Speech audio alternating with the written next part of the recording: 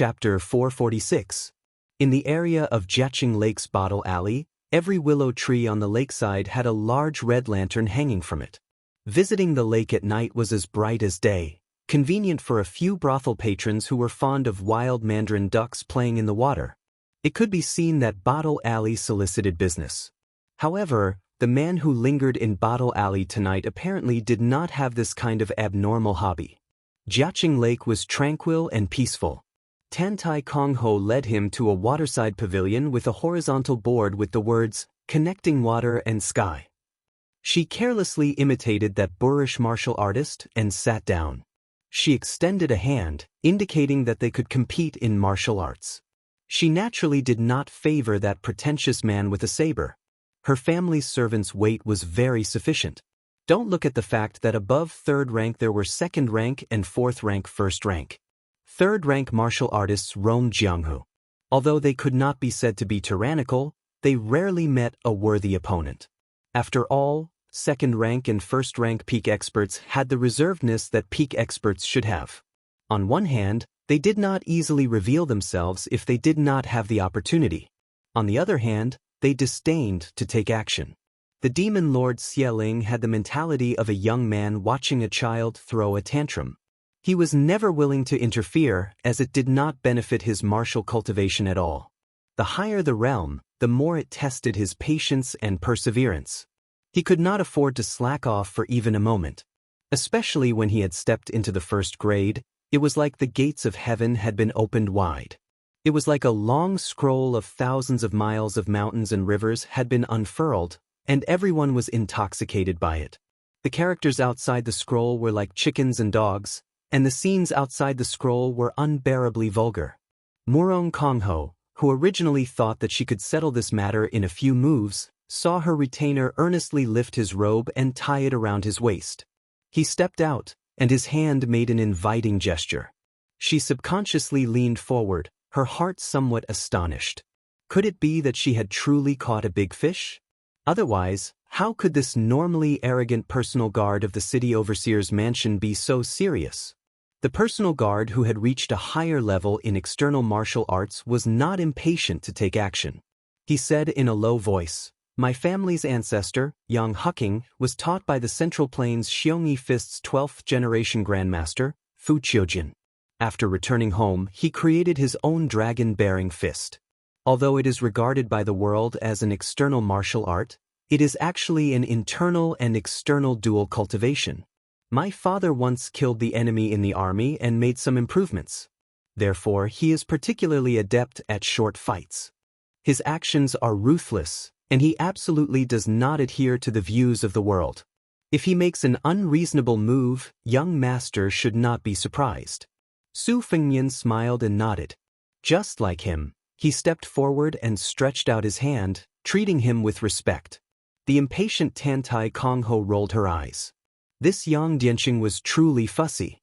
Finishing a few moves was enough to finish the job, yet he insisted on being so serious. This young master has made an appointment with second brother to go to Anyang to listen to the zither. She had no choice but to shout, Hey, are you two done yet? You're even chatting. It turns out you've met old friends in a foreign land. Hurry and be quick about it for this young master. A loss is a loss, and a win is a win. There's no need to be so polite." The city shepherd estate's retainer, Yang Dianqing, took the initiative to attack. He sent a straight punch, his lower body steady and solid. His feet kicked up bursts of dust from the ground, and his entire body was like a twisted rope. It could be seen that he was nurturing an astonishing explosive force. This was the first time Tantai Kongho had seen him use his full strength. Her eyes were wide open, and she was brimming with vigor. It was just as she said, the one surnamed Yang had some real skill. She saw that youth with a saber pressed down on the simple and unadorned short saber's scabbard with his left hand, and he used his right arm to meet the enemy. Yang Dianqing was clearly dissatisfied with this youth's conceit. His fists were compact, taut and instantaneous, twisting and drilling. His body and footsteps blended into one, and he arrived in a flash. Su Fengnian's right hand lightly patted Yang Dianqing's twisting fist on his chest. His body slid back 2 steps, giving him the opportunity to scatter and gather his fist's energy, and he also gave himself space to maneuver. Yang Dianxin's fist struck empty air. Sure enough, it was as he said. His family's inherited fist technique did not stick to one pattern. He aimed a vicious kick at this young master's crotch. Su Fengnian bent his knee and raised his leg. With a perfect sideways swing, he lightly swept away the swift and fierce offensive.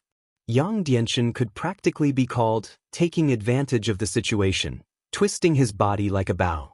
He soared into the air, and his leg whipped out swiftly and violently. Tantai Kongho clapped her hands and cheered. Su Fengnian still used his right hand, his palm blocking the whipping leg. His body retreated a step, imperceptibly dispersing the force. However, he did not loosen his grip. After he stuck, his body spun, and he practically carried Yang Dianxin on his shoulder. He spun in a large circle, and Yang Dianxin was flung away. Yang Dianxin floated to the ground, his feet rooted to the ground. There was no sign of defeat. Tantai Kongho, who wished for the whole world to be in chaos, called out, "Good!" In her opinion, this battle of martial arts could not be said to have a clear victory or defeat. It was merely that the saber-wielding young man's strange technique, using defense as an attack. Fortunately, he had not been defeated 1,000 li away. She admired Yang Dianxin's carefree and unrestrained fast and fierce attacks. Watching it was a feast for the eyes. Yang Dianxin was self-aware. After several moves, let alone that his offensive was like a tide. In fact, each time he attacked according to this young man's intentions. If the opponent truly wanted to be ruthless, whether or not he could last 10 moves would depend on luck. Just as he was about to grit his teeth and use the killing move of the dragon manifestation fist, a mellow voice that was no different from the sounds of nature entered his ears. "Don't fight, don't fight. Under the moonlight, the two of you are both experts. Heroes should appreciate each other. Fighting with your lives on the line will only spoil the scenery.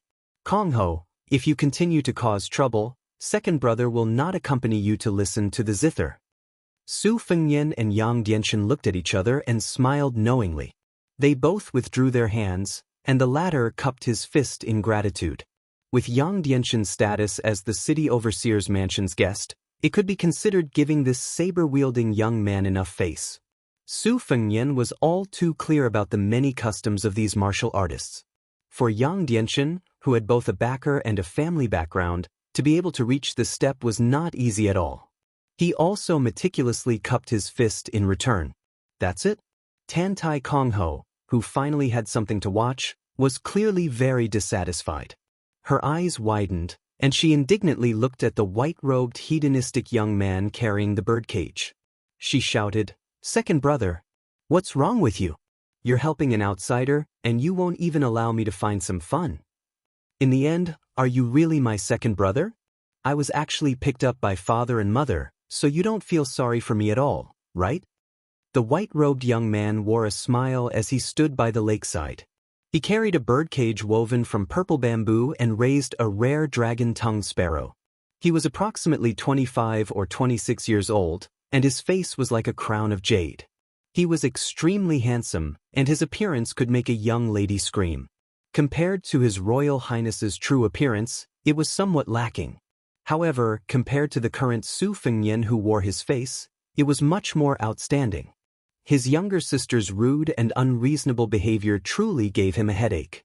He angrily smiled and said, "My little grand, please spare me. Can't you just treat me as if I was picked up?"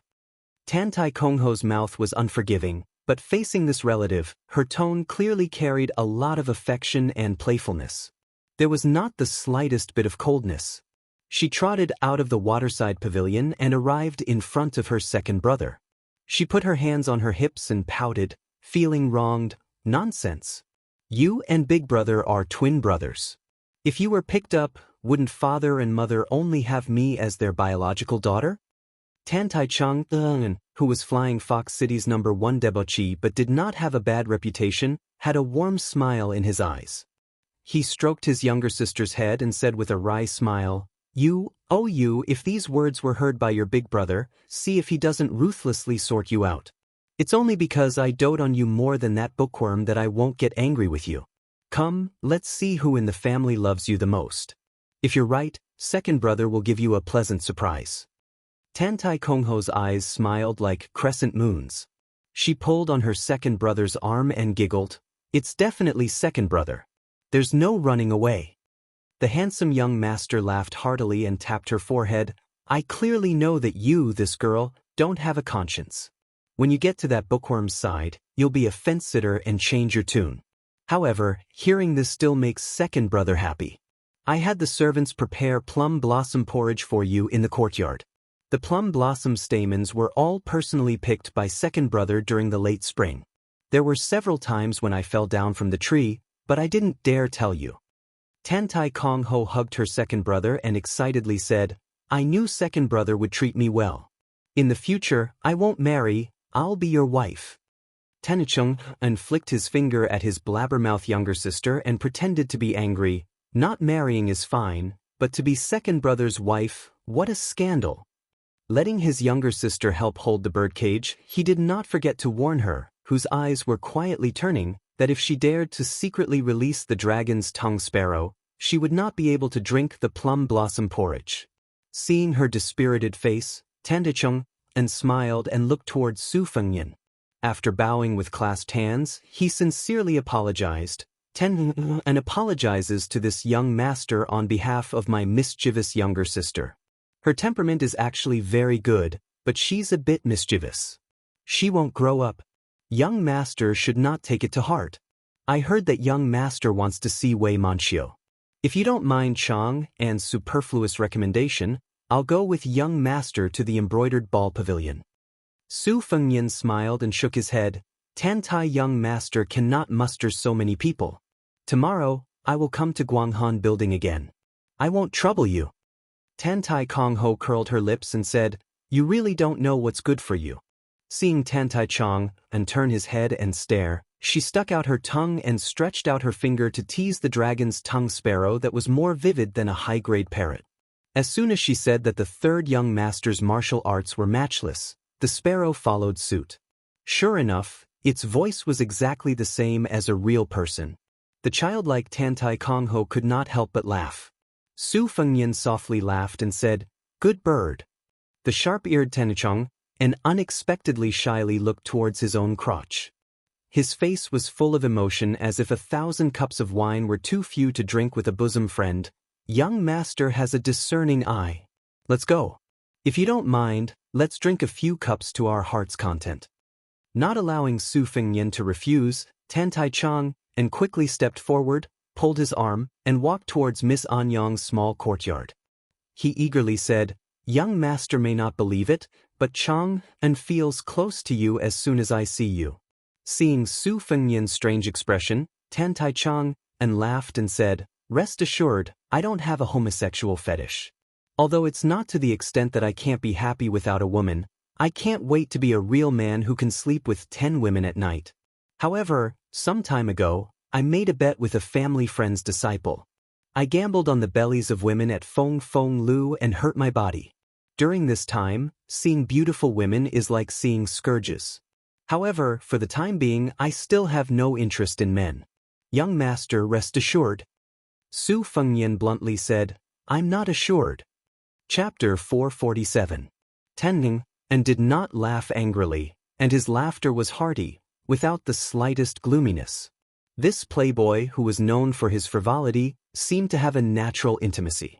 It's easy to deal with honest people. Then I'll go with the flow and say things first, saving young master from thinking too much.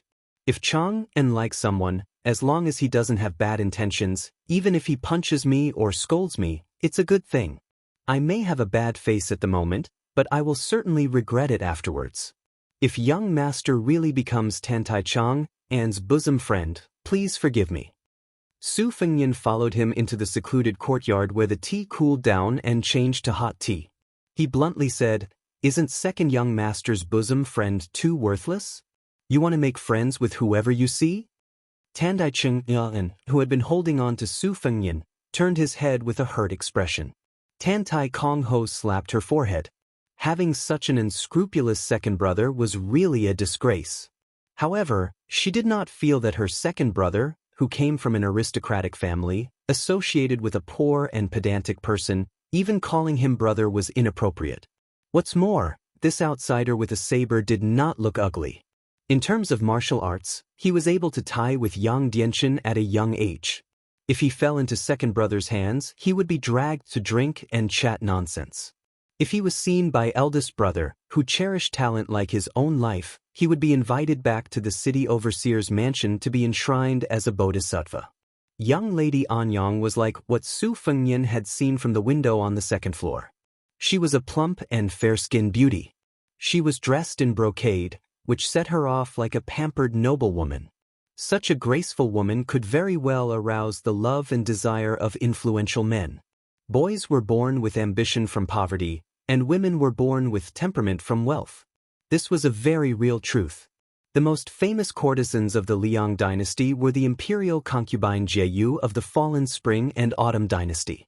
However, after 20 years, she had already become a swan song. She could not be encountered nor sought. The second type was a woman from an official's family who had been convicted and demoted. The third type was Qing Ling, who entered the brothel from childhood and was carefully cultivated, slowly growing into a courtesan. According to Li Lu, the top courtesan of the Guanghan house, who was holding a zither, was the daughter of a defeated big family in the Orange State. After sitting down as the head of the Guanghan house, Tantai Chang'an did not treat young Lady Anyang condescendingly. He smiled and said, "Sister Anyang, can you play mountain and flowing water? I get along very well with this unknown young master beside me." Miss Anyang pursed her lips and smiled. Apparently, she was familiar with the temperament of this second young master of the Tantai family. She did not exchange any unnecessary greetings and only nodded. Of Guanghans. Hse Fengnian, I, Guaz. Com Kong Ho. Guanghan Tantai Chang'an smiled and said, "You probably know my family name. But in order to show my sincerity, I'd like to say that I'm Tantai Chang'an. I'm just a small branch of the Tantai clan of the Dragon Pass. I'm just a small branch on a towering tree. I can't scare the real dignitaries. I think my parents gave me the name Chang. I don't expect the Flying Fox City to be in peace for a long time. I just want to keep myself safe for a long time. Young Master Su, do I look like a guy with great ambition? I'm just pretending to deceive those ambitious girls who won't marry unless they're officials or generals. However, my foundation is not good enough.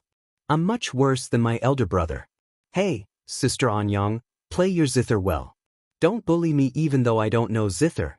I can tell that you're distracted. You're one of the girls I mentioned." Su Fengnian didn't know whether to laugh or cry. He was more sensitive to danger than the little girl Tao Manwu who had telepathy. Unless Tantai Chang'an was an expert above the Vajra realm, he was really an interesting guy who didn't have any evil intentions. However, judging from his appearance and footsteps, he was obviously an ordinary playboy who was hollowed out by wine and women. If he pretended to cover up, Su Fengnian would be in serious trouble no matter whether he entered this yard or not, whether in terms of scheming or cultivation. So, Su Fengnian decided to take things as they came.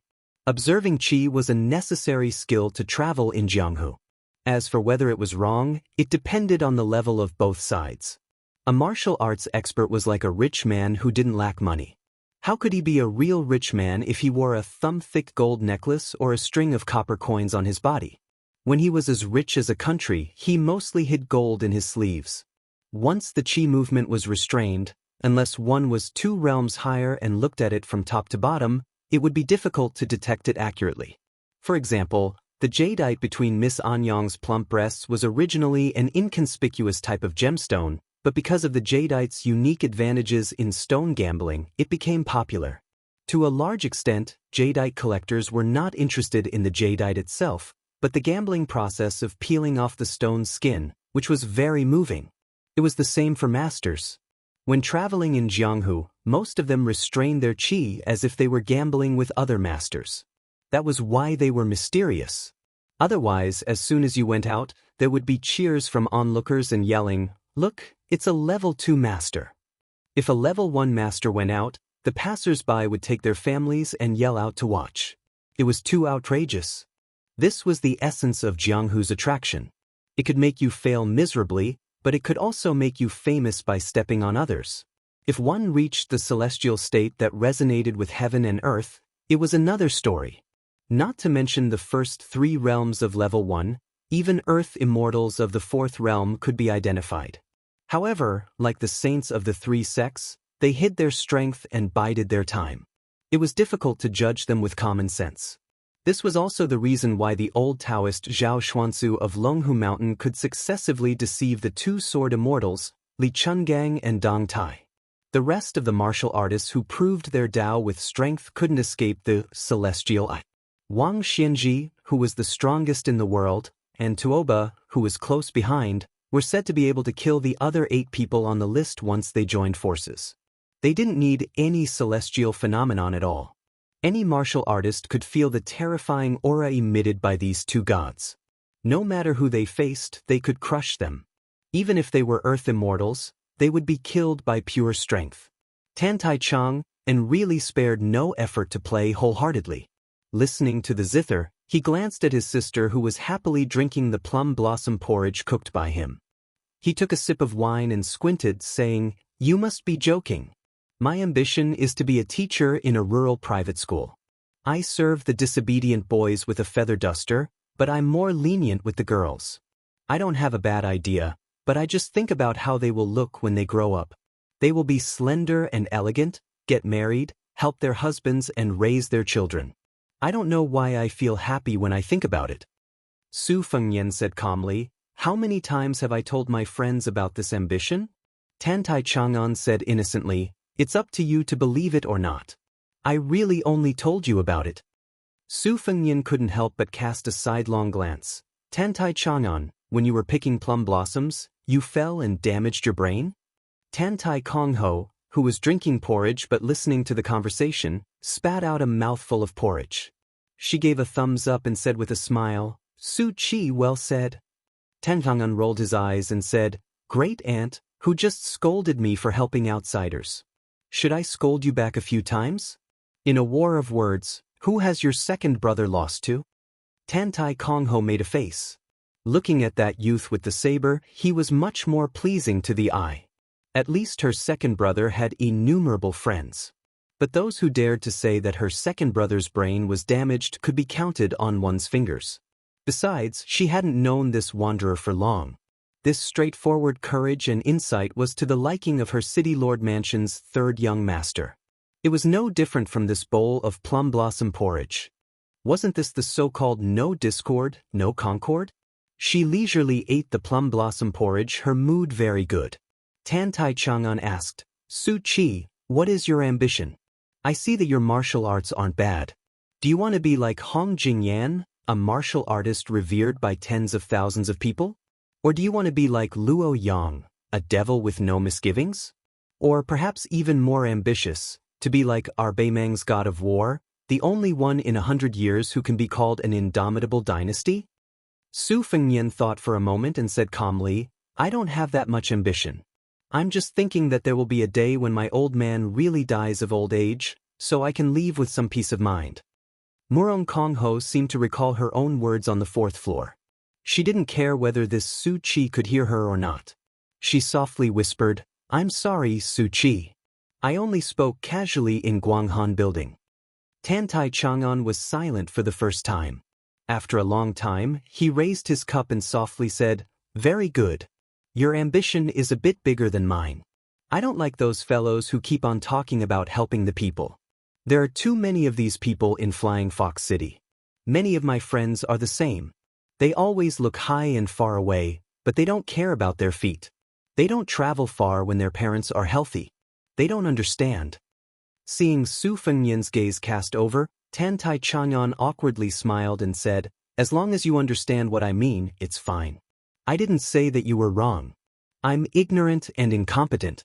With great difficulty, I remember some principles, so I blindly open my mouth." Su Fengyan smiled. Chapter 448.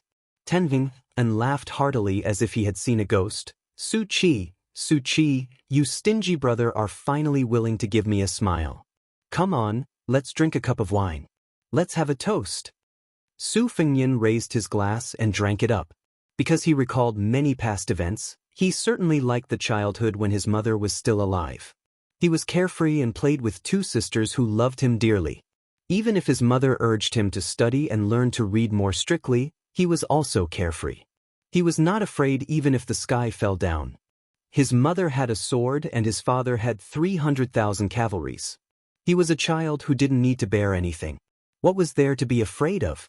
His Highness the Crown Prince did not hate Li Hanlin, who shared the same rotten taste as him, Yan Qiji, who was more like a girl, and Kong Wuxi, who spared no effort to take the lead in getting into trouble. When he thought of something that didn't go his way, he would vent his anger on Su Xiao, pick up a broom, and chase him down. Not to mention in the mansion of the vassal of the dynasty, it was probably an unimaginable absurd scene in any aristocratic family. However, Su Xiao was not angry every time. At first, Su Fengnian did not understand. He just felt that Su Xiao had let his mother down, so he had to be beaten up. If he dared to be angry, he would run to the mausoleum and complain to his mother. When he grew up, it was not that he really wanted to compete with Su Xiao in a dead end. He must have been holding back his resentment before he casually picked up a stool and a broom to chase him away. It was just that it had become natural. Many times, his hands were itchy and convenient. The father and son really did not care about how the world looked at them. Su Fengnian said slowly, "Tantai Chang'an, if you didn't lie, your ambition is actually quite good." Tantai Chang'an nodded hard and said, "I know you will understand me. Don't say more. Let's have another drink." Su Fengnian rolled his eyes and said, "Leave my ass. In order to see Miss Wei and save some money, I drank a whole pot of yellow wine at Sister Shi's place. If I leave again, I'll really have to lie here." Tantai Chang'an drank a cup of wine alone happily and said, "You're awesome. Su Chi, you and I have the same taste in women. But no matter how I please her, Sister Shi never lets me into her room, let alone drink in her room. You know, since I was 15 years old and saw Sister Shi, who was still a top courtesan at that time, I was shocked by her beauty. Such a sister is so considerate. If this mature peony with full charm was picked by someone else, I would be angry with him. If it were you, I would also bear it. He was a good brother. Half of the reason why I bought Guanghan Tower was because of Sister Shi. As for the other half, you know it too. On one hand, I'm earning money for my own expenses. On the other hand, I'm helping my family build some connections. In any case, I'm not doing anything wrong. This is the only thing I've done in my life that makes my father feel comfortable." Even though Su Fengnian had seen a lot of playboys' strange faces, he was also speechless. If this guy sat with Li Hanlin, he would really sign a card and swear brotherhood with him. Tantai Chang'an was like a woman who had never seen a man who liked to think too highly of himself. He didn't care whether Su Fengnian accompanied him or not and just drank one cup after another. But they were all good liquor. Soon his face turned red. His body was weak and there was a sign of tongue-tied. Su Fengnian stood up and said, "It's late. I'll leave first. I'll come back tomorrow." Su Fengnian apologized to Miss Anyang with a smile. Su Chi is really shy of money. He doesn't dare to enter Miss Anyang's yard for fear that he will be beaten out. Guanghan Tower's courtesan smiled reservedly and said, "No matter. Tomorrow, you'll see Sister Xiu first. The day after tomorrow, you can come back to this yard to listen to the zither. Since you're second young master's confidant, if you still dare to accept young Master Su's money, Anyang's rice bowl won't be guaranteed." Tantai Chang'an staggered and sat back in his seat. He cupped his fist and said, "Su Chi, I won't see you out. I'm afraid you'll be suspicious and I'll investigate your background. At that time, we won't be brothers anymore. It'll be a great injustice." Su Fengnian walked out of the yard and went to the 4th floor to pick up Tao Manwo from Shi. The small yard was so quiet that the sound of a pin dropping could be heard. Tantai Chang'an was still drinking, but he raised his cup a lot slower. Miss Anyang propped up her cheek and stared at this extremely interesting young master. She looked at him for many years and seemed to have seen through him, but she always felt that she still didn't see through him.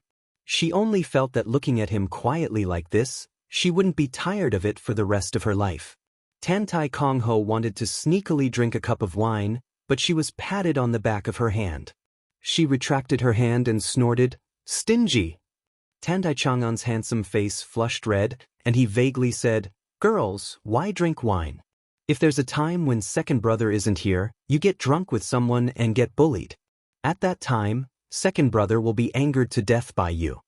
The city overseer's estate's third young master smiled sweetly. Then, he put away his smile and asked in a low voice, "Second brother, you really won't investigate this Su Chi's background?" The drunken Tandai Chang'an shook his head and said, "Won't investigate." Tandai Kongho frowned and said, "Why? This guy is only 20 years old. He's only a few years older than me, yet he can fight Yang Dianxin to a draw. Isn't it strange?" Tandai Chang'an smiled from the bottom of his heart and said, "You see, second brother, I'm called Tandai Chang'an. I've been safe and sound for so many years. Su Chi, strange and strange. What's wrong with that?" Tandai Kongho kicked second brother and angrily said, "Preposterous." Seeing second brother ignore her, she curiously asked, "Second brother, do you really want to be a teacher? I didn't hear you say it before. You're just fooling that Su Chi, right?" Tandai Chang'an leaned on the table with one hand holding a cup. He looked at the moon and sparse stars above his head and muttered, "Half a sentence is too much when we're not on the same wavelength. 1,000 cups are too little when drinking with a bosom friend." He unexpectedly fell asleep just like this. When Su Fengnian saw Shi Jiejie again, she really didn't have a good expression. She was definitely brooding over that slap. Su Fengnian was also happy to play dumb. He carried Tao Manwu and walked downstairs. He slowly left the bottle alley in the dead of night. When he walked out of the building, he waved his hand toward a window on the 4th floor. She dodged in panic. She was full of shame and hatefully cursed, "Rogue." She subconsciously rubbed her buttocks and bit her lips. Her charming eyes were hazy. At this moment, her seductive manner was practically unparalleled in the city. Su Fengnian walked out of the bottle alley. The little girl hugged her beloved porcelain pillow. The corners of her mouth couldn't help but curl up. Hugging the pillow was much more comfortable than carrying the heavy luggage. Su Fengnian narrowed his eyes. His heart was not as relaxed as he appeared to be. Other than the face that Shu Xiu had painstakingly made for him and the puppet of the fake crown prince in the Wutong garden, this trip to the north meant that the entire Bailiang Palace's brain was meticulously operating. They had done too many things in secret. For example, the travel permit that Su Fengnian had on him now meant that he came from a very real family in Gusezu. He was the son of a concubine from a family that was in the porcelain business. His Royal Highness had also taken root because of this. The pitiful owner was certain that he had died somewhere unknown. He might not have the opportunity to be buried in his ancestral grave and erect a tombstone in his lifetime. One step after another. Not a single step could go wrong. Su Xiao made it clear that as long as His Royal Highness left Bailiang, he would not send any more men of sacrifice to protect him. Li Shan and the other people involved had no objections. This was because they all knew that if more men of sacrifice followed him, there would be clues to be found. Bei Mang had a tight spider web that enveloped the entire imperial court. These bloodthirsty spiders were the most sensitive to the slightest movement on the spider web. Spider web was a homonym of Zhu Hua. It was created by Li Mibi, a close official of the Beimang Emperor. He imitated Zhao Go of the Liang dynasty, but surpassed his master. He used a pole to catch butterflies and dragonflies. It sounded poetic but was extremely bloody. Once someone was stuck on the pole, their head would fall to the ground. Because this shady organization could act first and report later, it showed the trust that the Empress of Beimang had in Li Mibi. Therefore, Li Mibi had always been regarded as the 9th Shadow Edict holder. It was hard to imagine that this powerful executioner had killed several members of the Yelu royal family. Most of the descendants of the Murong family had also died at his hands. 20 years ago, he was just a depressed scholar from the Eastern Yuehan tribe. Perhaps it was true that some people were destined to live in seclusion and turn into dragons when faced with wind and rain. Li Shan once said that the death of Li Mibi was equivalent to cutting off one eye and one arm of the Empress of Beimang. But this old scholar, who was already 60 years old, could be regarded as the ancestor of assassination. Unless he died of old age or was killed by the Empress of Beimang, There was no possibility for him to be assassinated. Su Fengnian couldn't tell whether Tantai Chang'an was really a playboy or a fake playboy. But after weighing and calculating all the details of entering the Flying Fox City, he was sure that there was no possibility of giving himself away. So, he didn't bother about it. After all, he could just kill his way out of the city. Tao Manwu suddenly whispered, "After you left, I didn't say a word. But Aunt Shi said that you were a rogue." Su Fengnian nodded and smiled. "What do you know? A woman said that you were a rogue. It's a compliment." Tao Manwu said, "Oh." Maybe it was revenge that he was not allowed to talk to Aunt Shi, so he kept repeating, "Rogue, rogue, rogue." Su Fengnian sneered, "Little girl, it's 10 years too early for me to slap your ass." Tao Manwu changed to a more comfortable position and snuggled in his arms. This time she only said once, "Rogue." Chapter 449. Taking advantage of the fact that there were many brothels in the city, the night ban in Flying Fox City was relaxed.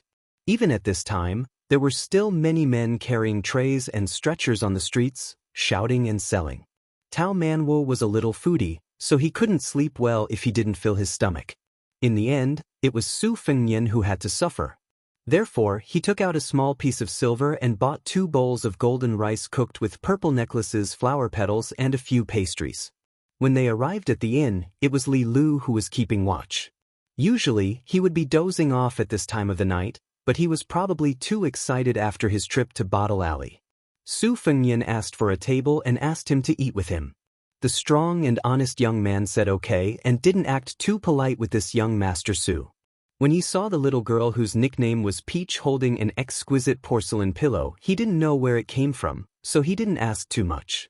Su Fengnian pointed upstairs, and Tao Manwu stopped eating. He quickly wiped his mouth and got up. Su Fengnian gave the remaining pastries to Li Lu. In the room, with her back to Tao Manwu, she pulled out the flying sword which was used to assassinate the guards at the gate. She pierced her fingernails into her palm and wiped it on the floating flying sword. It seemed to be an understatement, but it was full of mysteries. The 12 flying sword embryos were different at the time when they came out of the furnace, and their textures were also very different. Drinking blood to become a fetus was a slow and delicate work. If there was more blood, the sword pattern would overflow, and if there was less blood, the sword aura would weaken. The textures were like the mouth of a psychic flying sword, which could not be neglected. Su Fengnian did not hurry to put and back into his sleeve. He looked at the scenery in front of him, which was like ripples in the clear water when the wind blew, and sighed softly. The joy in Guanghan Building was not what he felt the most, but the small decorations in the room that were like the calligraphy and ink used by the famous scholars of the Liang dynasty. Su Fengnian's mood, which had been gloomy since he entered the Dragon's Waste province, finally became a little better. Even the top courtesan of the brothel was so fond of the elegant wares of the Central Plains. Presumably, most of the scholars who fled to Beimang would not change their rich and prosperous status even if they lived in a foreign land. These elegant habits that would revive in times of peace and prosperity would eventually have a subtle influence on the influential class of Beimang. Just like His Royal Highness raised his sword, it slowly penetrated into this barbaric dynasty that worshipped martial arts. The Empress of Beimang accepted the remnants of the spring and autumn period with great generosity and promoted scholars without restraint. The advantages were obvious, but the disadvantages were hidden. Tantai Chang'an, who was as outstanding as any aristocratic family in the south, was an excellent example. How many warhorses and armors could a cage of dragon's tongue sparrows buy? Su Fengnian quietly put away and let out a long sigh. He turned his head to look at Tao Manwu, who was lying on the bed and staring at the porcelain pillow. He smiled and teased, "Little money grubber, will you bring a porcelain pillow with you when you leave the city in the future? Won't you be tired?" Tao Manwu said with a firm expression, "I can carry a money bag and hold a porcelain pillow." Su Fengnian nodded. "Very good. If I don't have any money to spend, I can sell the porcelain pillow in exchange for wine." Tao Manwu was extremely nervous. She carefully looked at Su Fengnian and grinned as if a burden had been lifted from her shoulders. Ever since she could remember, the little girl had always felt uneasy about her talent. But at this moment, she was complacent for the first time. Su Fengnian asked curiously, "You can see through people's hearts. Do you even know what they're thinking, or do you only know how to differentiate between good and bad thoughts?" Tao Manwu hesitated for a moment and kept her mouth shut. Su Fengnian said with a smile, "I heard that in Flying Fox City, there's the Chow family's peony buns, Granny Shue's meat pies, Jia Qing's bottle alley soup, May's roast goose and duck, and Duan's mutton rice. There's a lot to see. Do you want to eat while watching?" Tao Manwu snorted. Su Fengnian said with a regretful expression, "Okay, then I'll go shopping tomorrow. You can stay in the inn and hold a porcelain pillow and count the money." The little girl, who could not be swayed by force and could not be swayed by poverty, snorted twice. Su Fengnian could not help but laugh. He extinguished the oil lamp on the table and sat cross-legged on the bed against the wall. He said with a smile, "Go to sleep." The little girl rolled over and took the opportunity to kick him lightly. Su Fengnian ignored her and concentrated. In 2 hours he still had to raise the flying sword, Huang Tong. Fortunately, the great yellow courtyard could make him half asleep. Raising the sword for 12 hours required him to work hard every 2 hours, so he would not be too tired. In fact, even if he did not have to raise the sword, Su Fengnian did not dare to sleep too deeply. After a while, the little girl, who was used to falling asleep in Su Fengnian's arms, let go of the cold porcelain pillow and slipped into his warm embrace. Soon, she was snoring lightly and fell asleep. Su Fengnian raised the 3 swords one by one. When the sky turned bright, he wrapped Tao Manwu in the quilt and went to sleep. He picked up the spring thunder saber on the bedside and walked to the window to stretch himself. He had a premonition that a storm was coming. It was neither good nor bad, so he did not have to worry about it. After killing Xie Ling to his heart's content, not to mention the benefits brought by the Enlightenment, his mentality and temperament had completely changed. Outside the window, it was drizzling. The pitter-patter of the spring rain was soft and the gentle breeze moistened everything. Tao Manwu slowly woke up and stared at the figure in a daze. This world was naturally different from ordinary people in her eyes. In the little girl's eyes, everyone was shrouded in a layer of brilliance. Most of the people in the marketplace were gray and white. Occasionally, there would be people with varying degrees of green and purple halos. Her father was like a green mountain. Uncle Dong was surrounded by purple air. The dying people were as black as ink. When bad people were full of murderous intent, they would be scarlet and dazzling. A kind-hearted woman like Aunt Shi was warm and yellow inside and outside. Everything in the world was exceptionally splendid in Tao Manwu's eyes. The older she grew, the clearer it became. The young man in front of her was dark purple and mixed with gold. It was the first time she had seen such a scene in her life. Chapter 450. Tao Manwu didn't know that if someone noticed her, she would be regarded as the reincarnation of the living Buddha of Buddhism and the celestial being of Taoism. Unfortunately, Xie Ling didn't know why he didn't know. If he paid attention to her heart of colorful glass instead of his royal highness, she might be able to return to the peak of the finger mystery state. As for whether she would be counterattacked by fate after that, she believed that Xie Ling, the devil, would not care about it because he was obsessed with killing Luo Yang.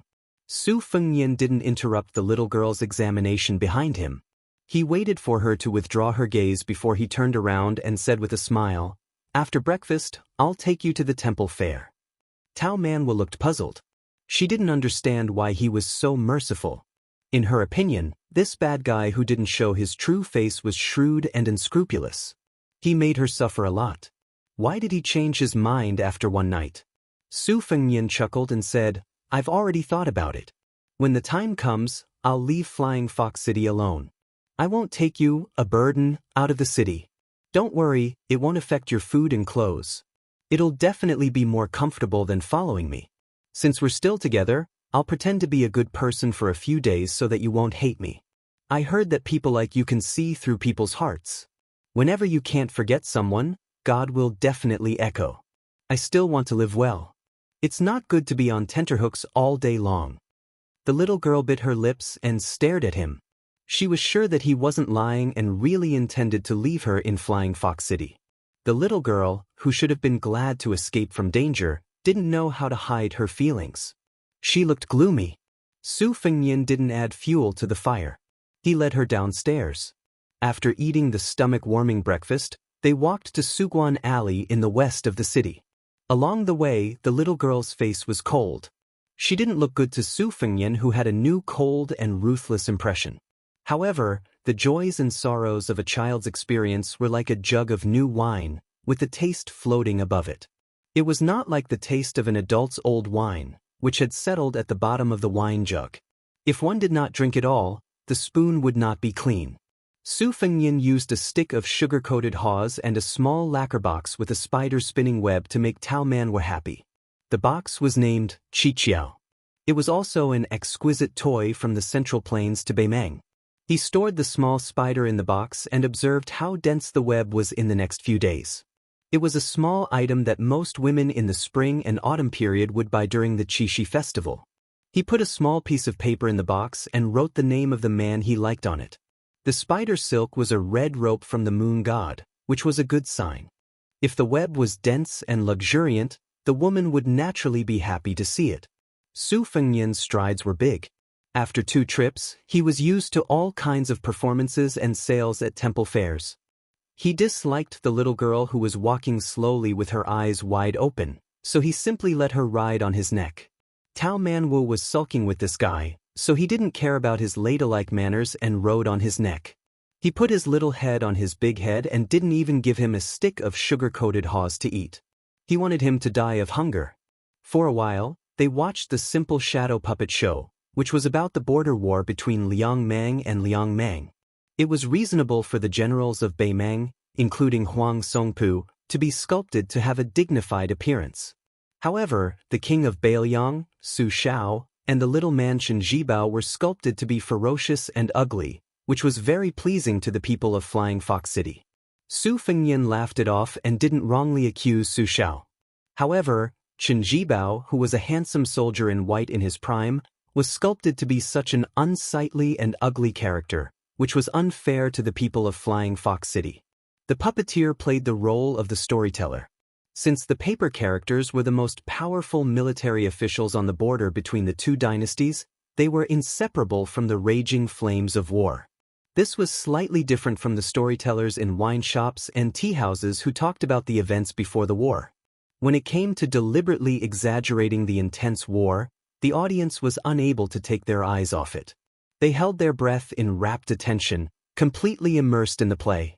Su Fengnian had just walked away when he saw Tantai Chang and his younger sister, Tantai Kongho, walking with several retainers in the midst of the bustling stream of people. Tantai Kongho's hand was also carrying an ingenious spider box. However, it was a red sandalwood box. The amount of silver it consumed was far from being comparable to the wooden box in Tao Manwu's hand. The spiders in the box were even more different. Presumably, the spiders of the city overseer's 3rd son would, as a matter of course, be even more ingenious. After the 2 sides looked at each other, Tantai Chang's smile was brilliant. He took the lead and walked over. Turning his head to his younger sister, he proudly said, "How is it?" "Just right. Su Qi will definitely come to the temple fair." Tantai Kongho glared at Su Qi and helplessly said, "Isn't it just losing a tael of silver to you in a bet? What are you so proud of?" Tantai Chang laughed heartily and said, "Second brother won someone else's 100 taels of gold and won't necessarily be happy. Maybe it's them who are secretly happy. However, earning a copper coin from you is worth being happy." Su Fengnian was even more helpless than Tantai Kongho. This Flying Fox City's #1 debauchee's 2nd young master was truly a divine strategist. He did not know why, but Su Fengnian truly believed that Tantai Chang was here to wait for the hare and not to have someone spy on him. On one hand, with Su Fengnian's current mysterious 5 senses, he could easily detect special gazes in the surroundings. Moreover, he did not have any ill feelings towards this unscrupulous child who had the ambition to be a countryside teacher. This could not be called a hero sympathizing with each other, it could be considered a debauchee sympathizing with each other. Especially after Tao Manwu did not have any abnormalities, Su Fengnian was even more relieved. Tantai Chang had a straightforward temperament.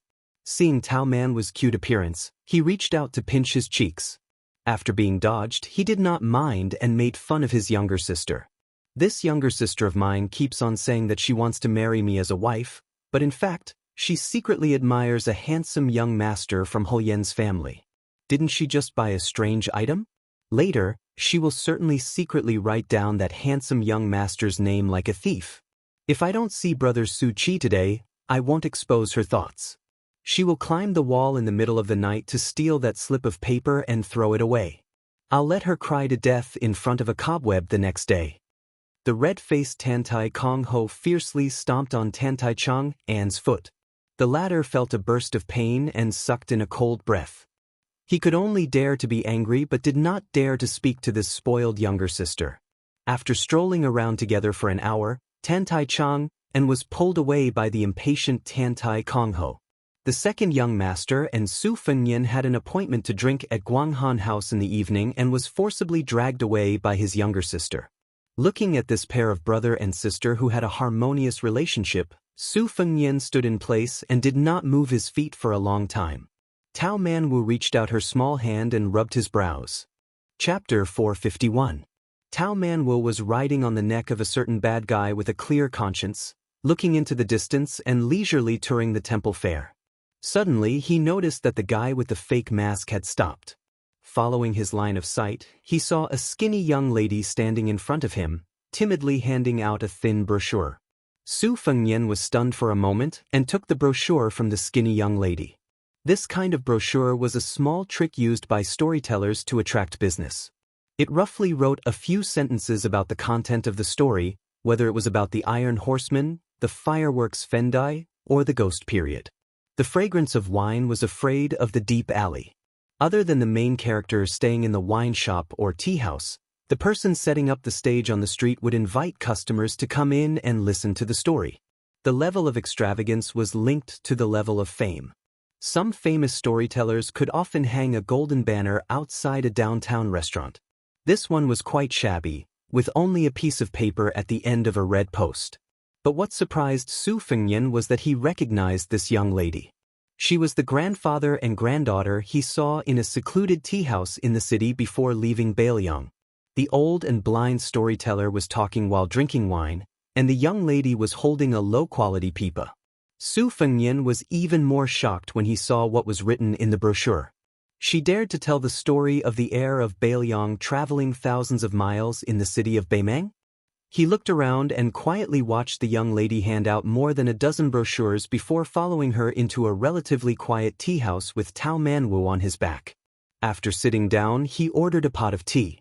Sure enough, he saw that there was an empty space in the center of the tea house. The blind old man habitually placed a bamboo board and a bowl of turbid wine on a small wooden stool. After his granddaughter handed over the simple brochure, she trotted to the old man, carefully picked up the pipa, and whispered a few words to her grandfather. Probably because the old man's story of His Royal Highness of Bailiang was too fresh and shocking, most of the brochures he handed out attracted real customers who were willing to pay for the tea. The owner of the tea house beamed with joy and was very satisfied with his vision and courage. The blind storyteller picked up the bowl and took a sip of wine to moisten his throat. He didn't get to the main topic, but said in a clear voice, "Today, I won't talk about the smoke powder of a man and a woman entangling together, nor will I talk about the spiritual monsters outside the human world. I'll just talk about the heir of Bailiang traveling thousands of miles with 2 swords at his waist. It's enough to make the officials laugh a little." When the old storyteller finished speaking, the young lady took advantage of the opportunity to play the pipa. The old man picked up the bowl and drank another mouthful of the strong wine rewarded by the owner of the tea house. He gently put it down, picked up the bamboo board, and recited according to the rules. Intelligence and cleverness are innate, ignorance and hedonism may not be true.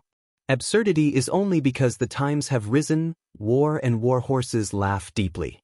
The long river of 9 bends is shallower than the heart, 10 heavy armored horses are like thunder.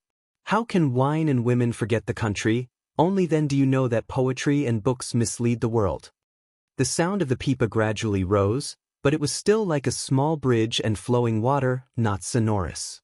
Su Fengyan, who was sitting in the corner, smiled knowingly.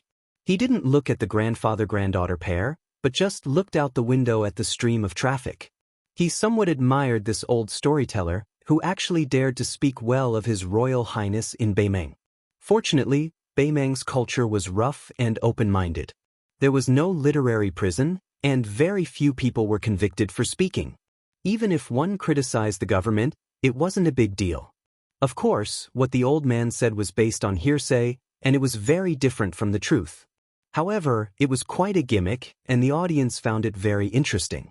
Especially when he talked about how His Highness the Heir Apparent had single-handedly faced off against Prince Jinggan Zhaoheng and 1,000 armored cavalry outside Xianxia City. Some of the customers who didn't take it seriously at first became engrossed in the story. A few of the audience members who originally wanted to leave also returned to their seats and asked for another pot of tea from the waiter. The blind old man also pretended to stop at this moment. The customers knew that he was going to collect money. There were a few tables that threw some copper coins into a large white porcelain bowl. Ding ding dong dong, it was very pleasing to the ear. The elder no longer kept them in suspense and continued to speak tirelessly. When he reached the part where the Prince of Northern Liang used a spear to stab a valiant cavalry general to death, the guests immediately gasped in surprise and clicked their tongues. They first looked at each other in dismay, and then began to discuss spiritedly. Most likely, they didn't believe that this prince had such ability in a horse battle. As for the Prince of Jinggan, Zhaoheng, the Northern Mang people had heard about it because the storyteller had told them too much about the Liang dynasty's prince's struggle for the throne. They knew that this vassal king was only unlucky, unable to become the supreme ruler of the 9 and 5. Su Fengyan saw that Tao Manwu was speechless, and his eyes were wide open. He looked like he wanted to rush over and urge the old man to quickly talk. Su Fengyan pricked his finger under the table and dripped a drop of blood to nourish the sword. After keeping the sword in his sleeve, he poured himself a cup of tea and closed his eyes to concentrate. The blind old man was very clever. When the audience was a little impatient, he finally talked about the ancestral court of Taoism, Mount Longhu. He talked about the great General Su Zhao's deeds in Jianghu. The audience was immediately intrigued again. Su Fengyan couldn't help but laugh. There weren't many people who survived the battle on the snowy plains, and those who survived would never reveal the secrets of heaven. The old man was very mysterious. When he talked about the Mount Huiyu's Purple Thunder formation, he only said that it was the supreme divine ability of the sword god Li Chungang. Most of the audience scoffed. Looking at the situation, wasn't this old man wearing a sheepskin coat even more powerful than our Beimeng's god of war, Tuoba? Then why wasn't this old god of sword among the top 10 martial arts judges? They only heard that there was a Dang Tai holding a peach branch. The old man heard the boos and countless boos, but he wasn't anxious. At this time, the sound of the pipa became louder and louder. It was like a silver bottle breaking and splashing water, making people worry if the little girl's weak and delicate hands could hold on. In the magnificent atmosphere created by the pipa, the old man talked about the finale of the show, the arrival of the flying sword. He said that the old god of sword used the word sword to make thousands of swords from Mount Hui and Mount Longhu fly to the snowy plains and cover the sky. The audience was dumbfounded. Oh my, could it be that he was really one of the few immortals on earth? When the old man talked about how Mount Longhu's master Zhao asked the old god of sword to return to his residence, the old man paused and said word by word, "Do you know what happened next?" This time, the tea guests were very happy to give the copper coins. Soon, the big bowl was filled to the brim.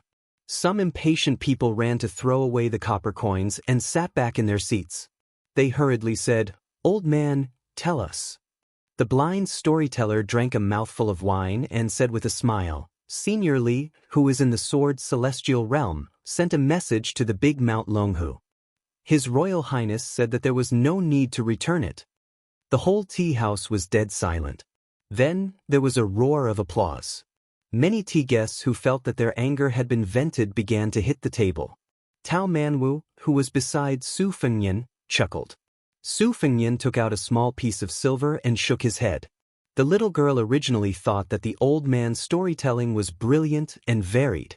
Seeing that this stingy man was unexpectedly generous, she finally smiled. She grabbed the silver and ran to the center of the tea house.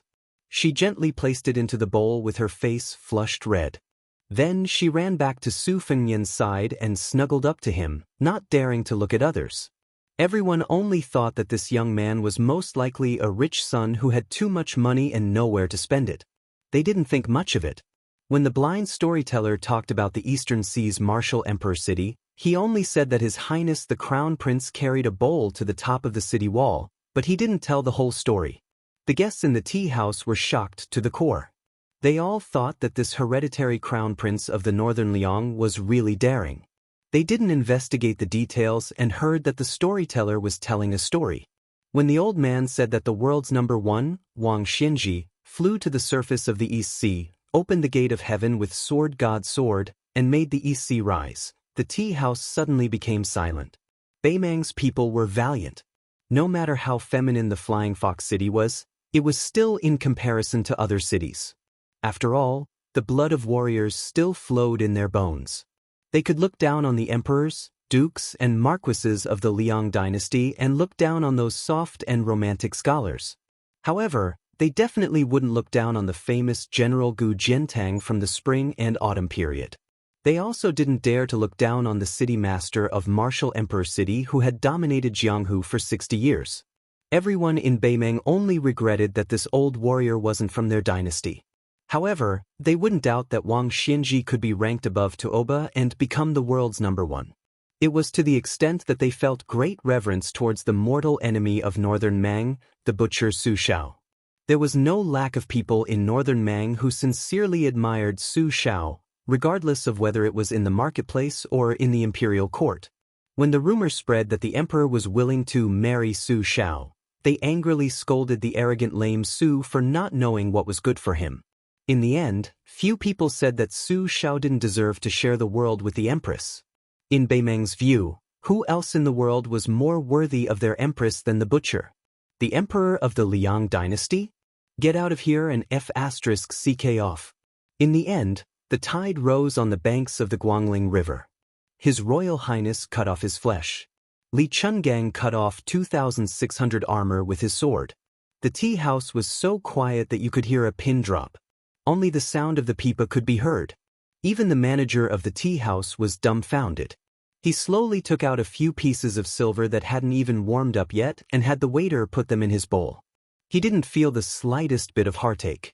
Luckily, he had invited this grandfather-grandson pair to tell stories today and earned a lot of extra money. He had made up his mind to let them continue to tell stories for a few more days. He was sure that business would be booming and money would flow in. After the story was finished, some of the wealthier customers added a bit more money to spare. Su Fengnian patted Tao Manwu's little head and said with a smile, "Go, tell that sister who plays the pipa that I'm inviting them to tea." Chapter 452. Tao Manwu ran over cheerfully. The grandfather and grandson pair usually did not go through these formalities, but perhaps because they saw that the young lady was innocent and looked kind, and that the young master sitting by the window did not seem like a bad person, they agreed. Su Fengnian beckoned for the waiter and ordered a pot of good tea and wine. Tao Manwu sat beside Su Fengnian and looked at her sister with admiration. She had only learned the zither and knew nothing about the pipa.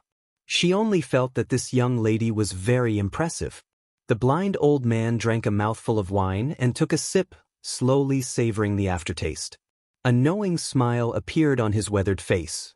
"Thank you, young master, for the money and wine. It's a pity that this old man only knows how to tell stories and has no way of repaying you." Su Fengnian smiled. "I just thought that the stories were good to listen to and had some money on me. It wasn't easy for me to pass the time, so it's a pleasant surprise. Old sir, you don't have to take it to heart. Just treat it as meeting an old friend in a foreign land. It's normal for the one who has more money in his pocket to treat you to some wine." The old man laughed heartily. "That's true.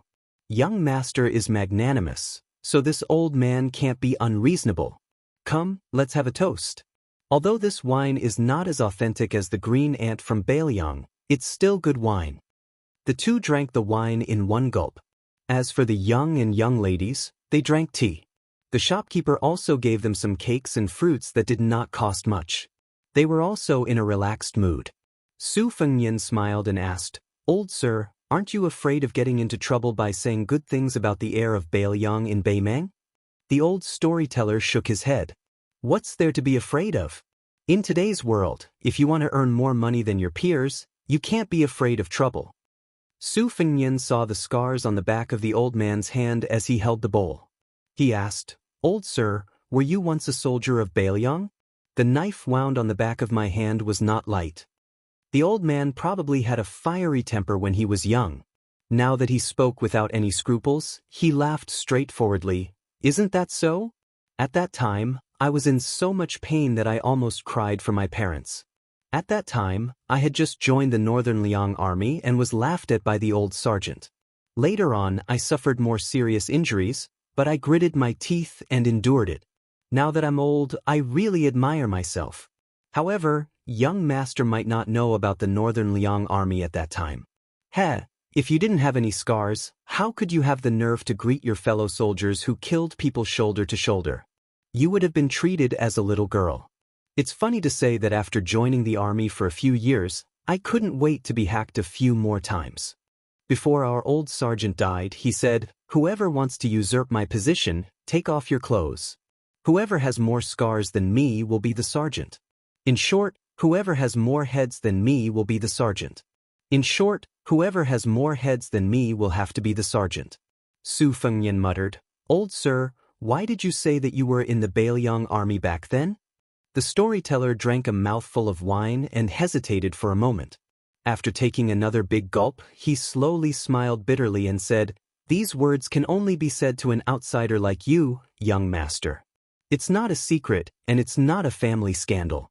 Back then, our general defeated the Western Wall and destroyed the West Chu dynasty, which was almost as powerful as Liang at that time. Everyone in the Bailiang army was filled with resentment. They thought about how easy it was for those civil officials in the capital to talk. Even the old emperor was suspicious of the general. Why don't we just rebel? Let the great general be the emperor himself. The great general would sit on the dragon throne and wear the dragon robe. Who wouldn't be convinced? It's a pity that the general refused. In fact, it's not a big deal. For us old soldiers in Liaodong, as long as we serve the general, it's fine if we don't want to be the emperor.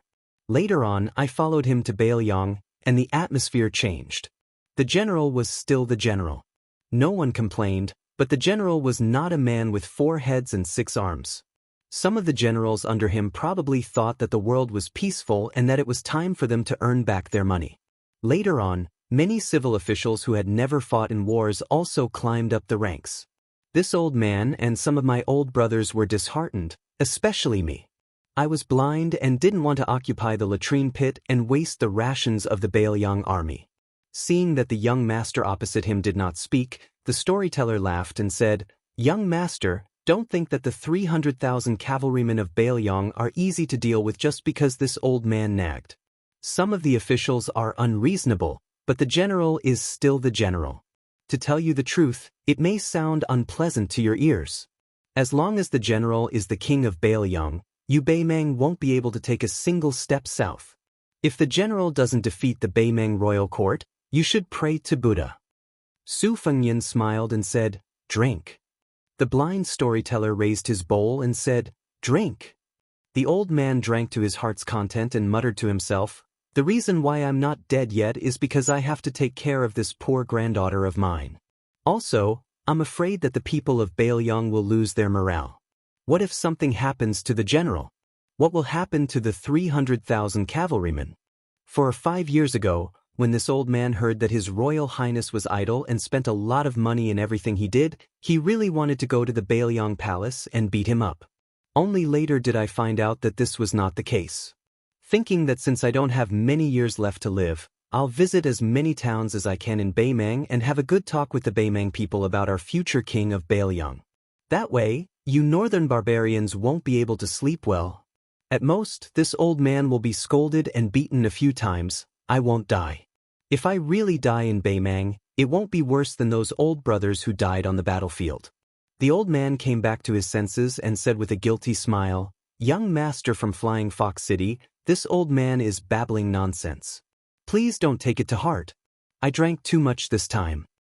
Su Fengyan shook his head and said with a Bailiang accent, "Old sir, how do you know that I'm not from Bailiang?" The storyteller was stunned and thought quickly. He guessed that this was a descendant of a Bailiang merchant who came to Beimang to do business. However, to be careful, he lowered his voice and said with a smile from the bottom of his heart, "No wonder you said that you met an old friend in a foreign land. Don't worry, this old man knows what's important. Today, I'll just treat it as drinking a pot of good wine with a young master from Flying Fox City." Su Fengyan said with a smile, "In the future, if this storyteller annoys the petty-minded Beimang people, you can scold the king of Bailiang and the crown prince of Bailiang. It doesn't matter. The world is big, but staying alive is the most important thing. Your granddaughter hasn't found a good man and is still relying on you to earn money." The storyteller shook his head and said, "What's there to scold? The great general has never done anything wrong in his life. If I scold the great general, I'll be rolled to death by the old Descartes in the underworld. His Royal Highness can't bear to scold him. He was blind in the past and scolded him so much. If he scolded him one more time, I won't be able to die in peace. Since my granddaughter was born into the Song family, this is her life. There's nothing to complain about." The young lady holding the pipa smiled gently. She accepted her fate and was calm. Su Fengyan put down his wine cup and said softly, "Old sir, if you trust me, can you lend me your granddaughter's pipa to try playing? My second sister is especially good at martial pipa. I'm not as talented as her, but I've been influenced by her and know a thing or two. Maybe I can give you some simple insights." The old man said with a smile, "What's there to be reluctant about? Ariu, pass it to the young master."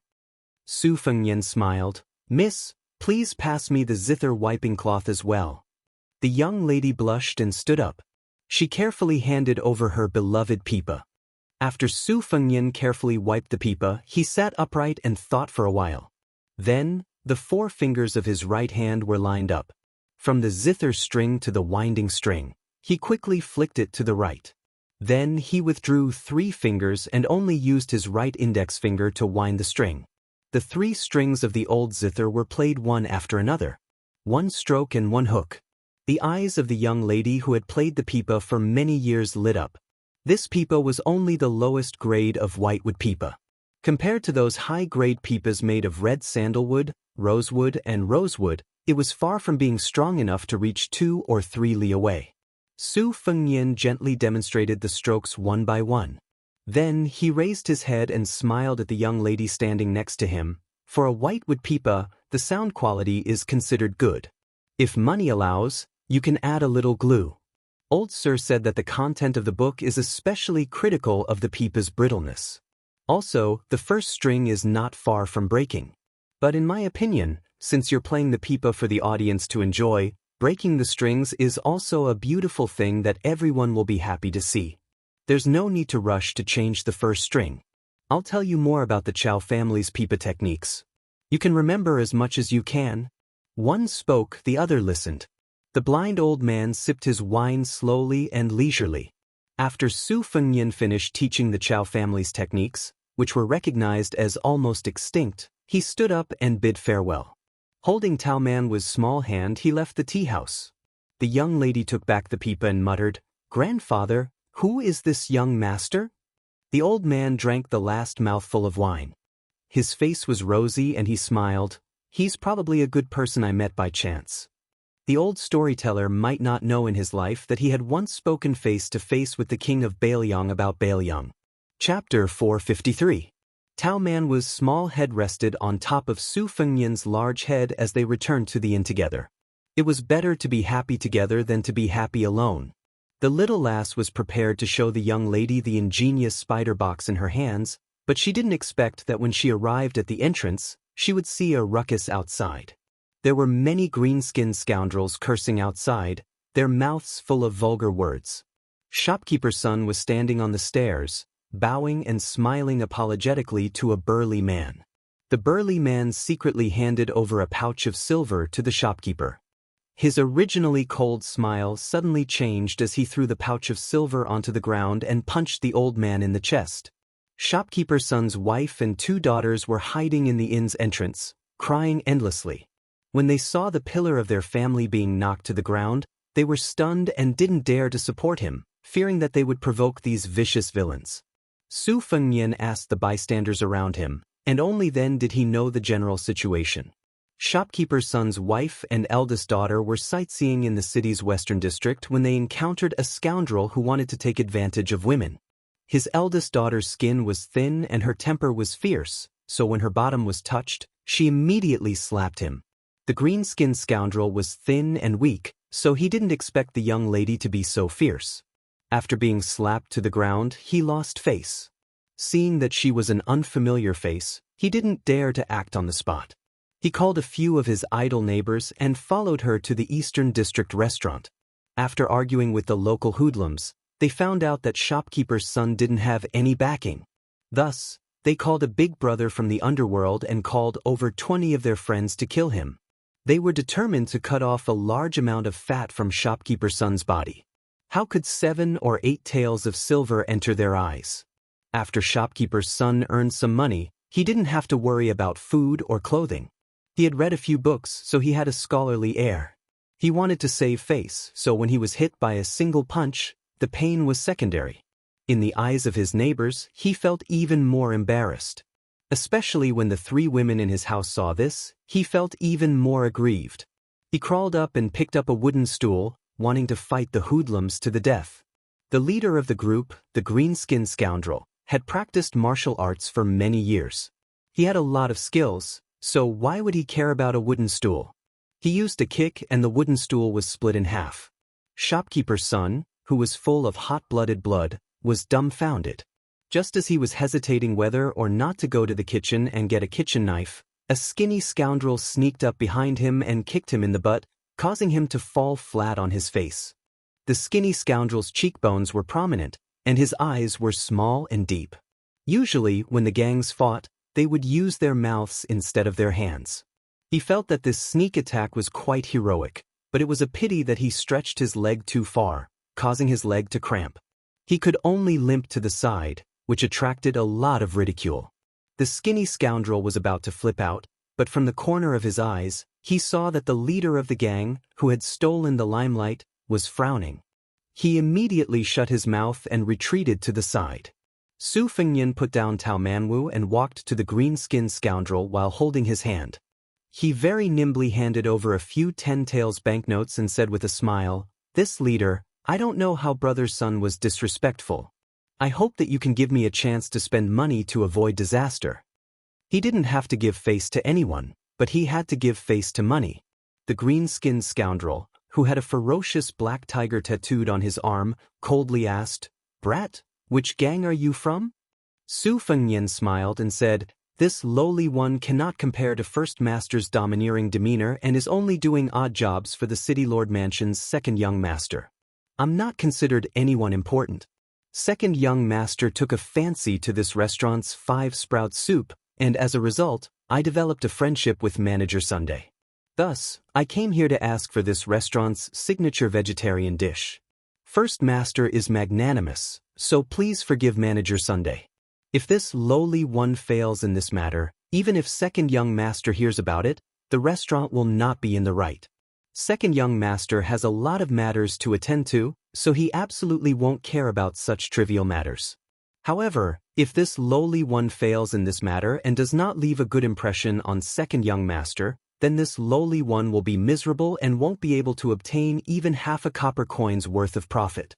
Therefore, these 30 to 40 taels of silver can be considered as a token of my respect to First Master. First Master is benevolent and does not cut off this lowly one's path to wealth. What do you think? The leader's face was gloomy and uncertain. In the end, he smiled and put the banknotes into his pocket. He patted Su Fengnian's shoulder and said, "Since little brother has admitted his mistake, this matter isn't a big deal. I'll give you face and let it go. In the future, when you go to the western part of the city, find me for a drink. It's simple, just say the name of Flying Fox Town's Guanxi." The commotion died down, and the immortals who were watching from the sidelines also dispersed and entered the restaurant. Manager's son, who was still in a state of shock, asked in a low voice, "Brother Su, are you really a noble of the City Lord's mansion?" Su Fengnian picked a clean table and sat down. He said with a smile, "How could I be related to the city lord's mansion?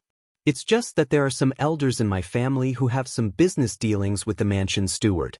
I'm not familiar with the second young master of the Tantai family. This time, I went to the city lord's mansion and shamelessly put myself under the guise of an assassin. I don't know if I'll be able to meet the second young master. Brother Sun, you know that my family is in the business of porcelain, but the second young master is an expert in this field. If I'm lucky enough to be recognized by him, I might be able to drag the second young master to the restaurant for a meal." Manager Sun's mind calmed down. He rubbed his hands and said with relief, "I don't dare to accept the second young master's money. It's already a great honor to be able to come to the restaurant. Brother Su, today's matter is all thanks to your righteous help. I'll go get the money to pay you back. Also, no matter how long you stay in the inn, as long as it costs money, I'll take care of it. If you don't agree, I'll be angry with you."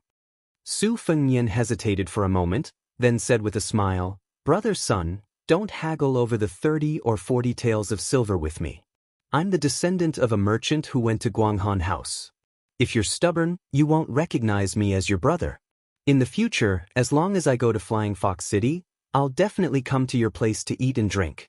I won't be careless about this. I'm not joking with you, so don't feel bad."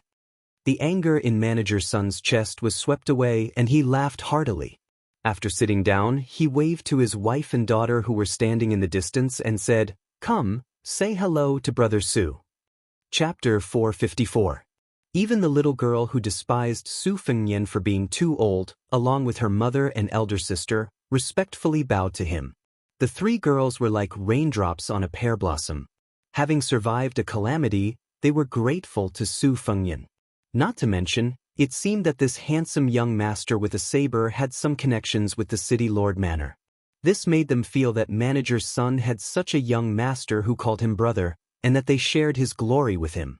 The eldest daughter was originally embarrassed that her father had been beaten to the ground in 2 or 3 moves.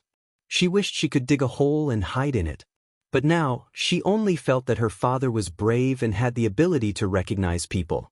She didn't have the slightest bit of complaint. As a businesswoman, Manager Sun's wife was even more worldly and clever. She personally returned with a pot of good wine and poured wine for her husband and Su Fengnian. She wanted to strike while the iron was hot and tie this noble young master to the restaurant. In the future, if there were any conflicts with those green-skinned men, he wouldn't have to charge and break through enemy lines, but at least he wouldn't have to watch from the sidelines. Manager Sun's youngest daughter was still in a daze. When her elder sister pinched her arm, she raised her head and saw her mother give her a meaningful glance. She mouthed the words Tantai's eldest young master. The little girl immediately became spirited. She didn't care about anything else and anxiously asked, "Brother Su, if you go to the city lord manor, will you be able to see Tantai's eldest young master? If you see him, you must remember to mention me.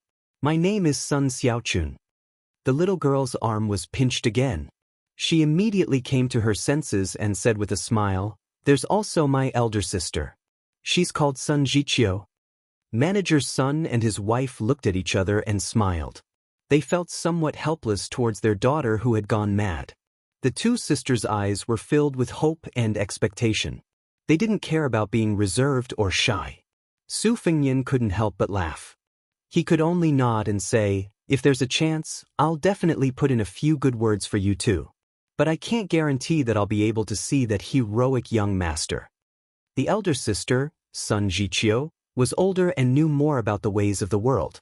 She smiled and nodded. The younger sister, Sun Xiaochun, had a serious expression. She said with a deadpan expression, "You must see him."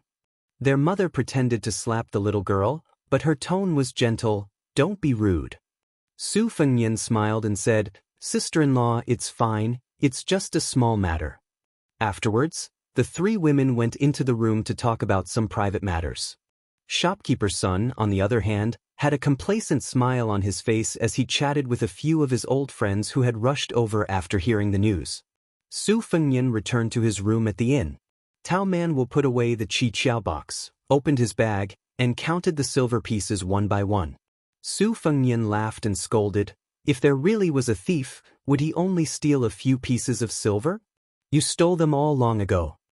The little girl, who was good at running a household, glared back at him and continued to count the money. With his back to Tao Manwu, Su Fengnian steered a flying sword from the silkworm armor 12 scabbard and secretly nurtured it. After counting the silver pieces, not a single one was missing. Tao Manwu tied up his bag, kicked off his boots, and arranged the Qiqiao box and a porcelain pillow. He rested his head on the bed and looked left and right, his eyes full of joy. Su Fengnian hid the flying sword and looked at his palms, where the calluses were gradually peeling off after fusing with the big yellow courtyard. Ordinary people used their blood to nurture a sword. Not to mention 12, even 2 or 3 swords would be enough to make their hands unsightly. However, with the big yellow courtyard growing the longevity lotus, there was no need to worry. His qi and blood were as vigorous as the tides of Guangling.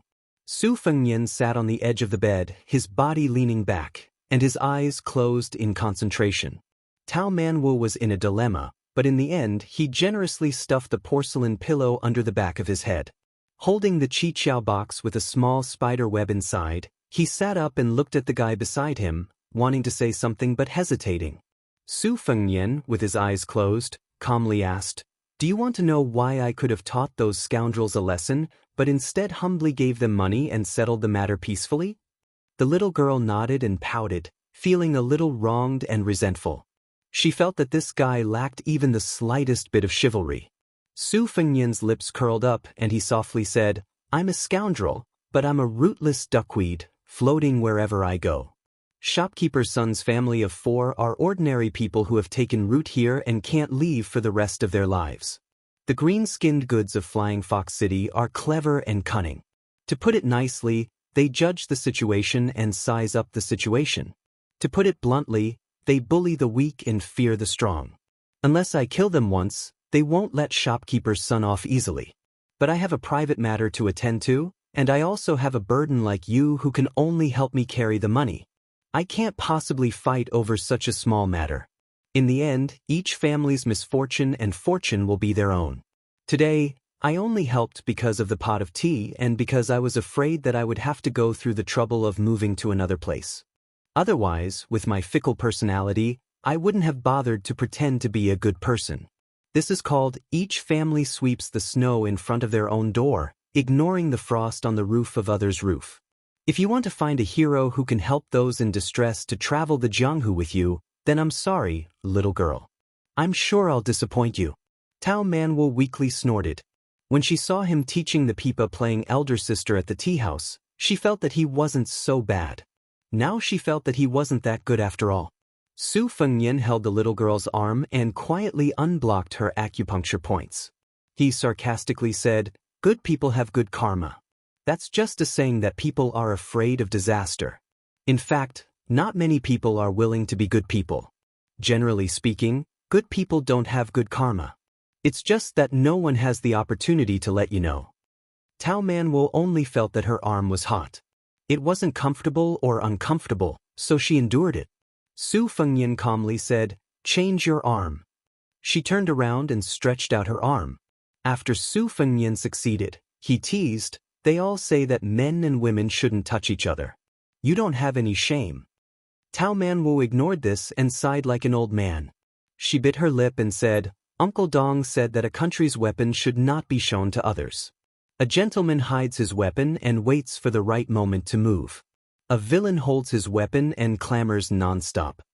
Su Fengnian opened his eyes and said with a smile, "Your Uncle Dong is a knowledgeable person. Isn't he very similar to me?" The little girl rolled her eyes. She was too lazy to talk to this scoundrel who flattered himself. She just wanted to take back her beloved porcelain pillow. Su Fengnian pressed down on the porcelain pillow and said shamelessly, "I'm not giving it back." The little girl knew that she couldn't compete in strength, so she showed a disdainful expression. After spending so much time with this scoundrel, she seemed to have learned some small skills to make herself more comfortable. Tao Manwu curiously put on his boots and ran to the window, standing on his tiptoes to see what was going on. Flying Fox City was dumbfounded. It was said that the eldest son of Tantai Station was beaten up by a damn fatty. What was even more infuriating was that this damn fatty had a beautiful daughter by his side. Judging from her posture, she was the fatty's little wife. More than 100 valiant iron cavalry rode straight into Flying Fox City. The iron hooves crushed all the women in the city. Later, the well-informed high-ranking officials and dignitaries in Flying Fox City turned from anger to fear. The damn fatty who broke into the city without following the law was not only a real military general, but also a leading figure in the military circle of the southern officials in Beimang. He was the most exceptional second-grade general in Beimang in the past 30 years. He was only one step away from the 3 third-grade generals in the south.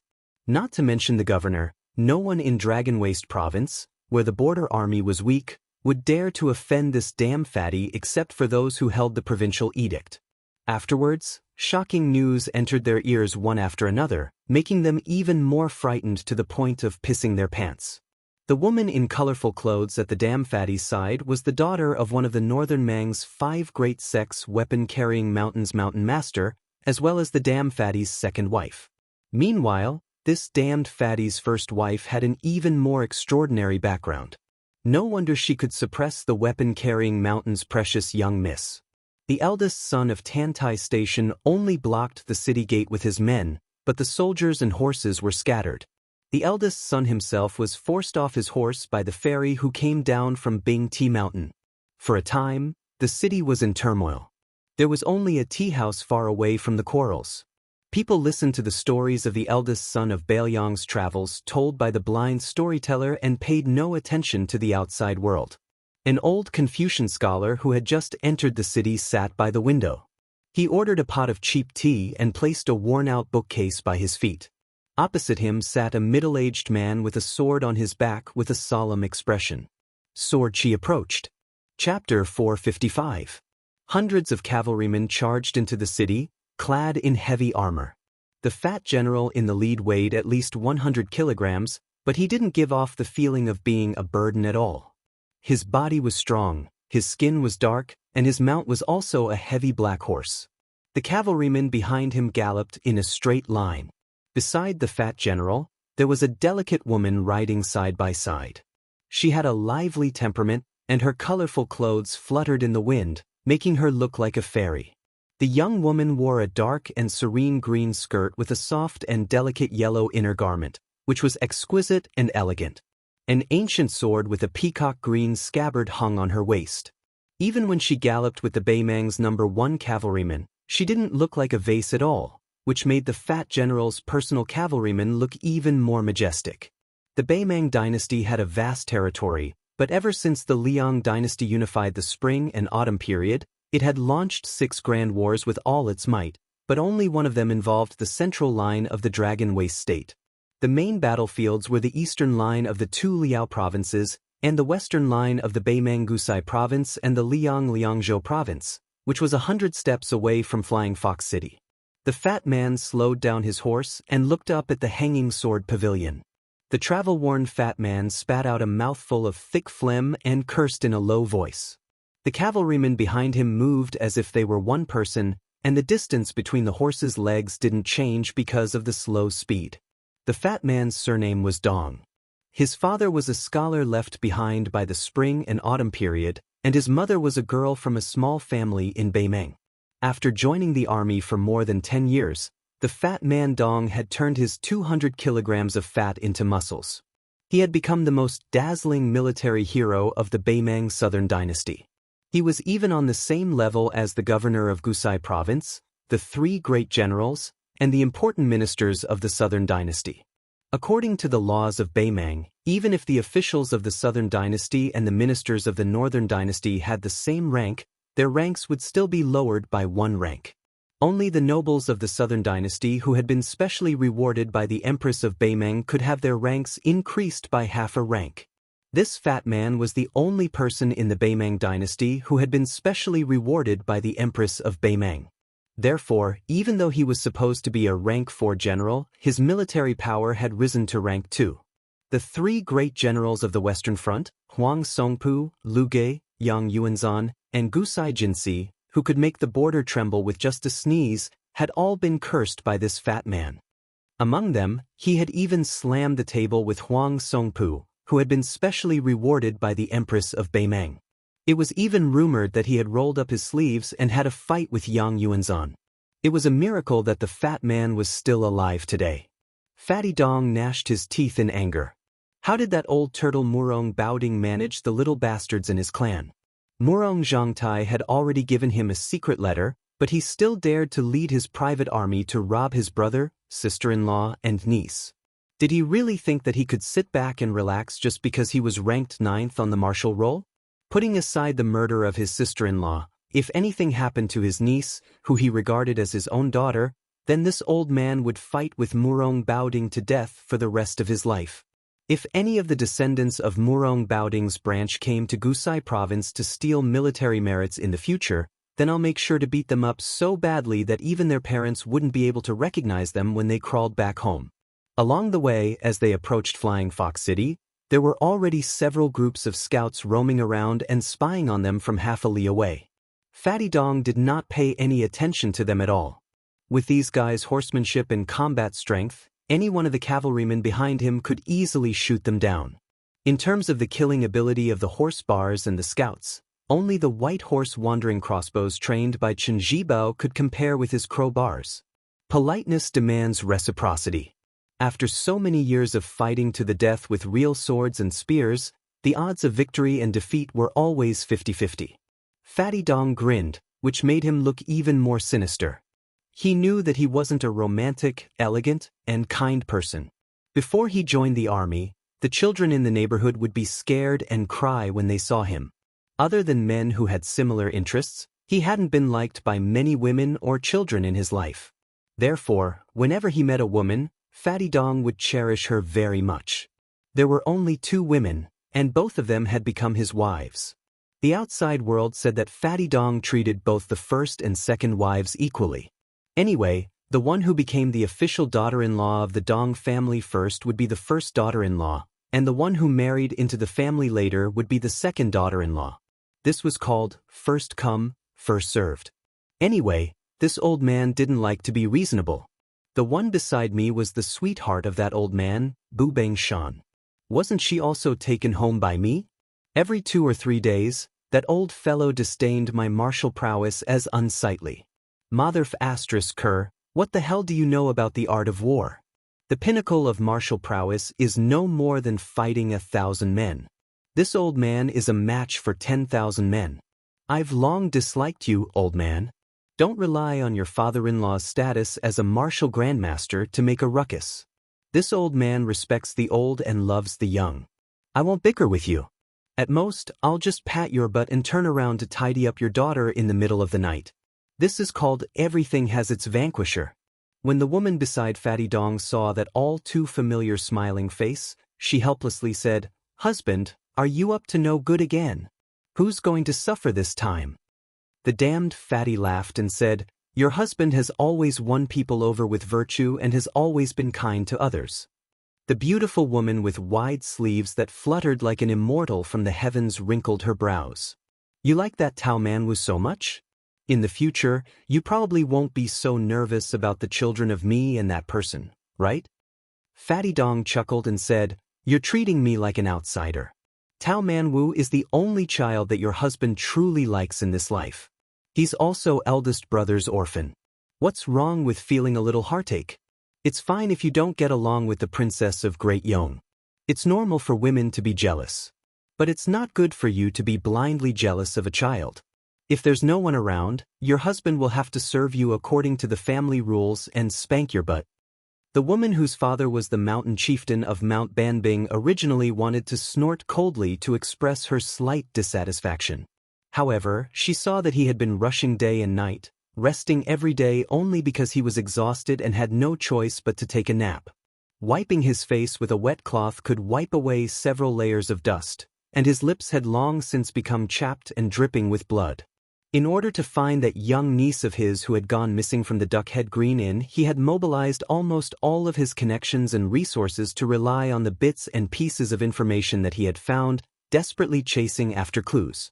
This was the first time she had seen him muster such an unscrupulous force other than fighting wars and abducting wives. Seeing his thin and sunken cheeks, her heart softened, and she couldn't bear to use words to oppose him. She changed the topic. Seeing the soldiers in armor outside the city gates, she narrowed her eyes and softly asked, "Isn't Tantai Zhongping your good brother in private? Why did he obstruct you?" Chapter 456. Fatty Dong yawned. He was very familiar with digging holes for the border generals and not burying them. Maybe it would take a few years for them to realize what had happened. If they wanted to scold this sinister and cunning Fatty again, they would not have the heart to do so. However, Fatty Dong had always been honest with his wife. He explained, "If Chongping was an official in the Southern Dynasty, it would be a good thing to be close to me. But if he went to the imperial tent and flirted with me again, His Majesty the Emperor wouldn't mind, but the Yelu and Murong families would gossip. It would not be a good thing after all. I might as well use a trick that could not fool the old fox but could fool many idiots. At least everyone's face would be okay. At the same time, I would let the North know that there was a young man in Flying Fox City who dared to compete with Fatty Dong. The position of Prince Chuan would be set in stone. You've been spoiled by your father. You don't like to use your brain and are much more stupid than her. Wife, don't glare at me. I know that your eyes are beautiful. Back then, I was mesmerized by your gaze and lost my soul. Besides, it's good to be stupid. Everyone is as smart as her. As her husband, I am tired. It's better to be stupid. Let me give you an example. Let me say this first. It's just a big example. My husband and his brothers went to a brothel to drink wine. When he returned home, she smelled the wine and wanted him to kneel on a washboard. You, on the other hand, were happy with the rouge your husband bought. Tell me, which one do you think I like more?" The woman smiled sweetly, but there was a murderous intent in her smile. Fatty Dong slapped his own mouth. Therefore, the good show that was originally planned to fight dozens of rounds with Tantai Zhongping turned into the future Prince Chuan of the Bell being knocked off his horse by the flower stuck in cow dung. When Fatty Dong entered the city, he sighed and said, "I'm sorry, Brother Chunk. It's all your sister-in-law's fault for being in a bad mood." The woman's expression did not change at all. She asked softly, "Husband, how do we find your niece next?" Fatty Dong went out of the city gate. He used his hand to block the sunlight and said calmly, "Seal the city. Then scour the city. When you find me, you will leave the city." The woman said worriedly, "Husband, aren't you afraid of attracting criticism?" Fatty Dong curled his lips and sneered, "If anyone is not convinced, then come and argue with me. I will slowly reason with them. If I can't win, then I will crush them with my cavalry." The two bodyguards behind him were closer. When they heard the general's words, they smiled knowingly. That's right. Our General Dong didn't have any ink in his stomach, but he liked to pretend to be cultured and reasonable with others.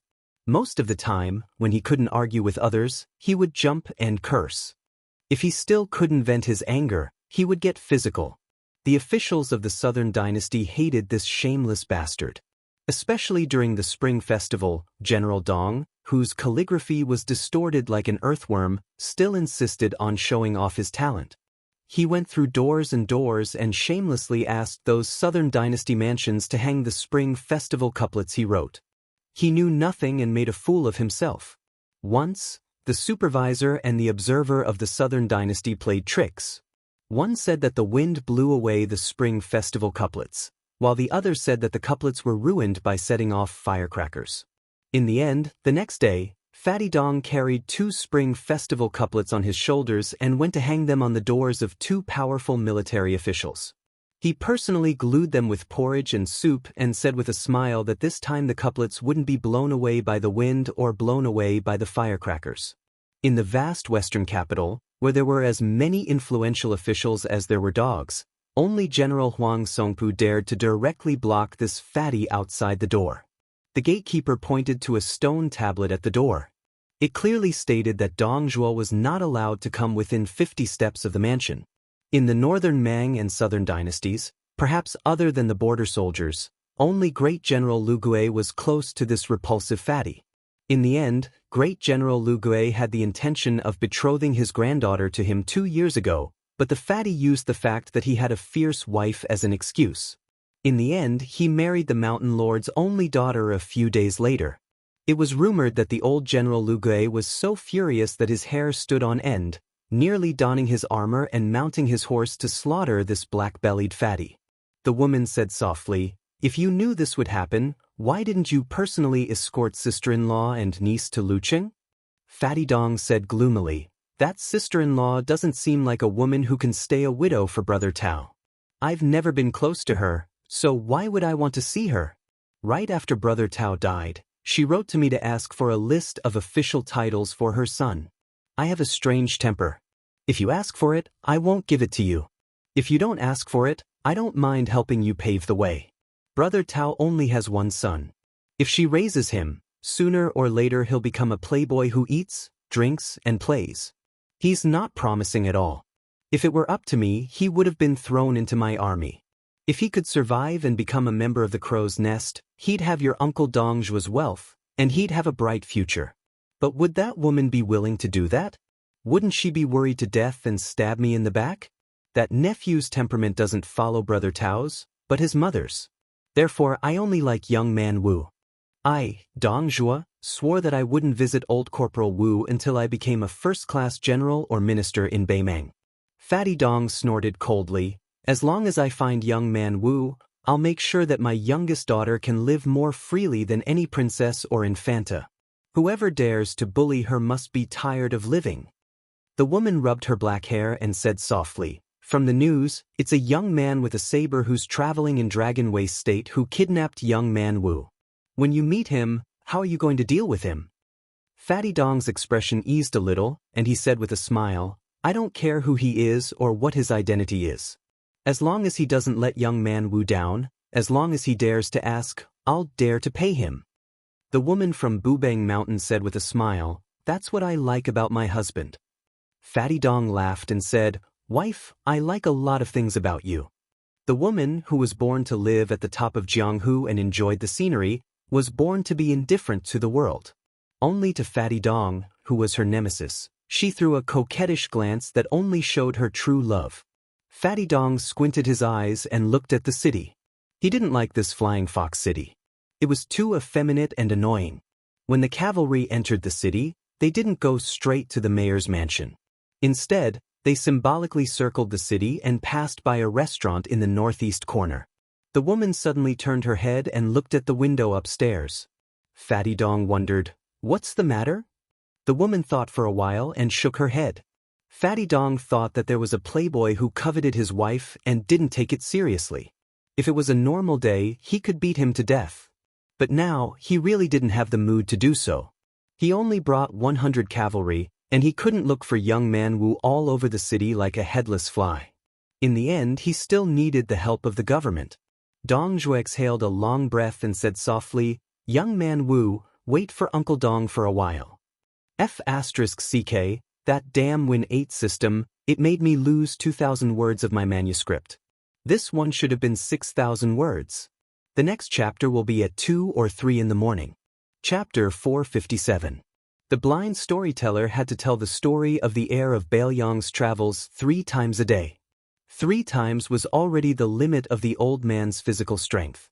No matter how stubborn he was, he couldn't compete with the heavens. Maybe one day the heavens would be unhappy and take his life. Moreover, the storyteller could only move his lips and drink a few mouthfuls of wine to moisten his throat. His granddaughter, who played the pipa, had to suffer a lot. Her life was poor and she couldn't bear to spend money to use the peach rubber finger protector. After only one storytelling session, the little girl's 10 fingers were bruised and blue. Now that she was resting, she was afraid that her grandfather would be worried, so she only dared to secretly rub the corners of her clothes to ease the pain in her fingers. The shopkeeper of the tea house saw the second group of customers enter the tea house in high spirits. They sat behind the counter and happily sipped tea from the spout. Doing a small business related to eating was all about the flow of people. If the old customers didn't leave, the new customers wouldn't come. The shopkeeper subconsciously glanced at the customers at the table by the window and no longer paid attention to them. The old scholar seemed to have made up his mind to listen to another storytelling session. He tactfully asked for a pot of tea from the tea house's waiter. He didn't drink much, but most of the tea was smeared on the table by him. The man with the sword didn't look sideways. He was like a clay bodhisattva in a small temple. His chi cultivation was first class. The old scholar smiled and said, "Xiaopu, want to drink a cup?" The middle-aged man shook his head and respectfully said, "I don't dare." The old scholar seemed to have heard the biggest joke in the world. He pointed at the junior and said, "Even Li Mibi dared to openly assassinate him. Is there anything in the world that you, son Xiaopu, don't dare to do?" The man with the sword didn't smile, nor did he know how to joke. He said seriously, "Then let's drink a cup." The old scholar shook his head and said, "I won't let you drink, you idiot." The old man rubbed his cheeks and said slowly, "I scolded Old Li for having evil intentions and wanting to bring disaster to Beimang for 100 years. He scolded me for being pedantic and unworthy of being the emperor's teacher. These are all disputes in the court under the emperor's eyes. They are all on the table and can barely be called disputes between gentlemen. Xiaopu, don't go to Li Mibi's side in the future. A saber only has a single edge and its foundation is biased. Therefore, it is a sharp weapon for killing people. A sword, however, has two peaks and is neither biased nor biased. A gentleman entering the world to save people is the correct path of the sword. In a dynasty, both sides complement each other. There is no lack of martial artists who wield sabers and swords who wield swords. You are the master of the sword mansion of the chess and sword music school after all. If you personally fight and kill, the school will lose its glory.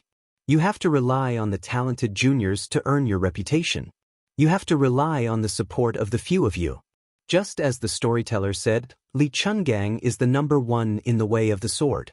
In my opinion, this sword god's sheathed sword has thousands of sword wills in his heart even if he doesn't draw his sword. He is far more perfect than the two-sleeved green snake and the sword that opens the gate of heaven. Xiaopu, you should learn from him." The middle-aged man nodded. He was only convinced by one person in his life. The old man left Beimang alone and rushed to the south before the situation of the Central Plains was settled.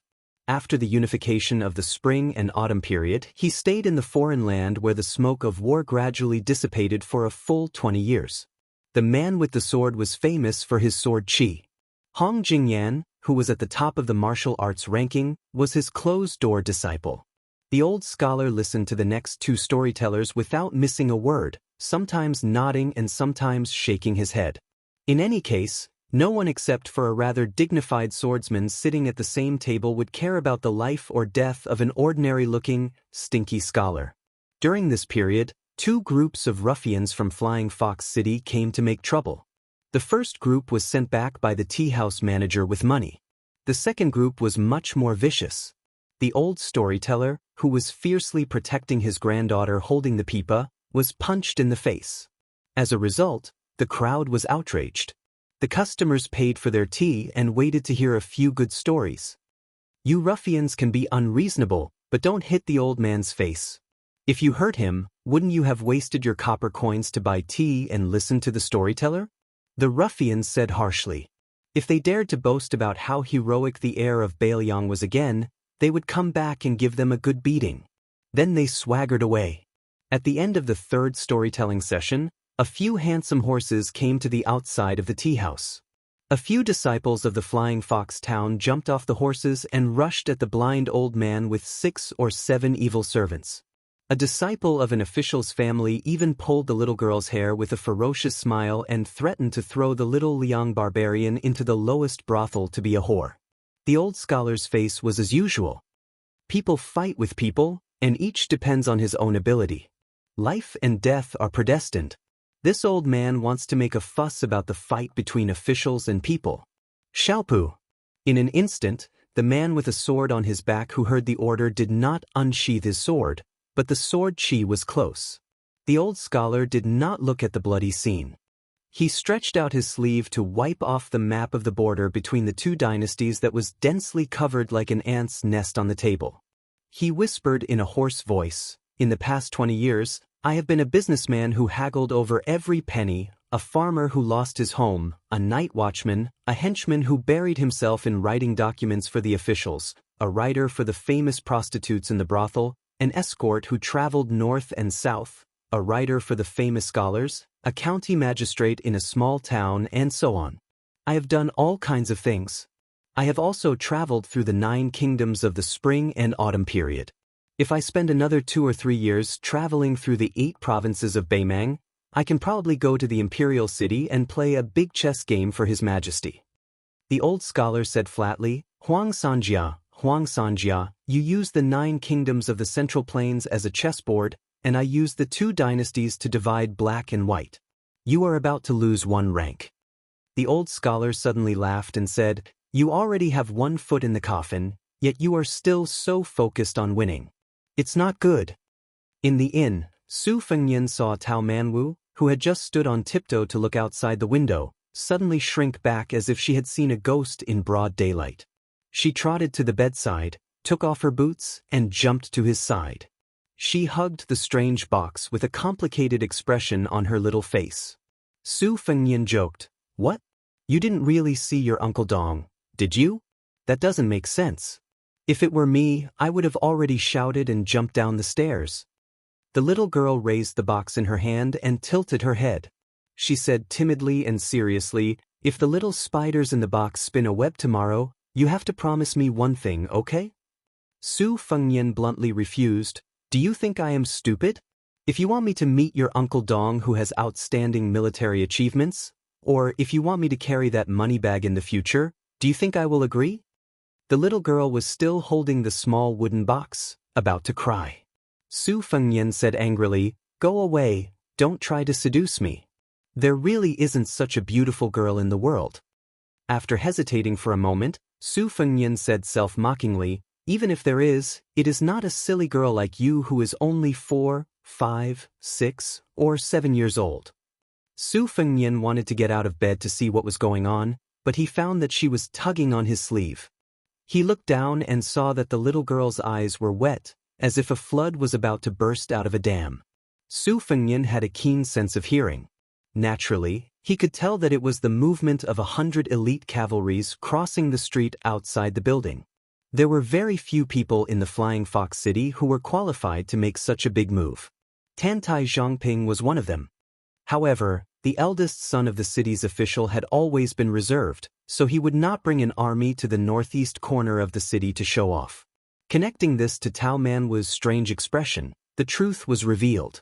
She was just an ignorant little girl who had only known each other for less than a month, so what kind of unforgettable feelings could there be? Su Fengnian felt like she would just suffer a bit of pain for a while. Once she saw that Uncle Dong who had a meteoric rise in Northern Mang's political arena, it wouldn't take long for her to forget about him. Just how many oaths of undying love and undying love were nothing more than this. In reality, the 2 of them were entangled in gratitude and grudges, 1 big and 1 small.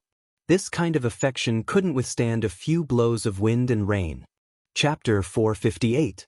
Su Fengnian did not expose the truth that was close to the truth. He said softly, I intend to entrust you to Tantai Chang'an. Later, I will ask shopkeeper's son to take you to the bottle alley. Stay in Shi first. After that, you can tell the 2nd son of the city overseer to come to the restaurant for a meal. It was hard to tell whether the 2nd son of the city overseer was a loser or not. However, according to Tantai Chang'an's temperament, he would probably treat a little girl who could not cause any trouble well. Of course, this was not a foolproof plan. However, Su Fengnian could only do this because of the situation. As for whether Tao Manwu would reveal his identity or give Tantai Chang'an to Fatty Dong after getting along for a period of time, it would be a good thing for the city overseer's mansion and the little girl. Su Fengnian was destined to go deep into the hinterland of Beimang alone, and even to the distant northern region. It was impossible for him to take a little girl to the end of the world. It was not a fun thing to do. Maybe one day she would become a burden and be abandoned as an abandoned child. Finally, she would die under unknown weapons. No matter how Su Fengnian agreed with the hypocrisy of the world and how cruel and ruthless he was, he did not think it was a trivial matter to watch her die an unnatural death. The little girl turned her head and said angrily, No. I won't tell you if I go. I'll be a mute. Su Fengnian smiled and said, It's up to you whether you go or not. The little girl nodded heavily. Su Fengnian flicked her forehead and said, You will hate me one day. Then you will know how hard it is to part peacefully now. Tao Manwu picked up the porcelain pillow and wanted to hit the big bad guy. However, when he saw his eyes, he did not dare to do so. He was afraid that he would cry out loud. The little girl turned over and threw herself on the bed. First, she hugged the porcelain pillow and Xianxia under her body. Then, she hurriedly covered her body with the quilt and hid to sob secretly. "I hate you right now," she said in a soft and indistinct voice. She wanted to cry and scold him, and she was also sulking under the quilt. The little girl must be very tired. Su Fengyan waited for a while. Seeing that she did not stop, he sighed, took the quilt and threw it aside. Then he held her in his arms and put his chin on her head. He said softly, "Don't you want to see your Uncle Dong every day and want him to teach me a lesson? Why are you so shy when you see him?" The little girl covered her face and her slender shoulders gently twitched. She said intermittently, "Uncle Dong is a good man. I won't let him beat you." Su Fengyan shook his head and said, "Fighting or not is a small matter." He did not continue. Since the fatty Dongjua had entered Flying Fox City with 100 cavalrymen, Su Fengyan would not only be afraid of him but also want to kill him. Killing Dongjua would have a more far-reaching impact than killing 10 Tao Qianji. However, since the fatty was an important minister of the Southern Dynasty, Su Fengyan was not interested in whether the little spider in the little girl's Qiao box spun a web. However, the Beimang spider web behind the fatty was very likely to slowly spread out inside and outside Flying Fox City. Su Fengyan wanted to kill a popular military official who must be protected by men of sacrifice and retreat successfully. Without the Finger Mystery Realm, it was impossible for him to succeed. Thinking of this, Su Fengyan felt a little guilty. What did the little girl do in her last life to meet him in this life? Tao Manwu said softly, "My father said that if a deserter on the battlefield, he would be beheaded." Su Fengyan pinched her cheek and spat, "Don't say such unlucky things." After a long silence, Tao Manwu cried until she had no strength left. She clutched the sleeves of the big bad guy, afraid that he would leave. Su Fengyan looked at the bag of money on the table and said while rubbing his forehead, "Oh, I owe you this. Our Taozi is so beautiful. Maybe she will be kidnapped by a scoundrel and become his wife. I don't feel at ease. Let's make a deal first. I will send you to Uncle Dong's place." Outside the courier station in Flying Fox City, Dong Zhuo, who had just rested for a short time, ran out with his eyes wide open. He was surprised and stunned. He had searched high and low for something, but found it without any effort. This general, who had been sealed by the city overseer, saw a funny scene. A young man holding his little niece's hand with one hand and an inferior horse with the other hand appeared in front of him unexpectedly and unreasonably. Young man who was carrying a heavy bag and holding a porcelain pillow with one hand. She bit her lips and looked very wronged. Dong's heart and liver were broken. Fortunately, young man Wu was safe. Dongzhuo looked at him carefully. This fat fox who had been dealing with the old foxes in the military and political circles all year round had already cultivated a good sense of human nature. His eyes were like torches. He immediately felt jealous like a father who saw his daughter bring a damned son-in-law to his house. Damn it, his little daughter was not even 10 years old. How could this bastard kill her? The fairy who came out of the Bing Mountains squinted at the young man who she could not see clearly. He was empty-handed and had nothing on him. There was a long cloth bag tied near the saddle of the inferior horse, which should be a weapon similar to a broadsword. The more she could not figure out, the more she dared not take it lightly. Her family was well-learned, her martial arts were good, and her eyesight was superb. She was not sure whether this calm young man was at level 3 or level 2. But when she saw her husband's embarrassed look, she felt relieved. She had seen her husband bully others many times, but this was the first time. Since this uninvited guest dared to bring young man Wu here, unless he was a reckless and lousy assassin like a moth darting into the flame, he was most likely a guest and not an enemy. She could not keep a straight face. After marrying into the Dong family, she had always kept in mind her mother's advice on the mountain. In addition to knowing how to turn a blind eye, she must make her husband proud. This was a smart woman. Tao Manwu looked back 3 times with every step. Su Fengnian turned over and mounted the horse. Fatty Dong laughed and said, "This hero who did a good deed without leaving his name, is he going out of the city?" Su Fengnian smiled and nodded. Fatty Dong rubbed his hands and said, "If there is something that is hard to say, it is not Dong Zhuo who is boasting. As long as it is not a big crime of rebellion, I can help you to intercede. If you don't like Dong Zhuo's reputation, it is not a problem. Dong Zhuo will remember today's kindness for the rest of his life." Seeing this young man slowly turn the horse's head, it seemed that he was determined to go out of the city. Dong Zhuo did not bother to be polite and said loudly, "Go to the city gate and pass a message. Open the city gate and let them go." Watching the man and the horse go away, Fatty Dong ran to Tao Manwu with a funny posture. Because he was too tall and burly, he simply knelt down and hugged the little girl. His wife wanted to say something but stopped. Dong Zhuo picked up young Manwu and put him on his shoulder to sit. He turned around and said with a smile, "I know what you want to say." Such a person left as he pleased. Of course, I am very vigilant. However, it is better to do less immoral things like repaying kindness with evil. I have done enough shameful things in my life. If I give birth to a son who doesn't have a penis, who can I complain to? You 2 wives will beat me up from 200 pounds to 100 pounds. Do you think it is easy for me to gain a pound of flesh? The woman smiled gracefully. The young man was generous, but compared to her, a narrow-minded man, he was still thousands of miles away. Dong Zhuo looked around and his eyes suddenly turned cold. He said gloomily, "Everyone, I have said that I will let them go, so I will let them go. You are watching me. I am in the wrong to bring my private army out of Gusai state. Moreover, I have my wife to comfort me along the way. I will bear with it. If you dare to trip that person up and do something unnecessary, don't blame me, Dong Zhuo, for being narrow-minded. I will even dig up the graves of your ancestors." After he finished speaking, Fat Man Dong asked in a soft voice, "Wife, is it appropriate to use superfluous words like drawing legs on a snake here?" The woman was used to it. She nodded and said, "It's okay." Almost at the same time, Su Fengnian and Dong Zhuo, these 2 men, turned their heads and looked at each other from a distance. If they met again, they did not know what kind of status they would have when they looked at each other. Announcing the first VIP subscription group in Snow, 1687165 group subscription screenshot. Chapter 459. When the people of Flying Fox City first heard that Dong Zhongping was going to seal the city, they wanted to cut off the fat man's flesh. However, the thunder was loud but the rain was small. Soon the city was reopened. The people thought that the eldest son of Tantai Zhongping must have gained the upper hand in the secret competition with Dong Zhongping. They didn't believe that Tantai Zhongping would be pushed back by a woman at the gate.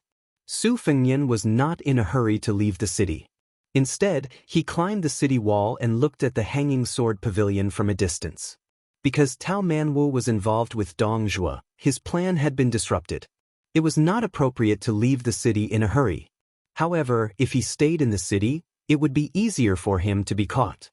Su Shao wanted to find the old general of the Bailiang army by himself, so he had to put it aside for the time being. It was the lesser of 2 evils. He was mocking himself, but he still had some regrets. When Su Fengnian was about to turn around and walk down the city wall, a sloppy man who was sleeping soundly on the battlement murmured a few words. He then rolled sideways and was about to fall off the city wall. Fortunately, he fell into the wall, so Su Fengnian did not help him.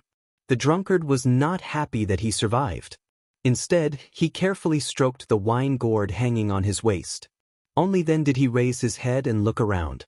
When he saw Su Fengnian, he was indifferent. The drunkard with a full beard leaned against the wall and drank a mouthful of strong wine. He hummed a Bailiang song, "Take off his armor," leisurely. A tall but hunchbacked man in a servant's uniform trotted up the city wall with a flask of wine in his hand. When he saw Su Fengnian, he paused and silently filled his old, half-empty flask with new wine. The servant was a pitiful cross-eyed man. The half-drunk man took out a dagger inlaid with pearls and shaved his face. As he was busy, he glanced sideways at Su Fengnian. He pointed at the hanging sword pavilion and scolded, "Young man, what are you looking at? I brought 2 swords to Flying Fox City.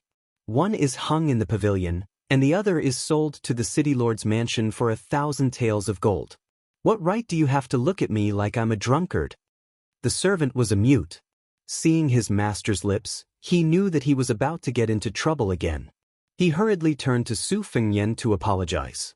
Su Fengnian smiled and waited for the drunkard to shave off his beard. He narrowed his eyes.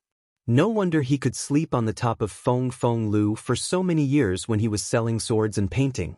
If his clothes were clean and tidy, he must have been a romantic and elegant man. There must be something wrong. Su Fengnian's expression was the same as usual.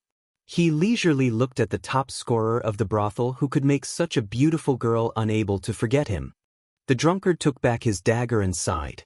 I didn't let down the painting, but the painting misled me. He drank another mouthful of wine.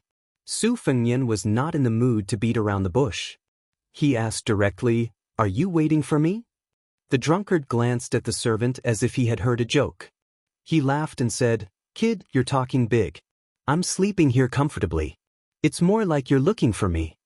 Su Fengnian was desperate. He said calmly, "Someone asked me to pass a message. If you can understand it, then forget it. If you don't, then take it as a drunkard's words. They can go in one ear and out the other. Since he's a pawn you brought out, you have to go back and clean up his mess." The man who was still handsome after shaving rolled his eyes and said, "Is there something wrong with your head? When did I not clean up my mess after taking a dump? Get lost, get lost. If you don't get lost, I still have my swordsmanship. I'll take out the torch dragon hanging in the sword pavilion and send you to hell." Su Fengnian had checked the flow of qi. Neither the master nor the servant could be called a hermit master. The drunkard was barely above ordinary people. As for the cross-eyed servant, he was slightly inferior to ordinary people. Su Fengnian walked down the city wall with a smile. He took the inferior horse and left Flying Fox City. He looked back. There was no drunkard. There was only the cross-eyed servant standing there with a hunched back. The drunkard, who had been sitting on the ground and leaning against the wall, wiped the stubble on his cheeks and muttered to himself. Seeing that there was no response, he looked up and saw the servant standing there silently. The drunkard said self-deprecatingly, "I forgot that you're deaf and mute. When I was chased by my enemies, I ran north and fled to the border. If you didn't have some money, I wouldn't be willing to call you master and servant." The drunkard asked lazily, "Why do you want me to sleep on the city wall today?" A hoarse voice sounded, "Even a cripple like me can sense the sword energy approaching. There's a swordsman in Beimang who has such a sword realm. He must be someone like the headmaster of the chess and sword music school." The drunkard was so scared that his hands and feet trembled.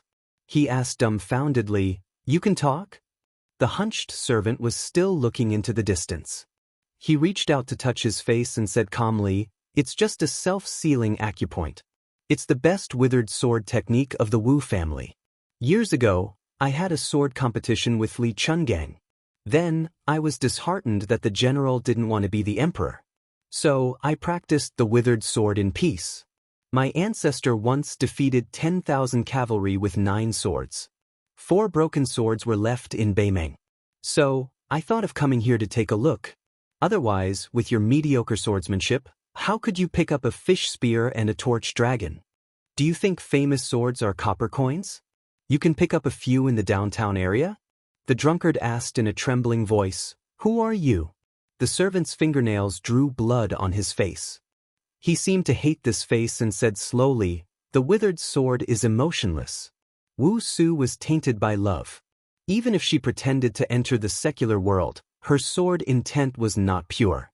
She was an immortal on earth in the palace back then, but it was only a fake realm. It was just an illusion. Otherwise, how could she fall ill? Consort of the king of Bailiang? My sister. My biological sister. However, I have never been close to her since I was young. Our relationship is even worse than her relationship with Dong Tai, who lived on Sword Mountain. Just like Chen Jibao and me, His Royal Highness is much better than that nephew of mine. However, no matter how close we are, our blood relationship cannot be denied. All these years, I have been waiting for the general. I never thought that my nephew would come to Flying Fox City. General, you moved me with emotion and reason. But don't you know that I, Wuxia, am the most emotionless and unreasonable person in my life? How do you know that Chen Zhibao has never come to find me? It's too late. You don't kill me. I won't say anything. There are so many romantic people, but they all die because of romantic people. On this day, the top scholar died drunk in Sword Pavilion. All the brothels in the city mourned and paid for the burial of this legendary man who made countless girls fall in love with him. Those middle-aged women whose children had already grown up were secretly grieving. To the north of Bailiang was Beimang. Bailiang was desolate, but its heart was not cold.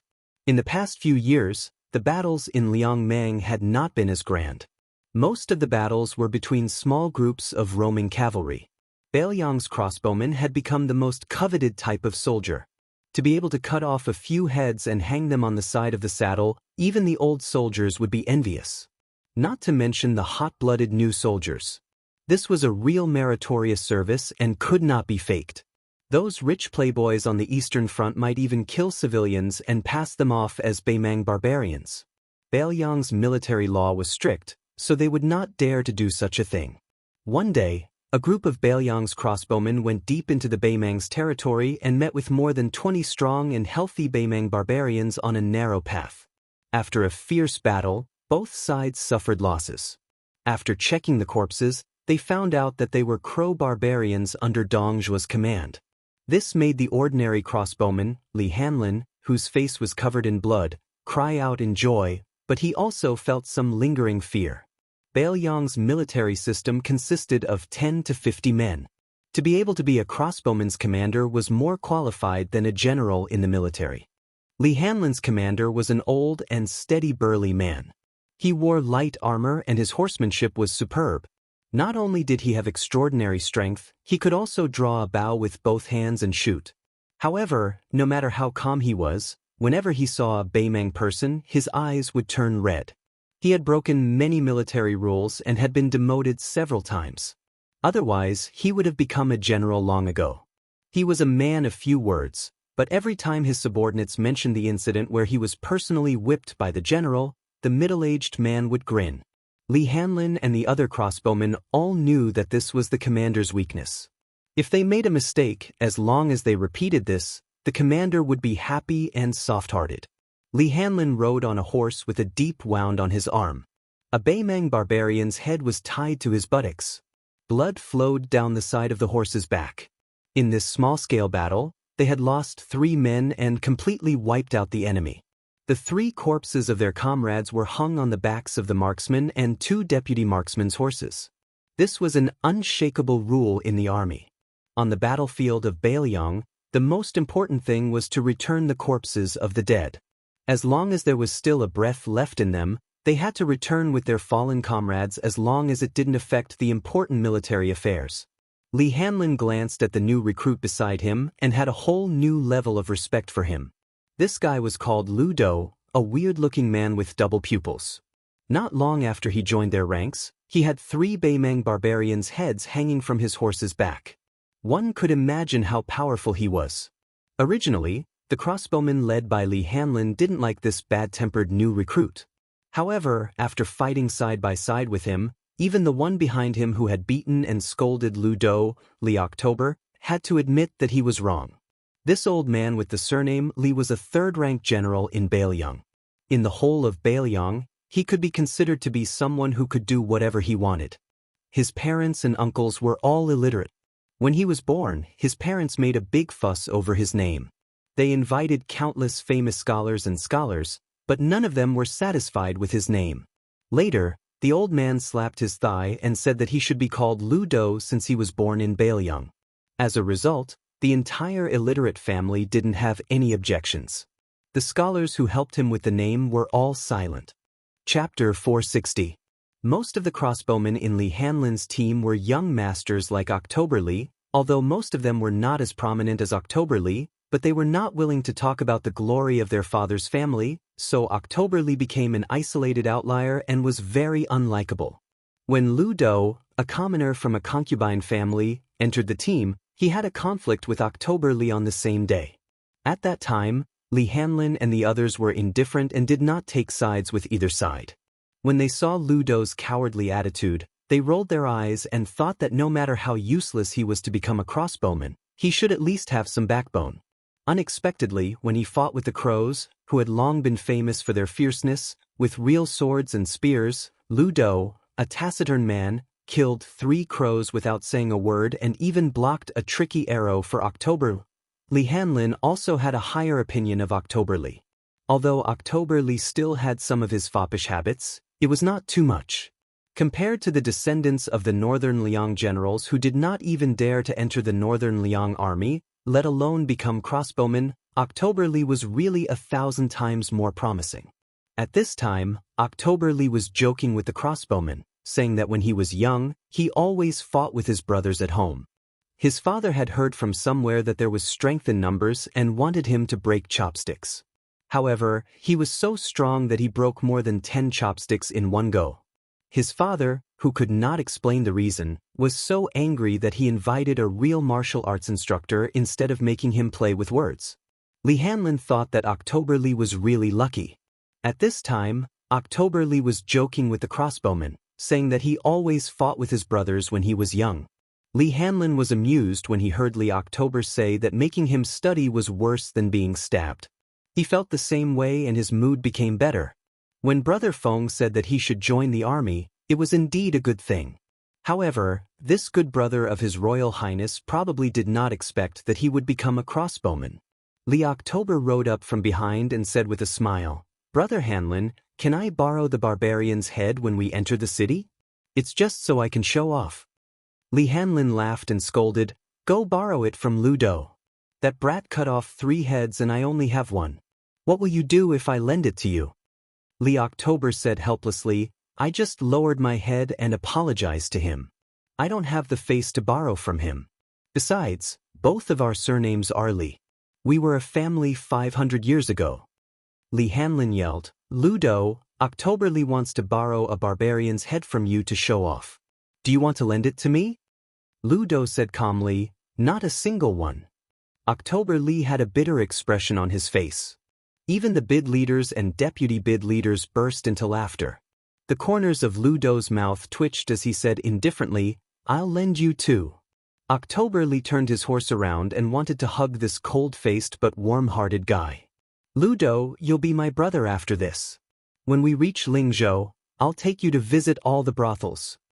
Li Hanlin teased, "What's the big deal about visiting a brothel? Don't you have a younger sister who's always praised as a captivating beauty? Why don't you just acknowledge him as your brother-in-law? In the future, you can even borrow 200 barbarian heads, let alone 2. October Li said heroically, "Sure, Lu Dou. Why don't we agree on this?" Lu Dou rolled his eyes and said, "Get lost. With your shabby appearance, how good can your sister be?" October Li, who didn't look ugly at all, was instantly annoyed and caused another round of hearty laughter. The bid leader said, "A bunch of brats. You still have the energy to talk nonsense here. Don't you know how to vent your energy on the bellies of your women later? I see that your trip this time wasn't bad. When we return to the city, I'll shamelessly ask for a leave from General Zhao and let you guys enjoy yourselves. However, it'll only be for a day or 2 at most. If anyone dares to come to the camp late by even a moment, I'll personally whip you." Li Hanlin came to the bid leader's side and said softly, "Bid leader, I've already discussed with Hong Jin and the others. We'll each give a barbarian's head to the 3 brothers. As for the reward, it'll all be given to their families." The bid leader frowned and said, "It's a serious crime to give away military merits without authorization. Li Hanlin, I know your background isn't ordinary and isn't inferior to October Li and the others. However, if the higher-ups find out about this, the military law will be like a mountain. A happy occasion will become a disaster. Do you really dare?" Li Hanlin said with a mischievous smile. "Back then, Chief Biao dared to stab a northern Mang general to death with a single blade. Just how heroic was that? We are all pawns you brought out, so why wouldn't we dare?" The bid leader cursed and said with a gratified smile, "You guys don't need to get involved. I've already discussed this with the 2 deputy bids. You guys have no part in this. You just need to focus on killing the enemy and accumulating military merits. Since you've entered our ranks, I and the 2 deputy bids have no reason to treat you unfairly. In the Bailiang army. A day's worth of comrades, a lifetime's worth of brothers. On Mount Wudong, the morning bell rang. On the summit of the 81 peaks, in the square in front of the main peak's Taoist temple. When Martial Grand Uncle Qing became the chief, he was the one who led the practice. However, the chief was no longer in this world. Someone else was in charge of the practice, but he was just as young. Li Yufu was only 1 generation younger than the chief Hong, but he was even younger. The summit was filled with smoke. Hundreds of Wudong Taoists practiced together. Their robes fluttered in the wind and clouds surged. The 108 styles created by the young chief were simplified into 72 styles by Martial Grand Uncle Li Yufu. Not only did they not lose the essence of Taoism, but they also became more complete. Even a Taoist child who just came up the mountain could do the same without any difficulty. After Wudong closed the mountain, only pilgrims were allowed to enter the mountain to burn incense. The Taoist temple on the mountain didn't care about the height of the peak. The Taoists on the mountain didn't care about their seniority. As long as they were willing, they could practice with Li Yufu twice a day. Those who arrived early could stand in the front row. Senior Martial Grand Uncle Song Jiming and Yu Xingrui could casually stand in the back row if they arrived later. Regardless of wind and rain, they practiced on the summit for a day without rest. After the practice, Li Yufu and some young Taoists patiently explained their doubts. Master Yu Xingrui, who had been quietly waiting, walked to the little lotus peak and came to the tortoise camel tablet. The old Taoist whose inner strength was only inferior to big senior martial brother Wang Zhonglo said with emotion, "Yufu, do you blame your martial grand uncle Hong for not leaving ancestor Lu's sword to you but giving it to the outsider Xianxia? And this person is a Taoist from the Taoist mansion of Dragon Tiger Mountain." Li Yufu put his hands in the cuffs of his Taoist robe and smiled. When Martial Grand Uncle taught me this set of boxing, he had already made it clear that he would give Ancestor Lu's sword to Dragon Tiger Mountain's Xianxia. He also asked me if I had any worries. Yufu didn't dare to lie, so I told him the truth. Martial Grand Uncle said that if you were not convinced, then you could go to Xianxia and ask for it back if you were to surpass Martial Grand Uncle Wang. But I'll tell you in advance that I'll practice swordsmanship halfway, but if I don't have any achievements in the future, you can't laugh at me. Yu Xingrui walked to the edge of the cliff and stepped on the soft soil. He smiled and said, "If you don't succeed in practicing swordsmanship, you can't let us laugh at you, can we?" Back then, except for the eldest senior brother who cultivated the Big Yellow Court and Wang Xiaoping who practiced the silent sword, the rest of us were useless. The only fun we had was to laugh at your martial granduncle. When we found out that he was reading the forbidden book, we laughed and scolded him. When he dozed off while riding the green ox, we scolded him with a few words of wisdom. Thinking of the red clothes he wore in his youth, we laughed and mocked him. Today, it was not good to go down the mountain for fortune-telling. We old men couldn't help laughing again. In fact, as time went on, your martial granduncle and I felt that it was better not to go down the mountain. What's the point of going down the mountain after becoming the best in the world? But in the end, your martial granduncle still went down the mountain. Yu Xingrui sighed and said in a low voice, "Riding an ox and reading Taoist books, rowing a waterfall with peach trees, watching the clouds rise and fall among the peaks, let nature take its course. This should be your martial granduncle's way of heaven. But riding a crane down the mountain, cutting fate with a sword, and letting a woman ascend, how can he let nature take its course? If I was there at that time, I would have pulled his ear and scolded him. We old men are not regretting whether Wudong will prosper or not, we just feel sorry for him." Li Yufu murmured, "A white-haired person sending off a black-haired person." Yu Xingrui sighed heavily and said with a smile, "So you don't have to torment yourself anymore, and don't have any burden. Regarding the matter of sect master's junior brother, don't look at how those martial uncles appear to be calm and collected these days. I reckon that they were all in a daze when they were eating. Fortunately, my junior brother Wang wasn't on the mountain. Otherwise, there's an 80 to 90% chance that he would have made a move to stop Xiang's flying sword from opening the heavenly court. And your martial granduncle Song, he can't calm down to practice alchemy for a year. He is very worried." Li Yufu asked softly, Is the sect leader the reincarnation of Ancestor Lu and also the reincarnation of Qi Xuanzhen? Yu Xingrui smiled. It's probably true. Who cares?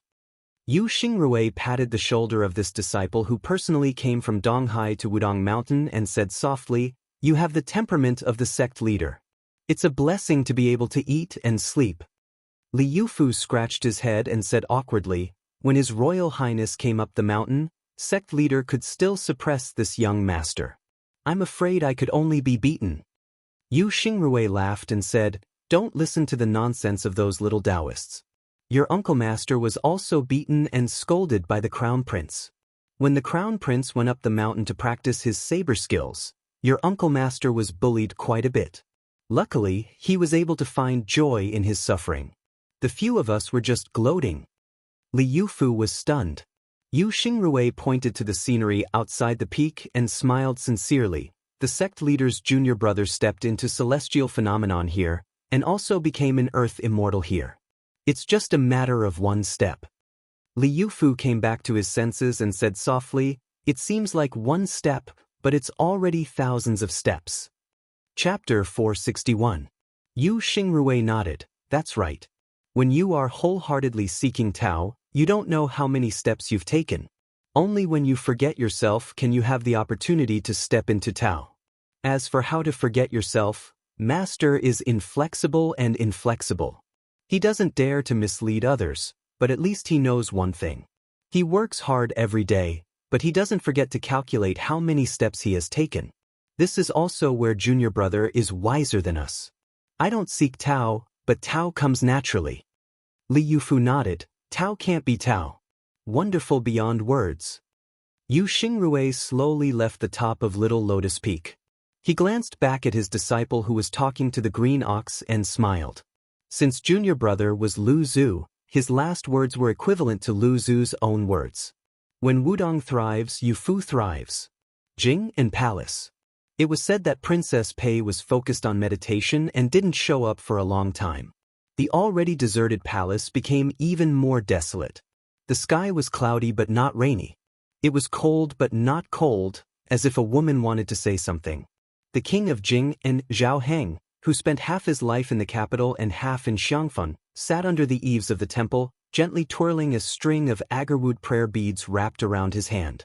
There was only one person sitting opposite to this great vassal king. It was Lu Su, the young and blind zither player who stabbed himself in the eyes to end his career. He came from a scholarly family and his father's generation were great scholars. However, because he wrote the history of West Chu with a straight pen, the younger generation took advantage of the loophole and was punished by the imperial court. For 10 years, he played the zither for a famous prostitute in a brothel to make a living. For 10 years, he made a living by gambling in Yongzi Alley. Somehow, his luck changed. Not only did he enter Jing and Palace, but he also became an important advisor of the father and son. Even today, the young people who were brought into the imperial family from Yongzi Alley still felt like it was a lifetime ago. As the saying goes, a carp jumps over the dragon gate. Thousands of carps fight until their heads bleed, but how many can jump over the dragon gate? Lu Su, who was a criminal, was favored by the king of Jing, Zhao Heng. It was really unexpected. Zhao Heng closed his eyes and turned the prayer beads on his horse to calm his mind. He asked indifferently, "Lu Su, do you know why I did not allow you to enter the capital with Shawa?" The blind young man shook his head. "I don't know." King of Jing and opened his eyes and looked at the dusky sky. He laughed and said, "These days I made you conceal your surname and identity and move you around to become a low-ranking government official. Have you ever complained?" Lu Su shook his head and smiled. Lu Su is very content. Zhao Heng turned his head to look at the young scholar. "You've come up with 2 strategies and 13 strategies. You're determined to pacify the world for the emperor. The first strategy is to establish the crown prince, the temple oracle, and the removal of the feudal vassals." Xianxia was trembling with fear and was forced by me to bring him to the capital to meet a stranger, incurring the wrath of the emperor. The second strategy is a total of 10 strategies. It only talks about the strategy of using troops to deal with Beimang. The first is to talk about the two surnames of Beimang and the two dynasties in the north and south. The second is to predict the intention of Beimang to divide their troops. The third is to talk about how to deal with the enemy's attack. The fourth is to prepare horses for the border. The fifth is to mobilize troops and generals. The sixth is to talk about Tu Liao. The seventh is to reconcile with Qin. The eighth is to give away fortune. The ninth is to reclaim Longyao Prefecture. And the 10th is to eliminate Beimang. The emperor was furious again. However, Shang sent a secret letter back to Xianxia, saying that even Zhang Julu and Gu Jiantang attached great importance to it. Even the old West Chu's grand preceptor, who usually didn't like to praise others, said a few good words in the imperial court. Of these three people, Zhang Julu chose to give away fortune to promote righteousness, to pave the way for his own political reform. Gu Jiantang favored the ninth strategy of reclaiming Longyao Prefecture greatly.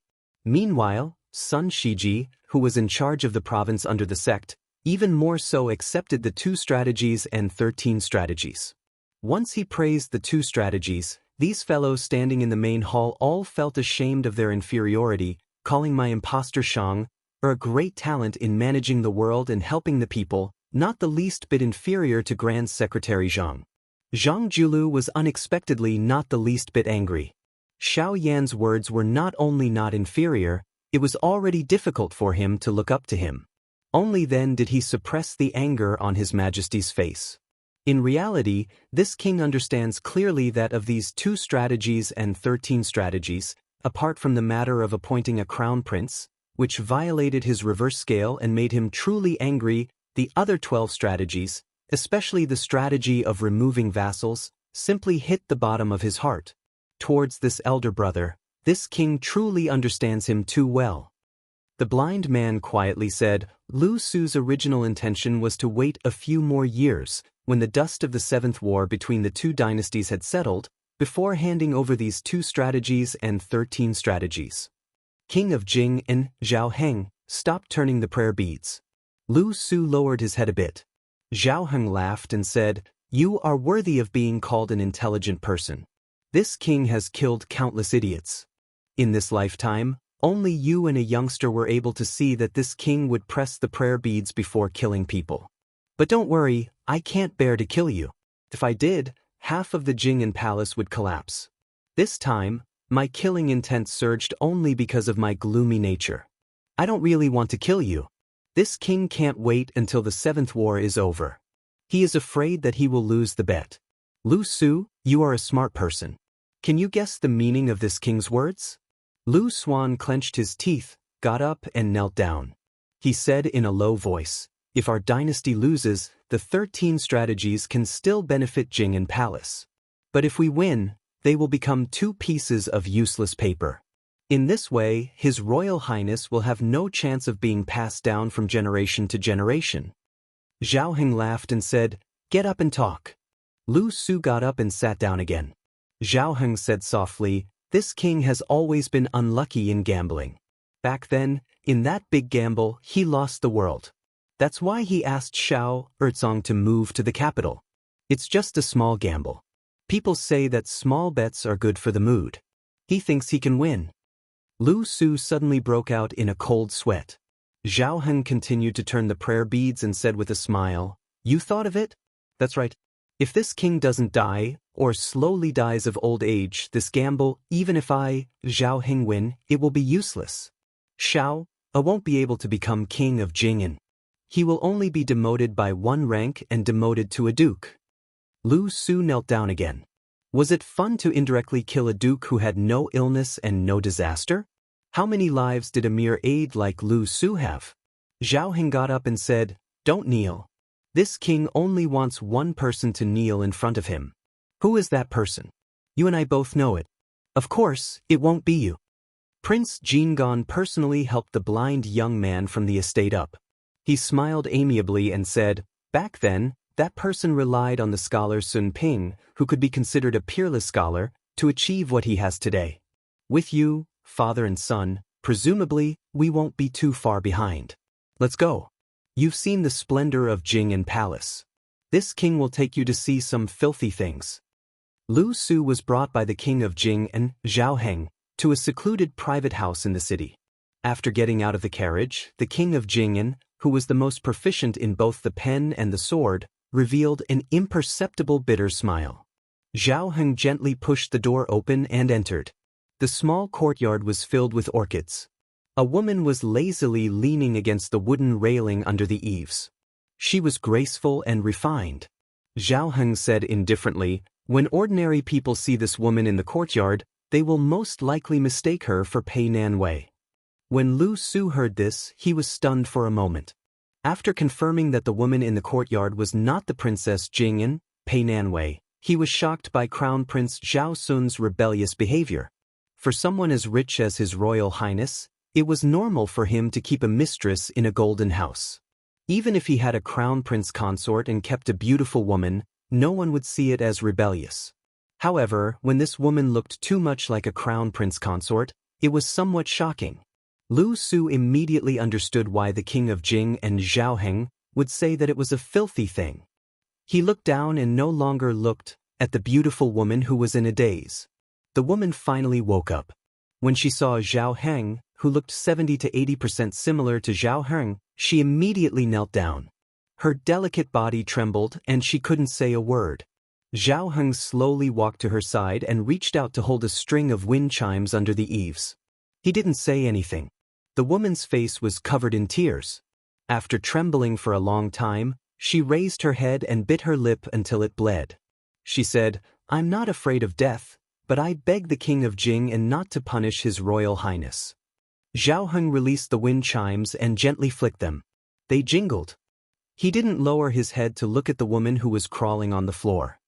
He sneered softly, "Are you worthy of speaking to this king?" The woman lowered her head and tears streamed down her face. The king of Jing and listened to the sound of the wind chimes and slowly said, "This king already knew from the first day you stepped into the courtyard. However, this scandal is nothing to this king. Su didn't cross the line." The woman was still trembling like a delicate orchid in the wind and rain. Zhao Heng continued, "Now, for Su, you have to die. Are you willing?" The king of Jing'an and Lu Su walked out of the courtyard. Before Zhao Heng boarded the carriage, he paused and laughed softly, "This king treats you like a scholar." Lu Su, who didn't speak, bowed deeply. The woman waited until the sound of the door closing. She wiped away her tears and went to the jewelry box to choose a pearl hairpin that Zhao Sun had given her. She came under the eaves and lay on the floor with him. She raised her head and looked at the wind chimes. Before the hairpin pierced her neck, she said softly, "Sun." When the king of Jing'an's crown prince, Zhao Sun, was in the capital, there was a piece of news that shook the world. The king of Jing'an, Zhao Heng, died of a chronic illness.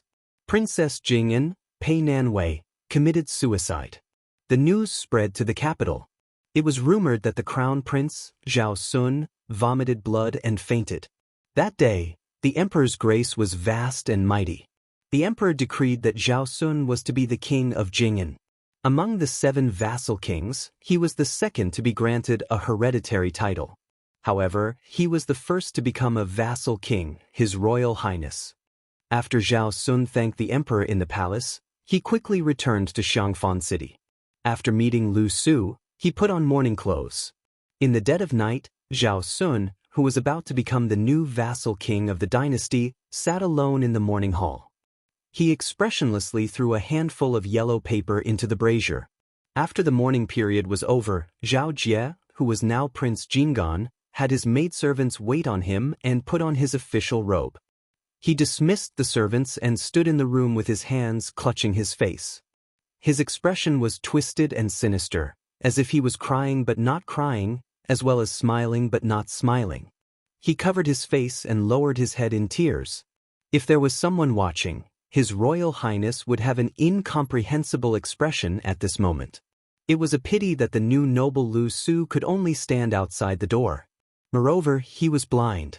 Inside the room was the king of Jing and Zhao Sun. He covered his face and the corners of his mouth curled up. The capital.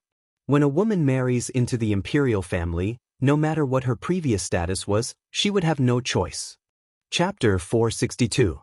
When Yan Dongwu saw her younger brother Yan Qiji and Kong Wuqi visiting together, no matter how bad her mood was, it still improved. Moreover, she was married to the refined and introverted fourth prince. Although this husband of the emperor's son was a bit too playful and was obsessed with poetry, painting, and musical instruments, for a woman, it was already a heavenly wealth that she could not complain about. After the two became husband and wife, they treated each other with respect. Yan Dongwu didn't know what reason he had to be unhappy. Therefore, every time the stewards and maids of the Fu saw the imperial concubine, they always felt close and kind. They secretly praised her for being a daughter of a noble family. The bit of misgivings they had about their mistress being born in Bailiang was swept away.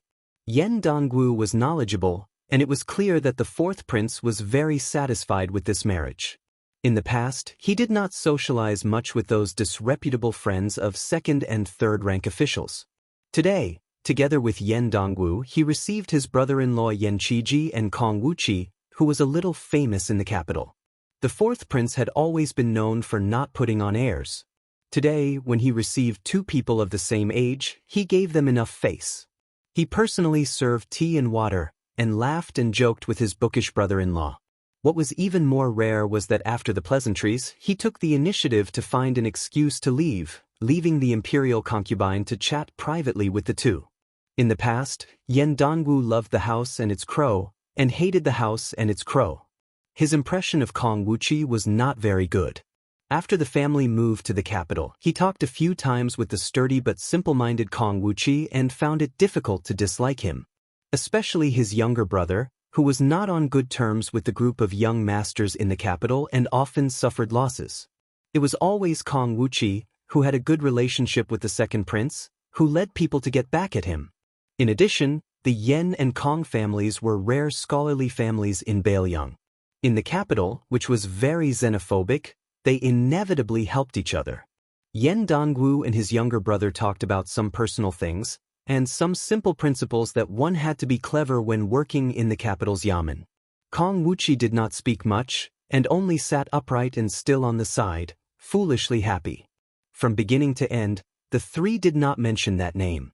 Leaving the luxurious and grand mansion, the fourth prince still politely escorted him to the door. Yan Qiji and Kong Wuqi sat in the carriage together. Kong Wuqi asked innocently, "Yan eating chicken, your sister seems to hate His Royal Highness. Look, she doesn't even want to talk about it." Yan Qiji's face darkened as he said softly, "None of this matters now." Kong Wuqi said straightforwardly, "Hey, I used to think that Brother Feng could become your brother-in-law. At that time, I regretted that I didn't have an elder sister. I was so jealous of you." After a period of official cultivation, Yan Qiji, who had gradually lost his sharpness as a scholar, changed the topic and said with a bitter smile, "I heard that Hanlin went to the Bailiang army. This guy really likes to do stupid things."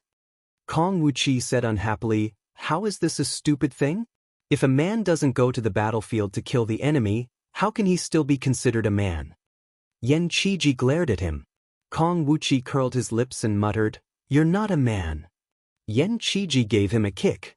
Kong Wuqi, who was not afraid of pain, was too lazy to hit him. He looked out the window and sighed, "I really miss Brother Feng. No matter how much green ant wine I drink, it doesn't work. I just feel that it's boring. It's not the same taste as before." Yan Qiji said helplessly, "You're a man now?" Kong Wuqi hugged Yan Qiji's neck and played around. In the mansion, everyone knew that the prince's wife had raised an expensive parrot that was clumsy in speech. It hung on the window of the study. Yan Dongwu stood at the window and only dared to tell the parrot what was on his mind. The fourth prince saw this scene from a distance in the corridor. He leaned against the pillar with his hands behind his head and muttered to himself. The current dynasty followed the ancient rules of the previous dynasty. The high officials of the three provinces under the Minister of Governmental Affairs had to take turns on night duty in their respective headquarters. Other than the old Grand Preceptor of the Old West Chu, Sun Shiji, there was no exception. Today, Grand Secretary Zhang Julu received a report from a direct official in the main hall. He signed on it and took it away, returning it the next morning. The direct official was also used to this and did not flatter. Before this powerful blue-eyed man became the Grand Secretary, the central government officials took night duty as a hardship. Very few second-rank officials really followed this rule, especially those with noble status. They rarely showed up, and the official in charge of the report did not dare to say much. However, after Zhang Julu took power, he expelled a few men from the imperial court on his first night duty. No one dared to slack off anymore. Following the dynasty's peace in the Four Seas, there was a reputation for the forbidden night to settle the world. Tonight on duty, after Zhang Julu dealt with a few urgent affairs, he and an old friend of the same master, the left chancellor of the Imperial College, Huan Wen, were on duty. Zhang Julu did not drink. In the hearts of all the scholars, Huan Wen, who was as respected as the chancellor of the Xianxia Academy, was not happy without wine. Even the emperor made an exception and allowed Huan Wen to drink at night, but explicitly said that he was not allowed to get drunk. The left chancellor of the Imperial College was a thin and elegant old man. He joked, "Old blue-eyed man, your complexion is not bad." What? The 2 sketches and 13 strategies King of Jing'an and His Royal Highness Zhao Sun invited an expert to write on their behalf. Are you really treating them as a world-saving medicine? Grand Secretary Zhang narrowed his eyes and said, "Poison is like honey, good medicine is bitter." These 13 strategies, once implemented, will at least make most of the imperial court's officials complain incessantly. Even the military will suffer great losses. Tell me, how can I not be happy? Huan Wen reached out his hand and pointed at his old friend who was only under him, cursing. The first sketches is a strategy in the temple. Even the Imperial College is insinuating that we are a bunch of useless scholars who don't know the hardships of the common people and only know how to study to death for scholarly achievements. I'm still fine, since my skin is thick, not scared of being spat on by others, but the newly appointed Chancellor Song you will definitely be angered badly. Zhang Julu sneered and said, "That literary giant with good handwriting, fortunately, only went to your Imperial College. Now that I've met him, he can still be considered a smiling face. If he went to the Secretariat or the Minxia province, I would still have a headache, unable to escape from becoming a political enemy of his." Huan Wen chuckled and said, "This Song family father and son pair is a great literary giant who is going to dominate the literary world for 100 years. Old blue-eyed man, you should take it easy. If they hold a grudge against you, just wait for them to splash dirty water on you after you die." The blue-eyed purple-bearded Grand Secretary Zhang stooped down and reached out to warm himself by the fire, calmly saying, "Pen knife, pen knife, pen knife. A pen is a knife, killing people without spilling blood. In my opinion, he isn't inferior to Great General Gu Jianting." Huan Wen drank a small mouthful of wine, narrowing his eyes and lowering his voice, saying, "The Green Party has already fallen apart, but the Gangnam-do Lu family brothers, one has become the Minister of Rights, the other has become the Assistant Minister of War. The atmosphere is gradually rising. Aren't you nervous?" Grand Secretary Zhang said indifferently, "What's the point of being nervous about these things? I am only worried about things like drought, floods, locusts, and other things." Huan Wen shook his head, not saying anything. He only feared natural disasters, not man-made disasters. With the officials in power, what more could he ask for? Insignia Mountain's Great Bull Mound, the 2 great guest elders Huang Fangfua and Hong Yu personally watched as that mountain lord woman placed a single hand on the head of a guest elder kneeling on the ground whose inner force wasn't ordinary, absorbing the aura of this man who was still a powerful martial artist a moment ago, not leaving a single drop behind. When she released her hand, that guest elder's body and blood essence didn't change, but his life force was already extinguished. The 2 guest elders who secretly captured this person to help the tyrant smiled at each other, their faces full of bitterness and horror. Even though they had already seen this scene many times, each time her absorption speed became faster and faster. The faster the mountain guest elder died, the more terrified they became. The woman who became Xianyuan family's master asked with a smile, Uncle Huang, what number is this?" Huang Fangfua steadied his mind, doing his best to remain calm as he said, 39th. It was precisely Xianyuan Qingfeng who had brazenly ascended to this position during the Great Snow Plains upheaval. She bent down her slender waist, looking at that corpse that died with remaining grievances, her smile as innocent as a young girl's, saying with a smile, "Two uncles, please be at ease. No matter how vicious Qingfeng's heart is, I still won't act against you too, my father's good friends."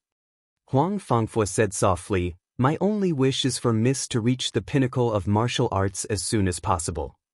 Xianyuan Qingfeng retracted her gaze and stretched her body. Not only was her face glowing, but there were also wisps of purple qi lingering around her body. She said faintly, "If my father were still alive, he would never say such words. Perhaps he would regard me, his own daughter, as a devil that could be killed, and would no longer be willing to release a jar of red osmanthus wine for me every year." Huang Fangfo didn't dare to say anything else. Hong Yu crossed his arms and began to close his eyes to rest. Xianyuan Qingfeng frowned and asked, "If I'm not mistaken, Yuan Tingshan must have somehow obtained Xianyuan Pan's martial arts experience, and his blade technique realm skyrocketed. Otherwise, with his temperament, he would never compete with Gu Jiantang.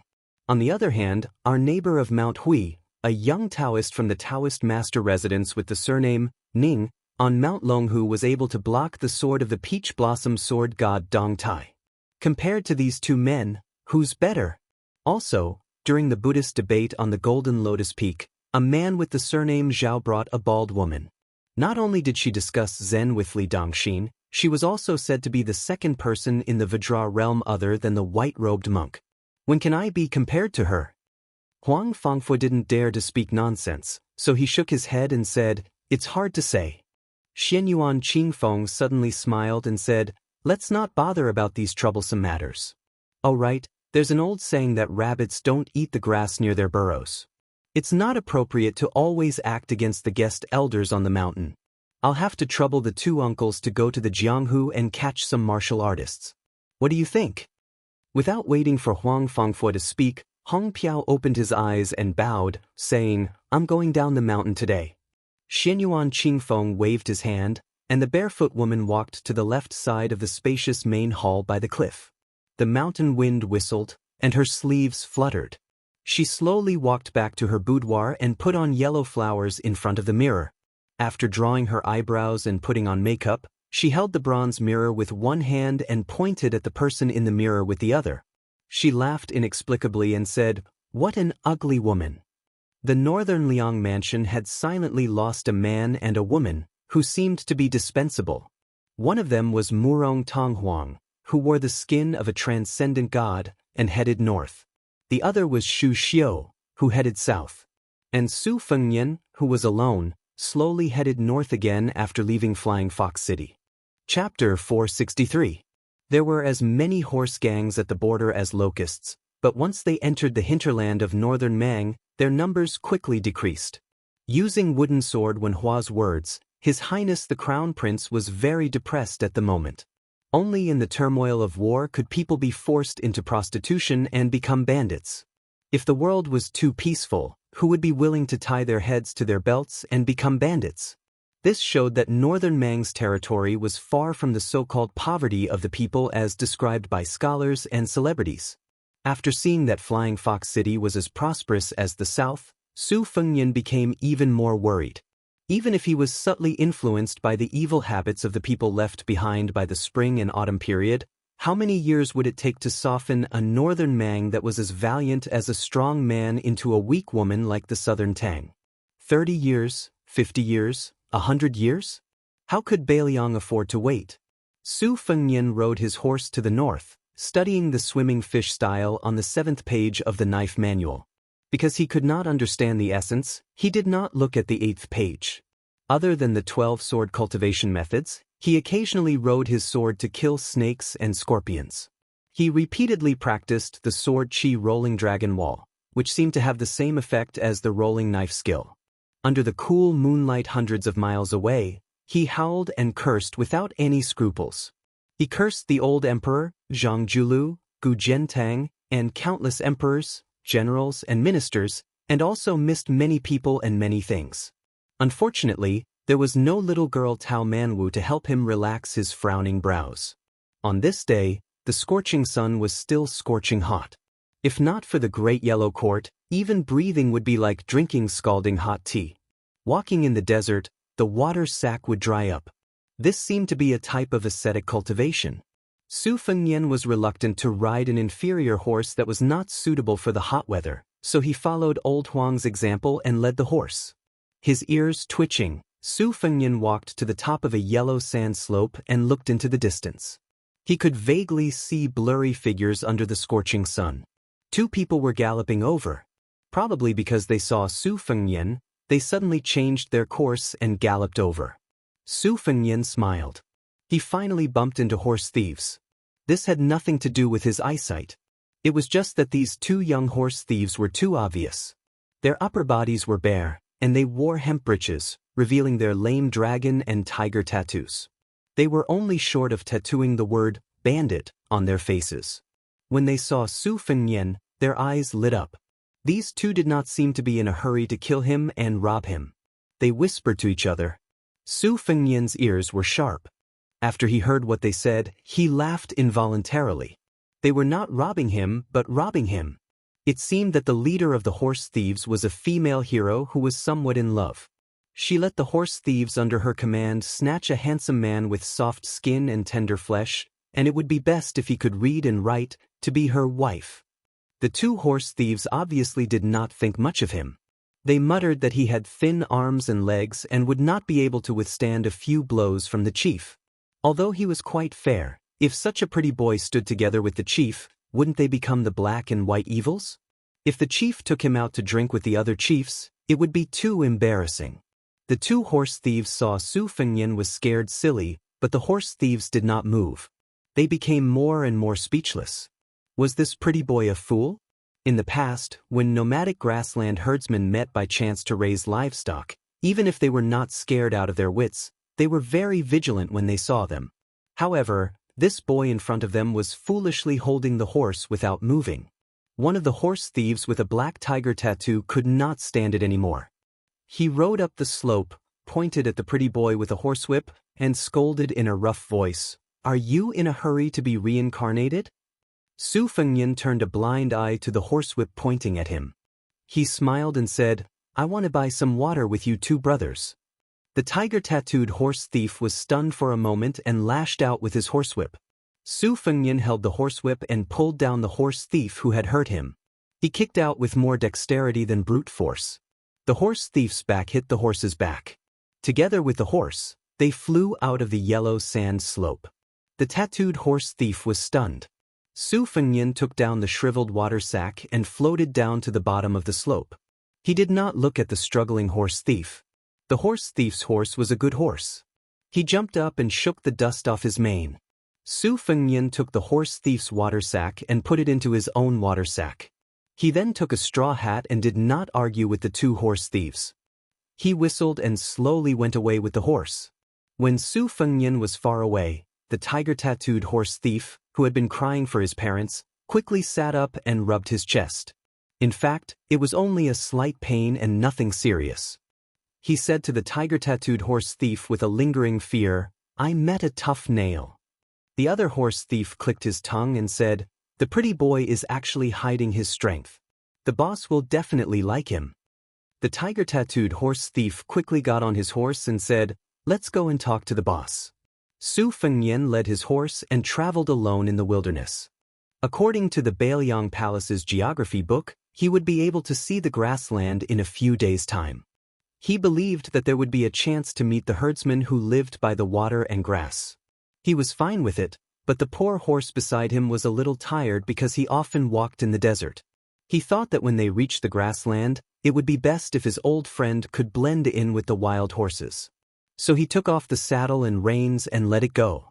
After resting for the night, Su Fengnian sat cross-legged, lit a bonfire, and looked at the low starry sky. The poor horse also bent its knees and rested, rubbing its neck against him. Su Fengnian patted the horse's neck, picked up a piece of soil and put it into his mouth to chew. The moisture was much better. It was time to get close to the grassland. Tasting soil was the entry skill of finding the dragon's pulse. Su Fengnian often went with his elder brother Yao Jian to study geography when he was young and learned many superficial tricks of looking for pulse. The world's ancestral dragons came out of Kunlun, and one of them entered Beimeng. In the past, Beimeng rarely talked about this. After a large number of adherents of the spring and autumn period, this talk became popular. The empress of Beimeng had become the destined son of heaven. Su Fengnian turned to the poor horse and smiled. "Old friend, do you believe it?" The poor horse snorted. As usual, it diligently cultivated the sword in turn, just like the farmers in Jiangnan who had to go out every night to grab water to raise rice. They could not afford to be lazy. The sky was just beginning to brighten. Su Fengnian quickened his breathing. According to the Taoist classics, the spring meal was the morning glow of the morning and the summer meal was the evening glow of the eastern sea. The evening glow of the morning glow was the beginning of the sun, and the morning glow of the eastern sea was the best. The evening glow of the morning glow was the beginning of the sun, and the morning glow of the eastern sea was the best. The evening glow of the northern sea was the purple qi in the middle of the night, and the extreme cold of the northern sea was the armor. The two were especially beneficial for cultivation. That Taoist orthodoxy lived up to expectations and became the state religion of Beimeng. The current leader, Immortal Qilin, became a Taoist saint. Together with the abbot of the two Zen temples, they were known as the two saints of the north and south. In the early morning, Su Fengnian's breathing was red and yellow. It was probably because he had not reached the realm yet. He also could not say that it was very mysterious, but he felt more refreshed than usual. He slowly stood up and had some understanding. The so-called martial arts geniuses were divided into two types.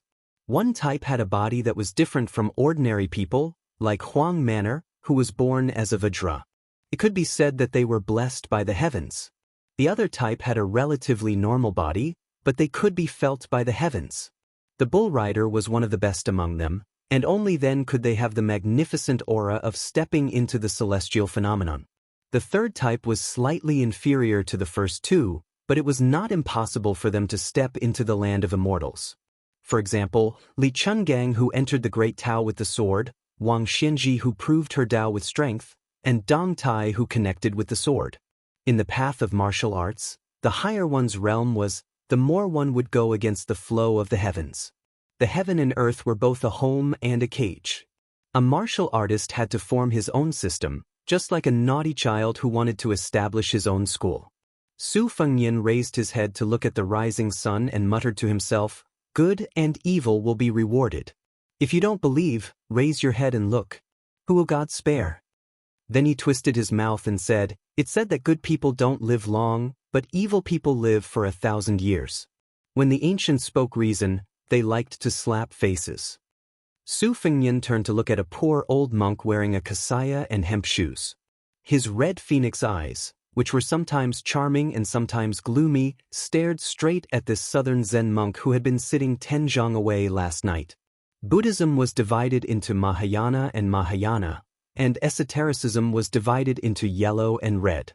Everyone's attire was different. Because Su Fengnian's Wang Fei was a devout believer in Buddhism, he always had a good impression of monks. In Beiliang, many rogue Taoists changed professions to become monks for the sake of money. But in Beimeng, he met an old monk who had traveled thousands of li to this uncivilized land to preach. Even though the monk looked kind, Su Fengnian did not dare to be careless. The old monk put his palms together and said, "Young master is a believer in Buddhism." Su Fengnian suppressed the murderous instinct in his heart and silently returned the greeting. The old monk's kasaya had been washed many times. It could be seen that there were many fine stitches. But it was always clean and did not look sloppy. His beard and eyebrows were snow-white. He held a bamboo staff in his hand and looked even more benevolent. In the Beiliang army, there was once a monk who wielded a staff of more than 70 jin. As one of the commanders of the infantry, he ate meat and drank wine. He killed people like flies. On the battlefield, he glared fiercely and was very bloodthirsty. He was highly regarded by Su Shao. Unfortunately, because the Beiliang cavalry entered Jianghu, the monk retreated into the mountains. It was said that he passed away in a small mountain temple. At this time, the old monk smiled and said, "This old monk came north from the two Zen temples to the two Zen temples. I wanted to discuss Zen with an old friend from the Taoist school. Although most likely it would be like a chicken talking to a duck, but at least it would be a load off my mind. By chance I saw a young master swallowing the moon and eating the red clouds of the sun. I wanted to talk to young master endlessly, but I was afraid young master would misunderstand me as a bad person. So I did not dare to take the initiative to speak. But after thinking about it for a night, I felt that young master's heart is very deep. I don't know how to cultivate it. If I am careless and fall into it, it would be very inappropriate. Since young master is a believer in Buddhism, if you don't mind this old monk being noisy, I can talk to young master about Buddhism. Su Fengnian sat down again. He smiled and said, "So you are an eminent monk of the 2 Zen temples. I sincerely hope Senior will not be stingy with your advice." Chapter 464. The old monk did not approach and sat on the ground, facing Su Fengnian from a distance. After meeting, the old monk introduced himself to Meng Qi, showing his sincerity. The old monk placed his bamboo staff horizontally across his knees. Su Fengnian listened attentively. The old monk said slowly, "Young master used the Great Yellow Palace as a golden chamber, practiced the double rolling blade technique, nurtured the Wu family's flying sword outside, and nurtured the number 1 swordsman, Li Chuangong's green snake sword will inside. Your talent is great, your talent is high, and your perseverance is hard to come by." Su Fengnian, whose secrets had been seen through by the old monk, was shocked. His expression was normal as he smiled and said, "Senior, you don't have to restrain yourself first. Just say it." The old monk smiled and said, "In ancient times, when the wise men tried to control the flood, it was better to dredge it than to block it.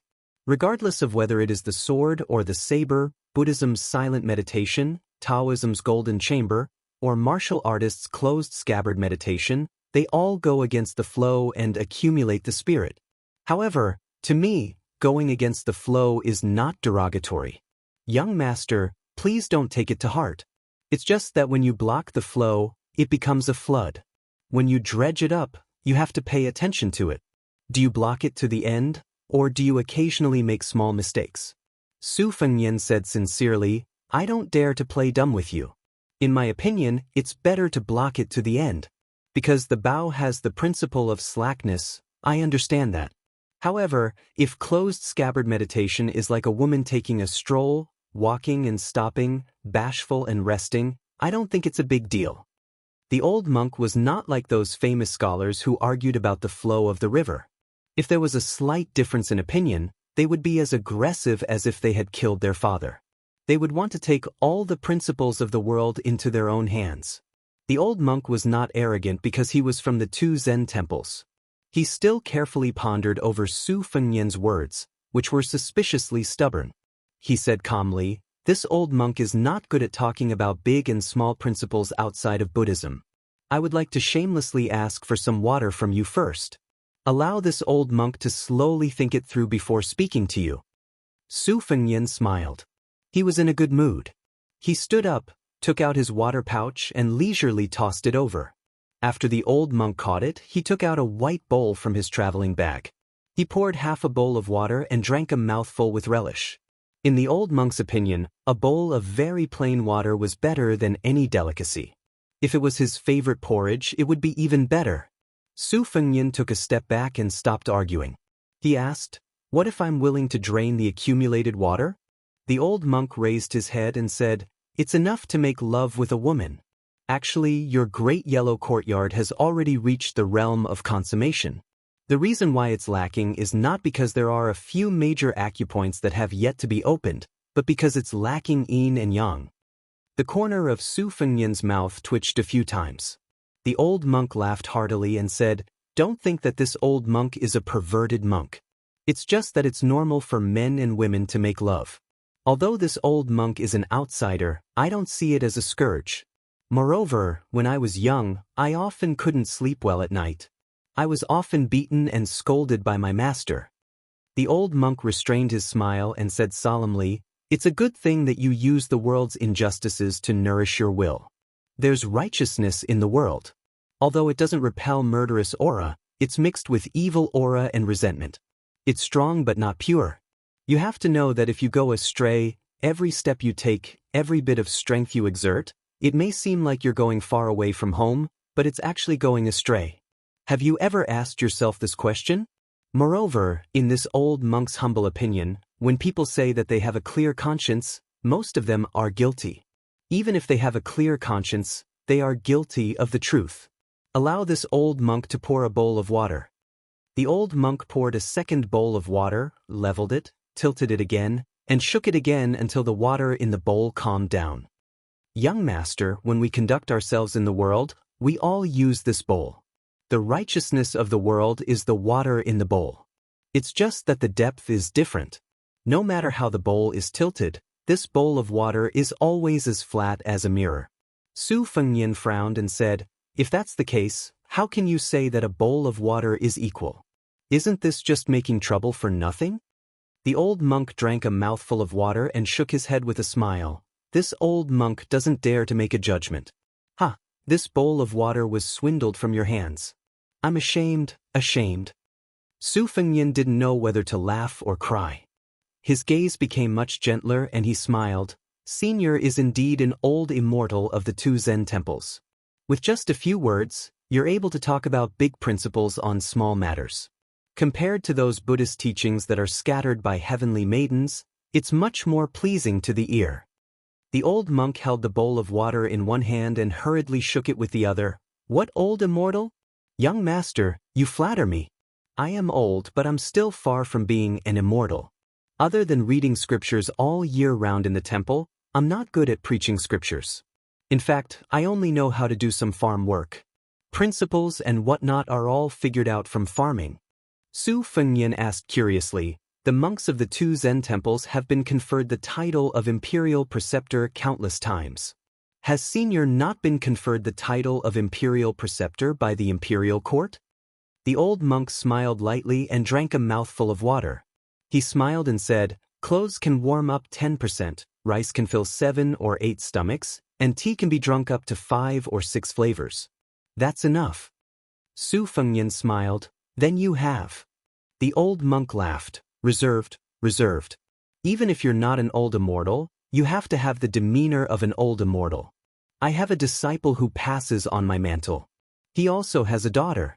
When he found out that I was going down the mountain, he advised me to have the demeanor of an immortal. Seeing that I wasn't willing to dress up properly, he sent me down the mountain and was lectured by her all the way." The corner of Su Fengnian's mouth twitched violently. With a gentle gaze, he asked, "Is it a young lady with the surname Li? She has a little monk by her side who is her childhood sweetheart?" The old monk was like a Buddha who had opened his eyes. He immediately understood, "So it's His Royal Highness. I've long heard that His Royal Highness sincerely worships Buddha. No wonder, no wonder.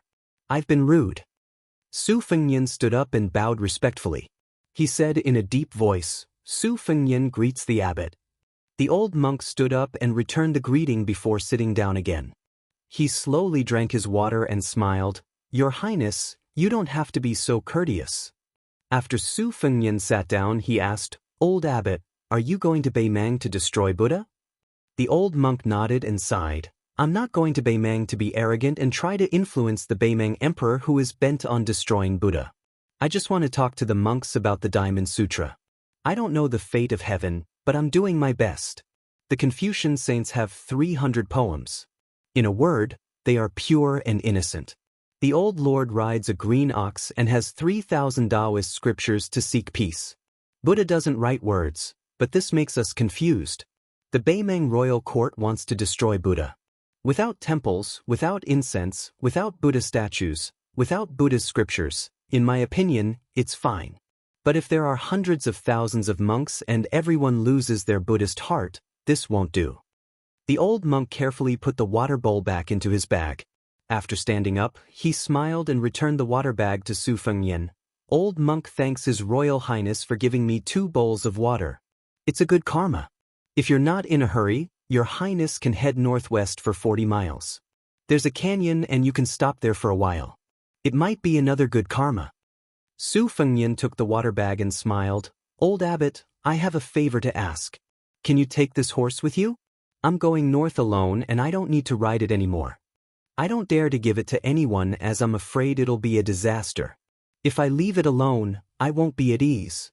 The old monk, who was worthy of being called the Buddha head saint of Buddhism, smiled kindly. Of course, of course. It's no trouble to have a companion to talk to on the road. Su Fengnian put his palms together. I'll bid farewell to old abbot here. The old monk put his palms together and said with a lowered eyebrow, Old monk's parting words, Your Highness can teach Bodhisattva to grow black hair. Su Fengnian was stunned. He watched the old monk holding the bamboo staff lead the horse away until his figure disappeared from his sight. Exhaling a long breath, Su Fengnian followed the old immortal's instructions and hung his short knife, springtime thunder, and rushed northwest. Now he had nothing to worry about. Sure enough, he saw a deep canyon that stretched without an end. Su Fengnian climbed to the top and walked slowly along the cliff of the canyon. He didn't know where the so-called good karma was. After walking slowly for half an hour, he finished cultivating his sword. His feet trembled. It was as if there was thunder between heaven and earth. Su Fengnian looked back and saw thousands and tens of thousands of wild bulls pouring in from the other end of the canyon. They were like a flood pouring into a grain pot. His heart skipped a beat and he rushed forward for half an hour. His scalp exploded. Damn it, there were hundreds of herdsmen leading sheep and all their belongings in the canyon. Aren't they going to be crushed into meat paste by the herd of wild bulls? This is not a sunny road, but a road to the underworld. You guys have lived in the grassland desert for generations. Don't you know how dangerous this situation is? Su Fengnian looked down from above. He could tell that some of the herdsmen already knew what an earthquake that came out of nowhere meant. They were in a complete mess, the elders' faces ashen, many women and children even more so crying incessantly. Su Fengnian looked over again, his expression gloomy and cold.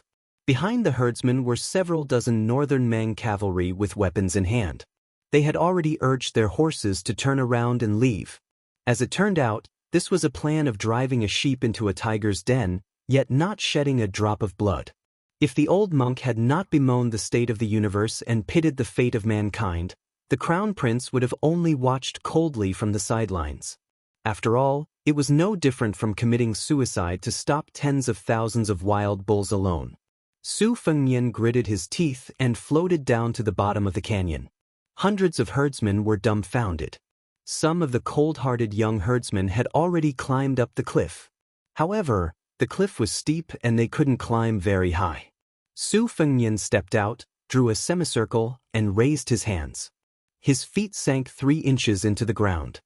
He left the herdsman with an unfamiliar back.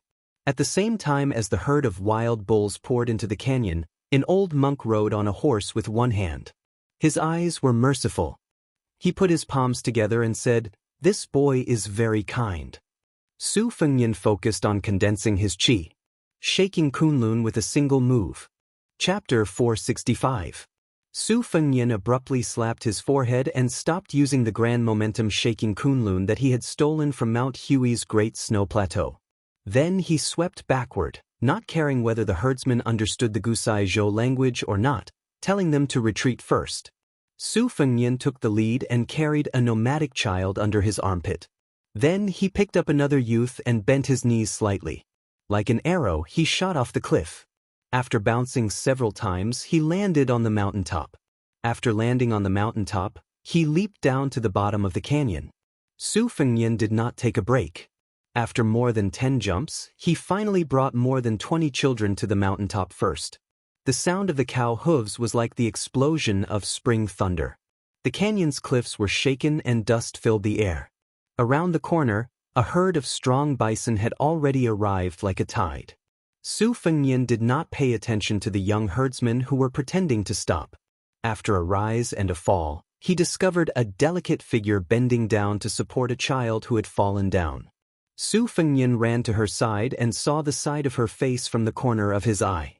He was slightly startled, but he did not care about anything else. He casually picked up the 2 children and rushed to the mountaintop. After putting them down, he jumped down to the bottom of the canyon again. There were still more than 80 herdsmen who were desperately trying to escape in the canyon. He saw the young girl, who could make His Royal Highness startled, pursed her lips and stood in place. Her face was filled with gratitude from the bottom of her heart. Her eyes were filled with the relief of life and death. Su Fengnian did not have the leisure to be unafraid of death like her. Facing the vast and mighty herd of bison, they descended to the bottom of the Kunlun Mountains together. The ground shook violently. The herdsmen were so scared that their legs went weak. The canyon's ground was originally uneven. The ground shook, making it harder to walk. A few elderly people staggered and fell to the ground. They struggled to get up and run again. Su Fengnian's momentum was majestic. It was like a sudden clap of thunder rising from the ground. Thunder against thunder. Qi flowed all over his body, leaking out like a flood. Su Fengnian exhaled again and suddenly opened his eyes. Both of his hands slid outwards in a gentle arc. The dust was unable to come within 1 zhang of his body. The girl behind him was dumbfounded. She only saw the young man with a saber in his long robe fluttering in the wind. When the frenzied bulls with red eyes were 10 steps away from him, it was as if they had hit an invisible iron wall. The front hooves of the first line of bulls that were running side by side with him were twisted and pressed backward. Then, countless wild bulls behind them piled on top of each other until the bodies of the first line of bulls exploded. Blood splashed everywhere. But even so, the dense black mass of bulls was blocked and could not move forward at all. One by one, the wild bulls in the back, weighing 2,000 to 3,000 jin, hit the wall one after another. Their corpses and bones piled up. In an instant, a scarlet wall was erected. The thick and blurred blood was shocking. The strong wild bulls had 2 thick, long, and sharp horns that curved into 2 shocking arcs. Their 4 legs were white below the knees, and their shoulders and backs were like lumps. Any one of them alone would make people tremble with fear. There were many scenes of lions and wolves being overturned by the horns of adult wild bulls on the grassland. Not to mention this flood of oxen that could topple mountains. In the narrow space of the canyon where there was no way to hide, it was like meeting enemies on a narrow road. There was no other way but to charge forward. The wild bulls were docile by nature.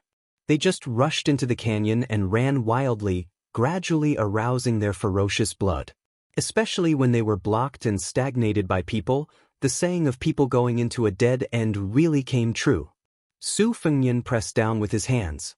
More than 40 wild bull corpses suddenly fell down. His feet also slid back 2 steps on the ground. Without any obstruction, the herd of wild bulls stepped on the corpses and leaped over, continuing to run wildly. Su Fengnian's sleeves billowed. His left foot slid out a step. He spread out his arms and suddenly pushed forward. The wind and sand in front of him were blown up. Especially the 2 cliffs on both sides were pulled by the momentum. Many large flying stones were forcefully pulled out and shot toward the herd of bulls. Su Fengnian did not care about the blood that seeped out of the corner of his mouth. He knew that the flying stone was just a solution to the urgent situation and could not escape from a drop in the bucket. The previous block and the next block only reduced and compressed the gap between the bulls and their tails. It seemed to be effective now, but when the momentum contained in the torrent completely rebounded and exploded, it would be the real pain.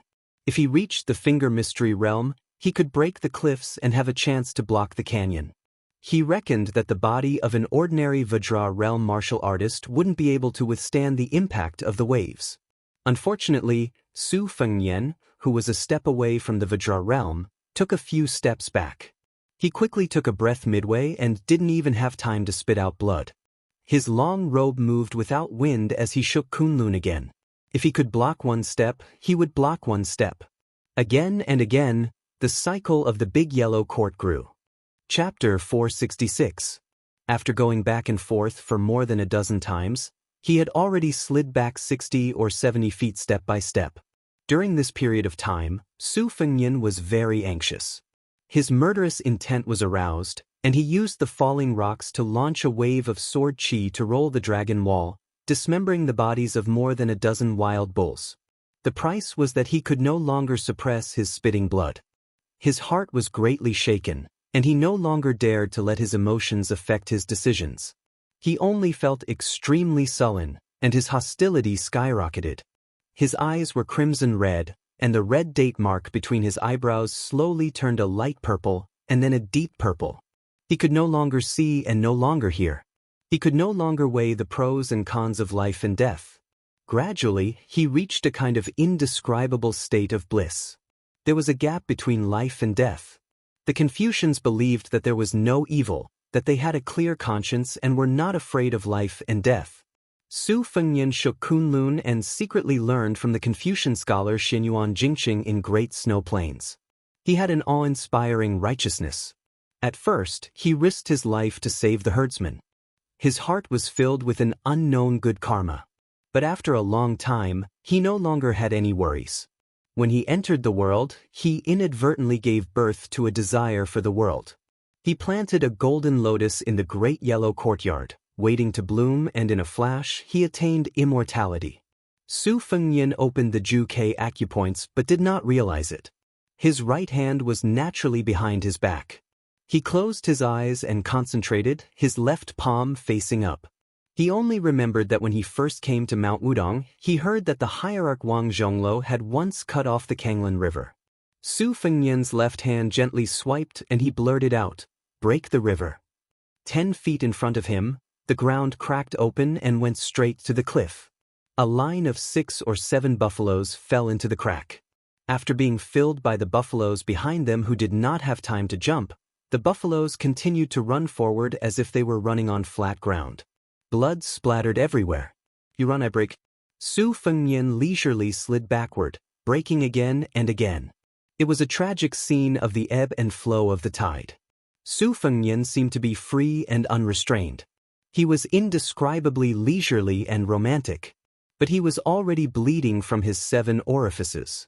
No matter how mysterious and continuous the Great Yellow Court was, no matter how famous it was for its rich inner energy, it was not an inexhaustible bottomless abyss. Especially when it was very particular about turning back and forth.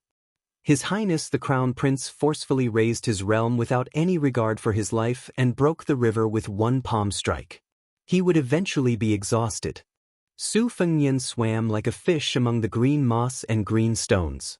He had no sword in his hand, but he had a clear idea of colliding with a flood of buffaloes. His intuition told him that he could comprehend the 6th page of the bladesmanship manual at the right time and place. Su Fengnian did not know how many times Su Fengnian had circulated his qi. Li Chungang once said that at the peak of the sword one could reach the 8 extremities and the pinnacle of swordsmanship. His qi could reach 800 miles in an instant. Su Fengnian did not dare to compare, but he was afraid that the boiling qi in his body could reach at least 100 miles in an instant. Su Fengnian smiled bitterly. Without turning his head, he grabbed her soft shoulder and threw her back. He closed the scabbard and cultivated his blade. Originally, he had to pull his body like a full moon and only stop when he pulled it to the extreme. This kind of narrow path of martial arts was the most dangerous thing to do. If it happened, it would not be a simple drop of 1 or 2 realms. It would most likely destroy the foundation that he had painstakingly built for enlightening the acupores. The great yellow courtyard's lotus was not the wild grass on the plains. It would wither and bloom with each passing year. It was as difficult as ascending to heaven to bloom again after it withered. He did not know how far those herdsmen had run and whether they had left the canyon. Su Fengnian gritted his teeth. He thought to himself, "Damn it. I'll hold on a little longer. If I can't, I'll have to retreat. If I continue to hold on, I'll really die here. I'm afraid of death, but I'm not willing to give up." Su Fengnian allowed the bison to rush over. They were already very close. He still completed a big circulation and could clearly see the ferocious and terrifying eyes of the bison in the front row. The bison lowered their heads at the same time, wanting to stab this guy to death with their horns. Su Fengnian's clothes shrank and bulged again. The bulging was much stronger than before. He held a circle in front of his chest with both hands. Starting with a small circle, the circle gave birth to a circle, and the big circle had a magnificent atmosphere of encompassing heaven and earth. The dust in the canyon flew up like a round mirror. Su Fengnian moved back almost inch by inch. The herd of bison also moved forward inch by inch unbelievably. Su Fengnian had told himself that he would only hold on for a little longer. Unknowingly, he had held on for a long time. At the top of the mountain, an old monk in a plain kasaya stood with his feet off the ground. He held a bamboo Buddhist staff and walked like an immortal. Seeing this scene, he was slightly moved. He sighed softly and said, When you forget yourself, you don't care about life and death. You're full of courage. When you wake up, you know that you shouldn't do something, but you still don't forget to do it. You know the nature of the root bone. A little selfishness is not enough to cover a good heart. The old monk rushed to the bottom of the canyon and swooped down like an eagle. He grabbed Su Fengnian with one hand and stepped on the void with the tip of his feet. He floated in the air and floated toward the young herdsman. He said softly, "Your Highness, please save people and allow me to stop the herd of bison." When Su Fengnian subconsciously hugged the young girl's waist, the old monk said softly, "Up." A man and a woman floated to the top of the mountain. The old monk's feet finally landed on the ground. He turned around and stabbed the Buddhist's staff into the ground. If he wasn't wearing a kasaya, he would give people the impression that he was an old monk who looked like an old man in the countryside. His eyes were glaring as he faced the tide of buffaloes and let out a muffled low roar. His voice was like a thunderclap that spread miles away. Beimang's new Wushu review held this Buddhist saint in high esteem. It said, "The holy monk of the dragon tree of the two Zen temples is fearless. He has the Buddha's voice and the lion's roar." The herd of bison suddenly stopped rushing forward. There was silence. Blood flowed like a river in the canyon. The old monk lowered his head in shame and put his palms together. Su Fengnian was exhausted. He stumbled and sat on the ground. The young girl sat cross-legged behind him. Her eyes were full of tears. She gently supported His Royal Highness who was falling backward. Su Fengnian was not in the mood to care about whether the old monk had set a trap or not. He was not in the mood to care about the girl behind him. He just looked down at his blood-stained clothes and smiled bitterly. It's not good to keep vomiting blood like this. Then he fainted. The old monk pulled out his bamboo staff and came to the top of the mountain. He took Su Fengnian's pulse and felt relieved. Then he took out a white bowl from the bag on his back. He slid his finger across his wrist to fill the bowl and handed it to the young girl. The old monk's blood was not the scarlet color of an ordinary person. It was the golden color recorded in the obscure Buddhist scriptures. He was a Buddha who had reached the Vajra realm. The young girl's thoughts were connected. She hugged Su Fengnian and fed him the bowl of golden blood that was worth more than a few coins. After the old monk got up, he floated to the bottom of the valley again. He recited the Vajra Sutra all the way. After leaving the canyon, he flew to the top of the mountain. He pulled down his inferior horse and led it forward. He said softly, "Congratulations to your highness for reaching the great Vajra realm." Chapter 467. Su Fengnian woke up in a daze, but he did not open his eyes immediately. He first checked the flow of qi inside his body, which was both good and bad. The newly opened juk acupoint was a blessing, but the unfortunate thing was that he did not know why the qi inside his body was burning fiercely like firewood.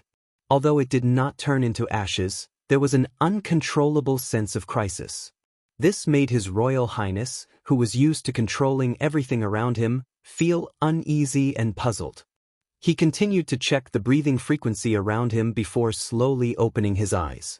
The first thing that came into his sight was a beautiful face. She was already stunning when he first saw her in the canyon. Her beauty could only be described as otherworldly. A pair of rare dark green eyes, like the green mountains and clear waters, should be worth 95 cents. Perhaps she was only slightly inferior to White Fox's face, Qin Yu and Jiang and I. If she grew up and developed her charm, they might be on par with each other. Beimang was rough with wind and sand. Few women were fresh and beautiful, and their bodies were usually rougher and bigger than southern women. Could it be that Chao Guanzi monopolized the principle of 8 flowers of elegance and swallowed the elegance of Beimang women? Su Fengnian suspected that he had been conferred the Golden Chamber of Commerce and turned himself into a monk who only ate vegetables and did not eat meat. Unexpectedly, he did not want to look at this peerless beauty at all. He slowly stood up and took the initiative to separate himself from the soft and warm body. After nurturing the sword, it was as if his body was fitted with a precise hourglass. Even when he was meditating and breathing, he would automatically wake up every 2 hours and jump to the bottom of the valley.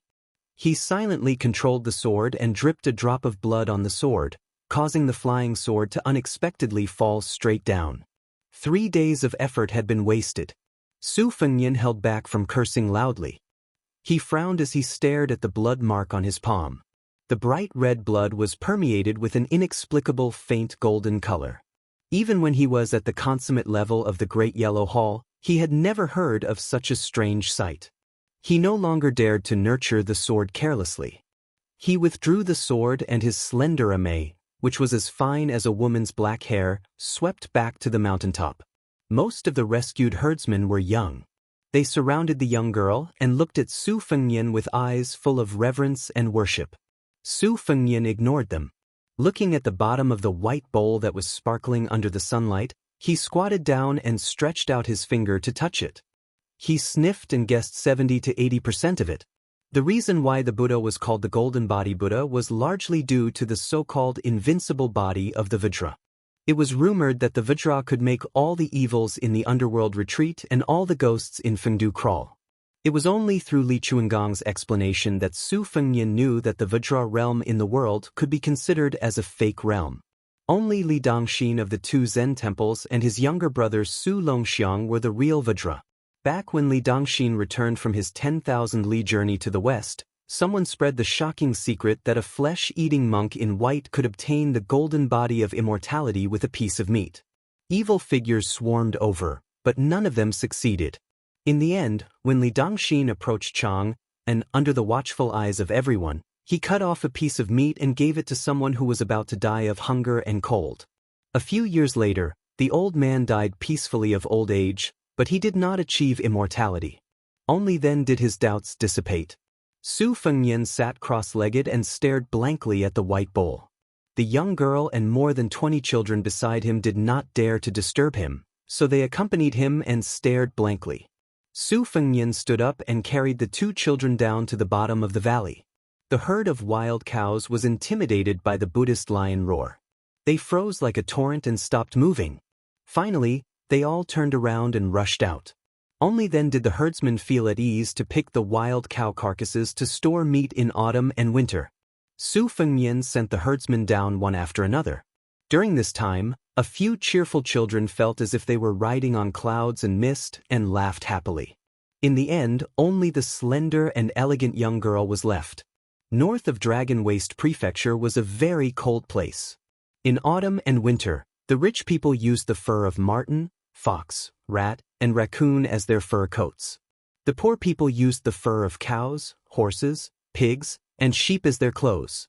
In spring and summer, they used cloth and silk as their clothes. There was a difference in thickness between the rich and the poor. For example, the young girl in front of him had a narrow left sleeve and wore black leather boots. She could only be considered simple and neat. She could not compare to the silk and embroidered clothes of the maids and concubines of the noble families. However, she was a natural beauty. There was an exquisite Chang flute tied around her waist. There was no one at the top of the mountain. Su Fengnian finally had the mood to look at her carefully. He was not in a hurry to send her into the valley. She blushed from being stared at. She lowered her eyebrows and two fingers quietly twisted the corner of her clothes. Su Fengnian smiled. He walked closer and pinched her chin. He tilted it up and forced her to look at him. Su Fengnian had seen with his own eyes the Mang cavalry hunting and chasing. He did not intend to get involved in this muddy pond. Beautiful women were a source of trouble. Su Fengnian did not have the ability to fool around in Beimang. The sword of emotion hurt people. Wasn't someone as open-minded as Li Chungang also suffering in the same way? Su Fengnian's selfishness in stopping the herd of oxen this time was obvious. He only wanted to leave a good impression on the Dragon Tree Monk, one of the two great saints of the world. If he expected His Royal Highness to help the Buddha to the west and save this group of herdsmen from the abyss of suffering, he really did not have this kind of compassion. Moreover, if they were involved with him, who could have a good ending? Su Fengnian picked her up and jumped down. He landed lightly on the ground. After letting her go, he did not say anything. He ignored the grateful herdsmen who were kneeling down and praying. His chi was continuous like the Kunlun dragon's vein.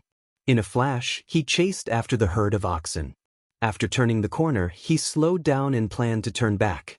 He thought of a way to practice the swimming fish style on the 6th page of the knife manual. The Beimang cavalry had not seen the herd of oxen for a long time. Sensing that the situation was out of their expectations, they brandished their swords and rushed into the valley. Su Fengnian's hearing was amazing. He frowned slightly and stuck to the dark cliff like a gecko. He originally wanted to chase after the herd of oxen on the top of the mountain. He caught a glimpse of the last rider turning around the corner of the valley. Then he heard a sneer that all men understood. Su Fengnian walked along the ridge of the cliff and saw more than 30 riders circling around the girl at the bottom of the valley. Those who were skilled in horsemanship leaned their bodies and reached out to touch the girl's clothes. Su Fengnian cursed as he fell back into the valley. The arrogant cavalry did not notice that someone had appeared out of nowhere behind him. Su Fengnian was also too lazy to talk nonsense. He floated forward, one hand grabbing onto the tail of a warhorse. The warhorse that was galloping in circles felt a wave of pain and raised both of its hooves, neighing in pain. The fierce cavalry turned around in surprise, brimming with killing intent. A saber slashed towards this reckless fellow. Su Fengnian gripped his saber and dragged the cavalry off his horse. He kicked this sturdy warrior away, and his body smashed into the cliff, instantly turning into a pile of meat paste. Su Fengnian was shocked. When did he reach such a state?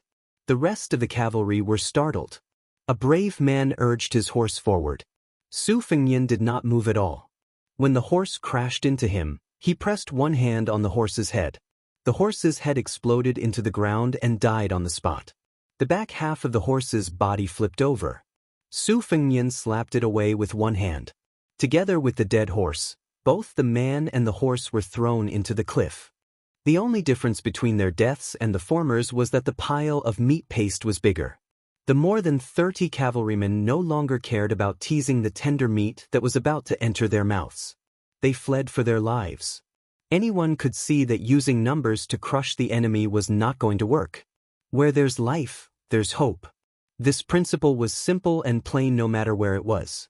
Since Su Fengnian had started a killing spree, he would not allow the fish that slipped through the net to pass on the information.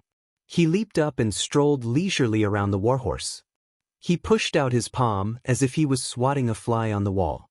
Large scarlet blossoms appeared on the cliff wall of the canyon. Su Fengnian indeed could not do what Chen Zhibao did, using a horse to drag Yi Baikui's wife and daughter to death in front of the western wall. But when it came to killing some barbarians in Beimang, he still had no scruples. If not for this, Su Fengnian admitted that he deserved to die in Beimang. Even if he had the hereditary title in his hands, what qualifications did he have to fight with Chen Zhibao over Beiliang's military power? Snatching soldiers, snatching food, snatching people's prestige, and snatching the hearts of the army, all of these things had to be done with hands stained with blood, not with talking about benevolence, righteousness, and morality. Spring and autumn were not righteous wars. How many massacres were there? How many cities were massacred? How many people ate the food cooked by their fathers and mothers? Scholars, aristocrats, powerful officials, and military men, one after another, entered the scene. Even if they died, most of them could be considered to have left a mark or two in the history books. But too many people in the chaotic world who only wanted to be well-fed and well-clothed dogs died. Even their descendants, who were supposed to burn incense during the Qingming festival, died along with them. How could he command Beiliang's 300,000 cavalrymen with the benevolence of a woman? Once the empire's north gate was opened wide and Beimang drove straight down, the first to suffer would be Beiliang's millions of households. Those loyal officials of the Liang dynasty who had always been a burden to Beiliang were probably very happy to see this happen, even though they were grieving on the surface. Su Fengnian's face was gloomy. After taking care of more than 30 Beimang cavalrymen, he slowly walked toward the girl. She was the only girl among the herdsmen who saw him block the herd of bulls with her own eyes. At that time, she believed that he was the greatest hero in the world, like an immortal descending to earth. But when she saw him killing people, not just bulls, especially when she saw him slowly walking toward her, she subconsciously looked away and took 2 steps back. Su Fengnian sneered and rushed to the top of the mountain. He had done his duty and no longer cared about the herdsmen's lives. He chased after the powerful herd of bulls. The girl suddenly realized what she had done. She was so regretful that she wanted to die. She fell to the ground in a daze, her eyes empty. Su Fengnian came to the top of the mountain at the end of the valley and stopped to look into the distance. Saving one person, killing 10,000 people. Killing one person, saving 10,000 people. Which was more important? Even though Su Fengnian believed in Buddhism, he didn't understand and didn't want to know. He remembered that when he was young, his second sister Su Weisheng was confused about whether the white horse was a horse or not. The rough Su Xiao joked that if father sat there and said it was a horse, then it was a horse. Who dared to say it wasn't? It was this unreasonable Madame Wu who said to His Royal Highness that night that there was no one in the world who deserved to die, especially no commoners who deserved to die. As long as I, Su Xiao, am alive, Liang Meng will not lose a single commoner. Su Fengnian jumped down the cliff and ran wildly, following the hoofprints to catch up with the herd of bulls. First, he swam into the lake like a fish, shuttling back and forth freely. Then he jumped onto the backs of bulls. He walked on the tide. Finally, he stood on the back of a bull, standing at the head of the tide. Chapter 468. Su Fengnian relied on his new Vajra body to squeeze into the herd, but he still suffered a lot. If he was not careful, he would be hit by the strong bison and kicked around like a ball. With Su Fengnian's stubborn character and his reluctance to jump out of the tide, he was washed to the ground several times and was trampled by dozens of bison in an instant. These white-stocked bison easily weighed 2,000 to 3,000 pounds and could not bear it. Only then did he flip over the bison's hooves and jump onto the back of the bison. Fortunately, he had the protection of the mirage evolved from the big yellow court, or else he would have been in rags. He either lay down or sat on the back of the bison, rested or nurtured his sword, and then looked for his own suffering. He jumped into the narrow gaps of the herd and continued to slide like a fish. At first, he collided with the bison several times and was battered and exhausted. He was so angry that he could not wait to use the sword chi rolling dragon wall to smash hundreds of bison. However, he suppressed the irritation in his heart and combined with the big yellow court heart sutra, he finally figured out a way to move with the flow. When the herd stopped to rest, he would stay away from the bison, sit alone and concentrate on flying on his sword. Once there was a wolf pack that targeted the calf, Su Fengnian did not kill it. Instead, he stomped on the ground and frightened the wild wolves away. After a few days of ups and downs, Su Fengnian was full of the smell of bull, as if he had become a member of the herd and was accepted by many bison. When Su Fengnian passed through the entire herd from the end of the herd and finally took the lead to run, the herd actually followed him for more than 10 miles. Seeing a large patch of water grass, Su Fengnian lay down on the grass by the lake, panting and feeling satisfied.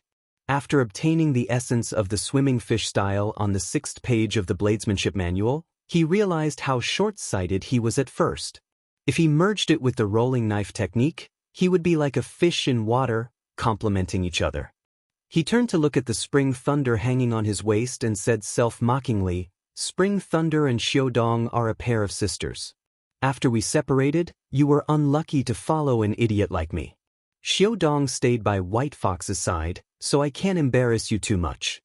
Su Fengnian took off his black gown and white coat and put them into the lake to wash, revealing the soft silk precious armor that Jianghu people dreamed of. The soft armor was once pierced by Miss Hehe's hand knife at the chest position. After returning to Bailiang, the pivotal pavilion's craftsmen hurriedly repaired it. This secret organization must be busy now with the red armor that had lost its talisman generals. The Bailiang army's combat power was amazing, and the pivotal pavilion, led by the giant of the school of Mo, had made great contributions. The soft armor was woven with 12 sword pouches, which stored the flying swords separately. Before entering Beimang, Su Fengnian had reached his limit by riding the flying swords 4 or 5 times. After the battle with the devil Xieling, he stayed in the city to watch the fierce woman lotus slowly bloom. He occasionally had an epiphany and opened another acupoint. In the canyon, he fought with the wild bulls and broke through the juk, opening 3 new acupoints. Su Fengnian spread out his clothes and sat cross-legged on the grass. He rode the 9 flying swords in a dazzling manner. This was the reason why it was said that good techniques were beneficial to martial arts. Each flying sword had its own emphasis on the circulation of qi, thickness, and meridians. It required the sword owner to divide his mind into 9 parts. Of course, it was not to say that Su Fengnian was only 3 sword realms away from the previous sword owner, Dong Tai. Although there was only 1 word difference between riding a sword and controlling a sword, it was still an insurmountable heavenly gate.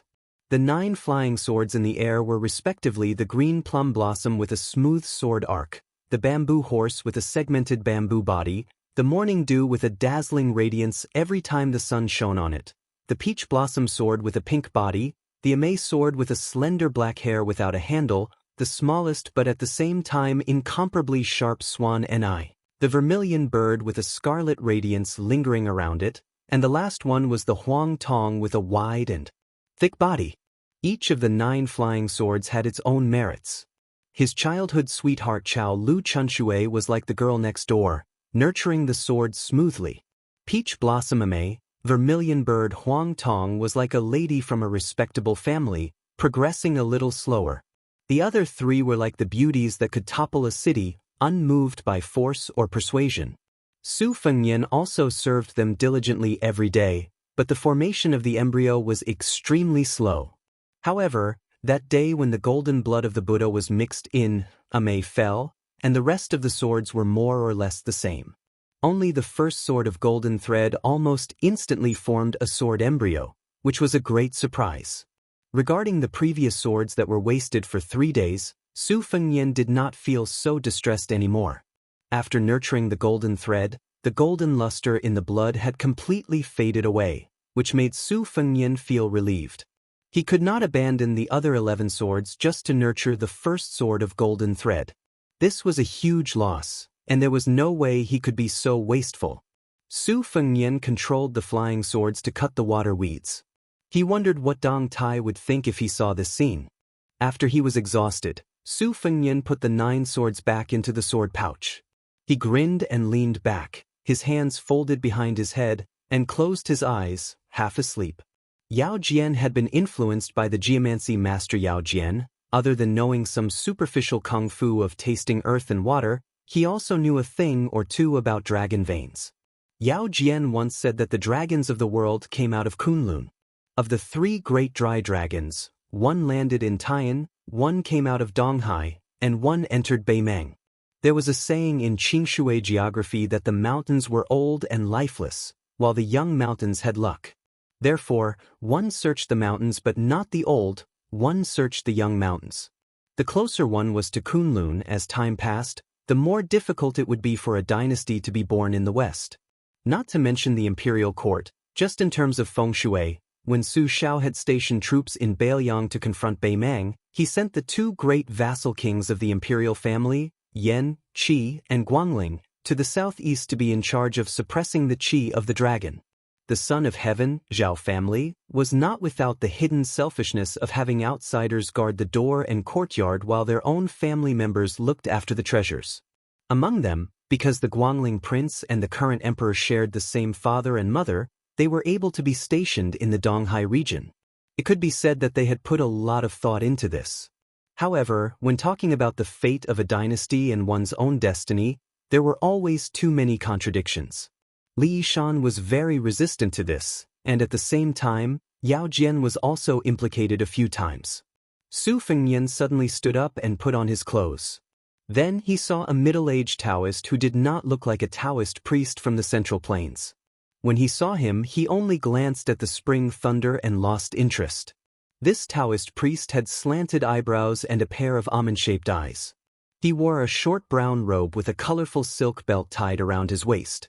On his back, he carried an ancient bronze sword with pine patterns. His appearance was elegant, and he had the demeanor of an immortal. He asked in a southern Beimeng accent, "Have you seen an old monk with a bamboo staff?" Su Fengnian calmly shook his head and said, "Master Taoist, I have not seen him." Chapter 469. The Taoist narrowed his eyes and continued to ask, "You seem to have mastered the superior Taoist breathing technique. May I ask which Taoist Jinren taught you?" Su Fengnian, who had already concealed his qi, pretended to be angry and said, "No comment." The middle-aged Taoist smiled, but his smile was cold. "Oh? Then you must be a spy from Beiliang." In northern Mang, Taoism was the state religion. Taoist Master Qilin of the Tao Dao sect was a state teacher whose status was so high that it could reach the 9 heavens. The great Taoist master had 6 outstanding disciples, and he was also regarded by Northern Mang as an immortal who had attained the Tao and could move the clouds and summon the rain. Before the empress ascended the throne in Beimeng, Taoism was not prominent and Buddhism was prosperous. Since Taoist Qilin was given the title of national teacher, he was called the emperor's yellow paper imperial edict. 316 people bowed to him together. Because of this, Buddhism gradually became silent. Taoist temples of all sizes in Beimeng's imperial city sprung up like bamboo shoots after a rain. Hundreds of Taoists from Tao Te sect rose to the heavens. Most of them had a meteoric rise and were treated as distinguished guests by high-ranking officials and nobles. Su Fengnian was surprised. "Are you an immortal from Tao Te sect? I often heard about the miracles of Tao Te sect's Taoist Qilin in Gusai state. Are they all fake?" The Taoist with a sword on his back sneered. "Buddhism emphasizes the equality of all living things. When have they ever treated everyone equally? I know that I have no hope of attaining Tao. What I do in the dynasty is to kill evil with one sword." Su Fengnian seemed to be forced by the situation and had no choice but to lower his head. He said helplessly, "I did see an old monk heading north. He even asked me for half a bag of water to drink. The old monk said that he came from 2 Zen temples and was going to Qilin Temple to discuss Buddhism with the national teacher." The almond-eyed Taoist heard every word and snorted coldly before drifting away. Su Fengnian waited until the figure of the Taoist disappeared and confirmed that there was no doubt that he did not turn back to hide. Only then did he let the qi in his body rise spontaneously, contracting and expanding. The surface of the small lake beside him suddenly broke and ripples suddenly appeared. Su Fengnian had been like a fish swimming in a herd of cows for the past few days. He knew that he had reached the initial stage of Vajra realm and was not surprised. Below the 2nd level, one's realm was judged by the amount of armor breaking. It was already a great fortune for martial artists in the world to reach the 2nd level. It was enough to be called an outstanding martial artist. They were scattered all over the world and were regarded as unattainable masters by ordinary people. However, only after entering the 1st level did they know that the past was only a small part of the picture. After the picture of 1,000 miles was spread out, it was a truly beautiful scene. Just like how Su Fengnian was riding a flying sword now, he wasn't only able to see where the flying sword ended up, he was also able to vaguely see the trajectory of the flying sword. Su Fengnian guessed that once he reached the profound finger realm, he would be able to predict the trajectory of the flying sword in the next moment. As for the lawful embodiment of heaven and earth of the 1st-grade celestial phenomenon realm, Su Fengnian had no way to predict the profoundness of it. Su Fengnian looked at the lake that was gradually calming down and muttered to himself, "Food should be eaten 1 bite at a time. A woman's clothes should be taken off 1 piece at a time." What Wen Hua said is always very reasonable. Since he had comprehended the swimming fish style, Su Fengnian did not disturb the herd of cows. He rested for a day and a night by the lake. While the iron was hot, he struck the iron while it was hot to control the golden thread alone. The great Tao was ethereal and difficult to find. Even the sages had to say that it was impossible to float on the sea on a boat. Swordsmanship was the same. The Wu family's sword tomb was unconventional and sought the Tao with skills. They did not pursue the abstruse artistic conception of breathing qi into swords. Instead, they diligently climbed to the peak of swordsmanship and swordsmanship. Raising swords was one of the unique side doors. Su Fengnian had profited from a disaster outside the martial emperor city and obtained the 12 flying swords. He raised 12 swords at the same time like a madman and never got tired of it. It could not be regarded as a reckless waste of God's gifts and worthy of the new sword god uncle's kindness of giving him the swords.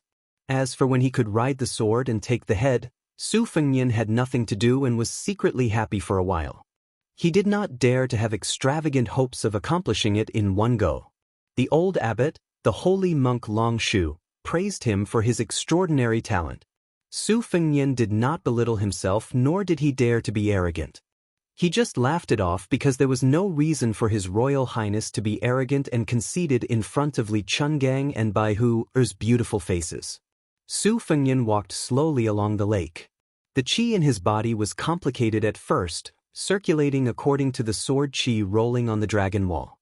When he first entered Vajra, he returned to simplicity and began to circulate the qi in his body like a swimming fish. He did not know how long he had walked, but suddenly he heard the melodious sound of a chong flute. Looking up, he saw a group of herdsmen building black and white tents and large and small yurts in the distance. Every time the snow and ice melted, the herdsmen of the grassland would drive their carts and ox carts to find new pastures for their livestock. It was currently April and August, and the weather was warm and the water was lush. It was the golden season for herding. However, the life of a herdsman without a fixed residence was not as free as one might imagine. When the tribes of the grassland of Beimeng migrated, they had to follow the rules set by the Shirdi and set up camp in the grassland. Although the grassland was large, the grazing land was almost completely encircled by the Shirdi. These Shirdi were the noblest and most powerful, occupying vast areas. Only a few herdsmen who had saved the lives of the descendants of the Beimeng kings had the right to freely set up camp. Generally speaking, even if the grass was dry, the Shirdi would not allow the herdsmen of the neighboring tribes to enter their territory to seek refuge and protect their livestock. Therefore, the grassland was perennially embroiled in internal strife. Even though the grassland was also part of the royal family, there would still be a lot of bloodshed. It was only after the Empress of Beimeng ascended the throne and worked hard to suppress the Shirdi of Yelu and Murong that the situation improved slightly. Su Fengyan followed the melodious sound of the chong flute and saw a graceful figure playing the flute in front of the lake. She puffed up her cheeks and took a breath before playing the flute solo. It was melancholy. Su Fengyan was proficient in music, but he did not know much about the chong flute. There were a few high-quality chong flutes made from Shishu Min bamboo in the manor. In Wutong Garden, only the head maidservant, Sweet Potato, was proficient in this. Su Fengyan stopped and listened for a long time. He felt a little melancholy. These past few nights when it was quiet, he did miss the scene of him sleeping peacefully on Sweet Potato's thigh. The elasticity of those beautiful legs, tsk. Su Fengyan hurriedly swallowed a mouthful of saliva and silently recited the mantra to clear his mind. He did not know that it would have been better if he had not recited it. If he deliberately wanted to have a pure and innocent state of mind, the qi in his body would overturn rivers and seas. Once he stepped into Vajra, the title of Golden Chamber of the Great Yellow Court would be dispensable. For a moment, His Royal Highness felt like a lecher returning to his old ways. Su Fengyan felt a headache coming on. There were two paths in front of him. He could either be a beast that dragged a woman into the fields, or he could be a fool who scrupulously followed etiquette and was worse than a beast. His Royal Highness and his crotch were both very melancholy. The next chapter is before 12 o'clock. If there is a third chapter, it will be very late in the morning.